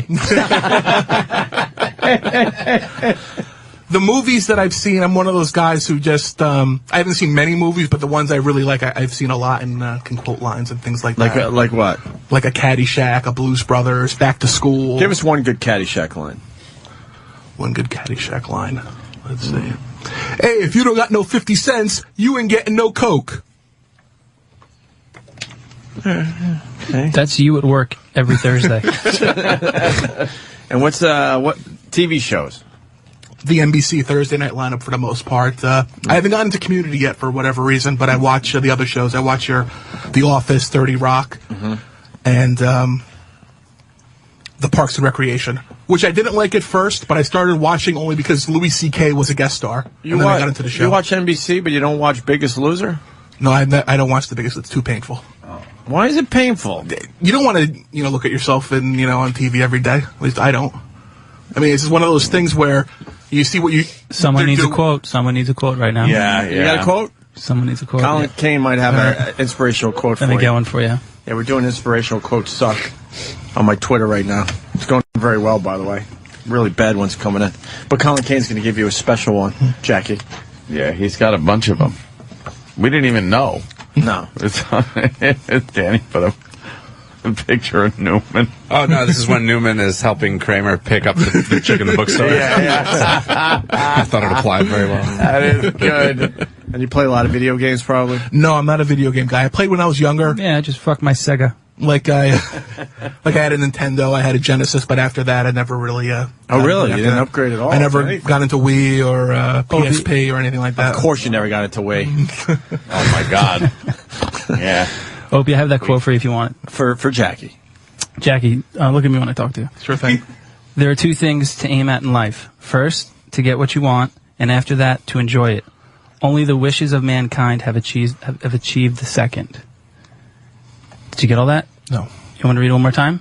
I could put mayonnaise on it. No. All right. Hold on. There are two things to aim at in life. Okay. First, to get what you want, and after that, to enjoy it. Only the wishes of mankind have achieved the second. Ooh. Okay. I'm a little slow too. It takes me time to like process stuff. You know what I mean? What's your favorite junk food? Favorite junk food, Doritos, I would say. Doritos? What flavor? The regular standard Doritos flavor, whatever it is. When you fart, does it take an hour to get it out of your ass? Like, does it hit daylight an hour later?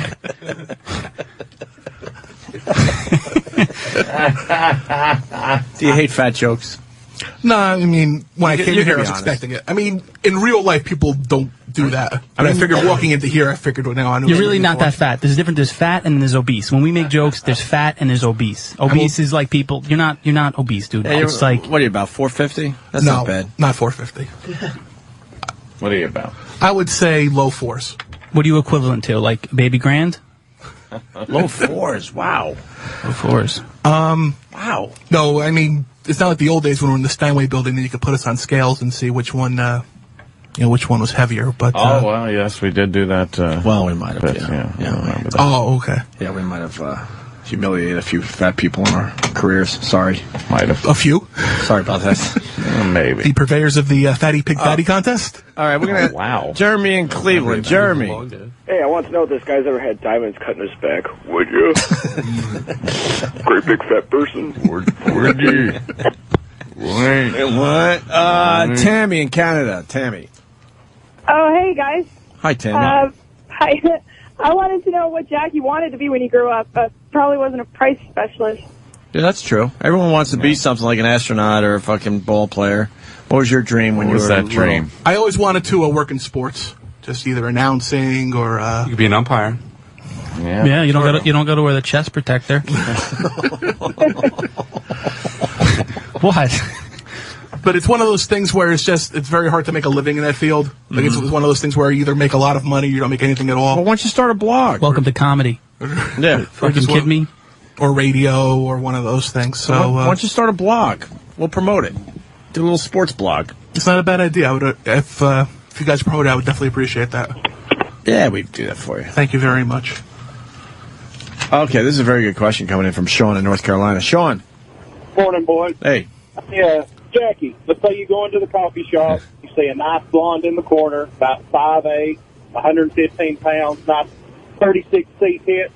Quick, how much plastic wrap, duct tape, and lye do you need? How much duct tape would you need? That's very nice. I would say I can get about maybe 20 girls for a roll. More or less. Is that a joke? Yes. Yeah. Mm-hmm. Do you like tying up girls? Never done it. Really? Do you do kinky stuff? No. Nothing too exciting. No. I said we get a stripper, we lay her down, and we just make you eat sushi off her stomach. Yeah, you'd like that. Except for the sushi part. Yeah. Put like ring dings or something. That's just a shitload of krill.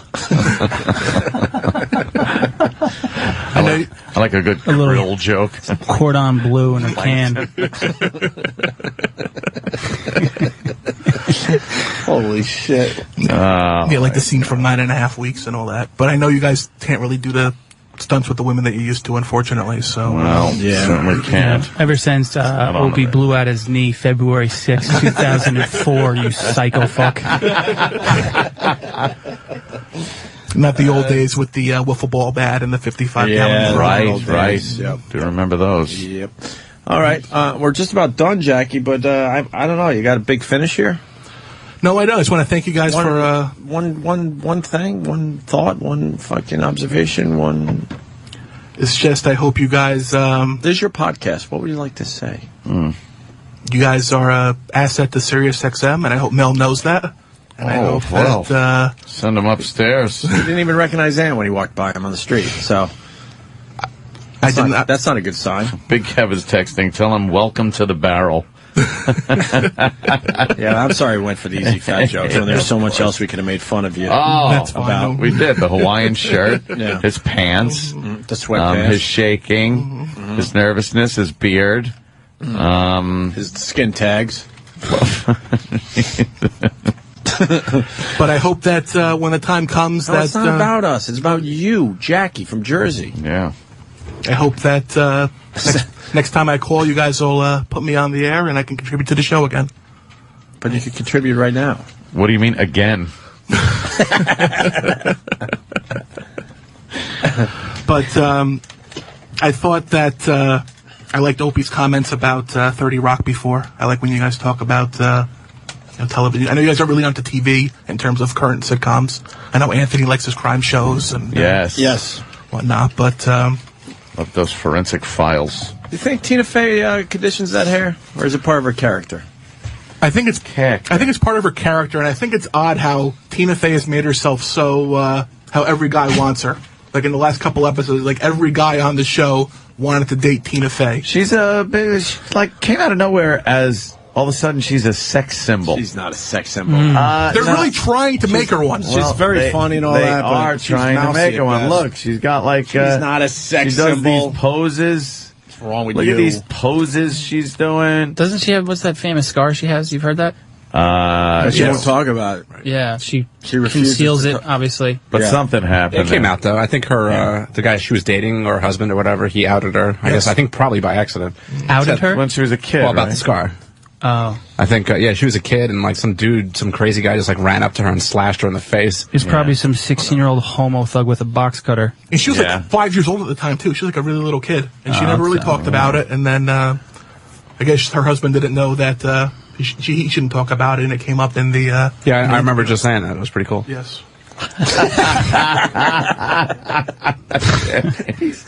But the kid's never done this. I know. Oh my God! But it's sort of like she wants to make herself into a Mary Tyler Moore type character. Oh, like on that show, there was an episode where Gavin McLeod was in love with her, Ed Asner was in love with her, Ted Knight was in love with her. Yes. So, Mary, I want to fuck you, Mary. Oh, gay. Lou, did you fuck Mary? You like Alec Baldwin in 30 Rock? I do. I liked him in Glengarry Glen Ross, of course, his small role there, but that made the movie. Mm-hmm. And I like the fact that he plays a 180 from how he is in real life. In real life, he's a big liberal causes. Mm-hmm. And in the show, he's Mr. Conservative, Mr. Businessman. Right. And he plays it very well. Sure does. And all of those little characters, that show's very well written. That's why it's won the Best Comedy Award the last 3 seasons. Yeah. Redding from Whackbag wants to know if you enjoyed your Make-A-Wish time. You enjoy it? Well, I obviously don't have cancer, so, I mean, I don't know. Well, it could be, anything else. You do got a good personality, though. I'll give it to you, man. Yeah. You do. Well, if you're not breaking my chops, I'm just busting my job, man. But you got a good personality, man. And you're going to go, you're going to live another 3 years. You have a way of taking, lemons and making lemonparty.com. The guy who really turned lemons into lemonade more than anyone else, John Walsh. I mean, let's be honest about that. America's Most Wanted. That is just a quote, though. Yeah. It's like... And the What do you mean? That's And the lemons lemonade thing, it helps my inspirational quote suck thing. And by the way, you're hate that one. finding your child decapitated is a little more than just lemons. Really. Lemons is one thing. That's like, I got a flat tire, but I changed it, and I was proud of myself afterwards. As much as all the good he's done, I don't think he ever got to the lemonade stage. Yeah. I don't think that's something you kind of forget. I don't think that's easily. pushed down into, lemons. I'm sorry that I crossed the line on the Opie and Anthony show. Even knowing now your kid would be 40, I think it still kind of hurts like it happened yesterday. So no lemonade Did you for him kill ever. his son? Did you just come out at the end? Did you do it? Did you do it? Fessed up to it. I think he just slipped. I think he slipped. After all these years, finally. Yeah. It's all adding up. Now John Walsh can rest in peace. He's like, I'm impressed how he handled what I did to him. Yeah. And if you want to find his head, it's in a canal in Tallahassee. And holy shit! I wanted to ask, who was the woman you had on the show earlier today? The Tiger's, girlfriend. What was? that was Cheese Doodles. She never called the show. Never had her. Before. No, only because I thought when you first said the name, I thought you were going to say Kevin James was coming on the show, and I know you guys never really had him on, too much, but just the name sounded like. You like Kevin James? Only supports so much. Yeah, you're as big as Kevin James. So. I like this show. I know you guys aren't really a fan of that. You like type that of Mall humor. Cop? Not the Mall Cop. That movie was horrendous. No, I liked Why did it- it do so well? I think because it's just one of those things where it was marketed very well. I wasn't looking for the answer. Hey, It's more of a Adam statement. Ferrara was in something. It was in that, so. I never.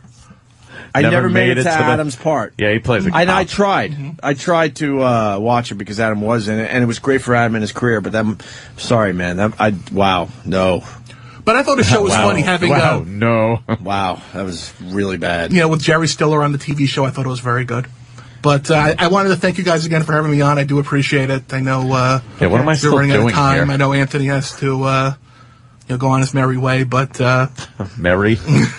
My way is never merry, sir. Merry about I'm Anthony. miserable. Yeah. But like constantly. I said, I've always been a fan, and I'm now continue to be a fan of XM 202 and Sirius 197. You need money?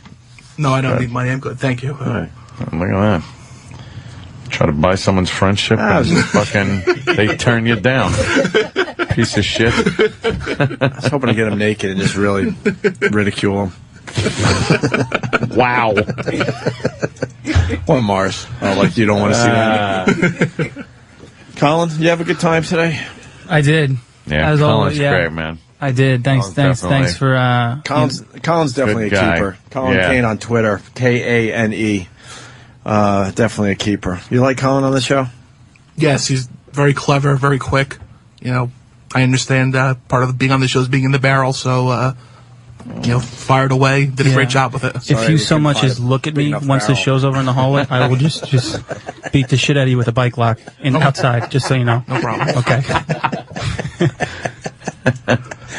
Yeah, because this is all make-believe. The reality is we really don't want to deal with you as soon as these mics go up. Sure thing. I understand. All right, we're going to take you out of the building through the freight elevator. Make believe this never happened. We're going to put you in a van and put a potato sack over your head. Actually, we probably could borrow your van because you have one.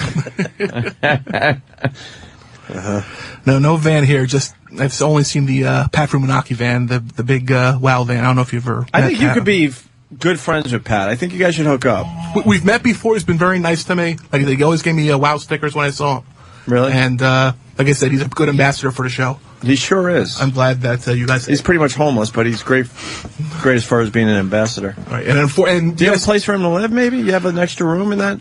Unfortunately, it's sad that you guys aren't kidding when you say that he literally lives at the end of the runway at Teterboro Airport. It's not a matter of you guys joking around. You've been to his fucking place, well, you weirdo? I know where that trailer park is. What the fuck? He knows where the trailer park is. Yes. I mean, it's right at the right across the street from the airport. Yeah, huh? But why would you ever be at that airport? It's one of the main roads in Bergen County. Nothing. Main road. You can hide bodies off the side of it very easily. Little fucking crosses in the woods with patent leather shoes hanging off of them. You can dig there very easily. Yeah, soft soil. Soft soil, right? It's always good. None of these shallow graves. Always good. You can make it nice and deep. I have to record something. Okay. Oh, shit. We got to record something. Then what All right, Jackie, thanks, man. Thanks a lot, guys. I do appreciate Colin, it. thank you very much. Don't wait for the second call. And don't make another call to us if you by any way of I remember his 1980 Olympic knowledge. It was all right for a second or two. Colin Kane, thanks. We'll do this again. Thanks, Opie. Thank you, Anthony, for having me. In better circumstances. Better circumstances. When certain people, a certain person is, when. It's like you're talking like there's not a 700-pound elephant in the room. It's not going to get better than that. Let's get the fuck out of here. All right.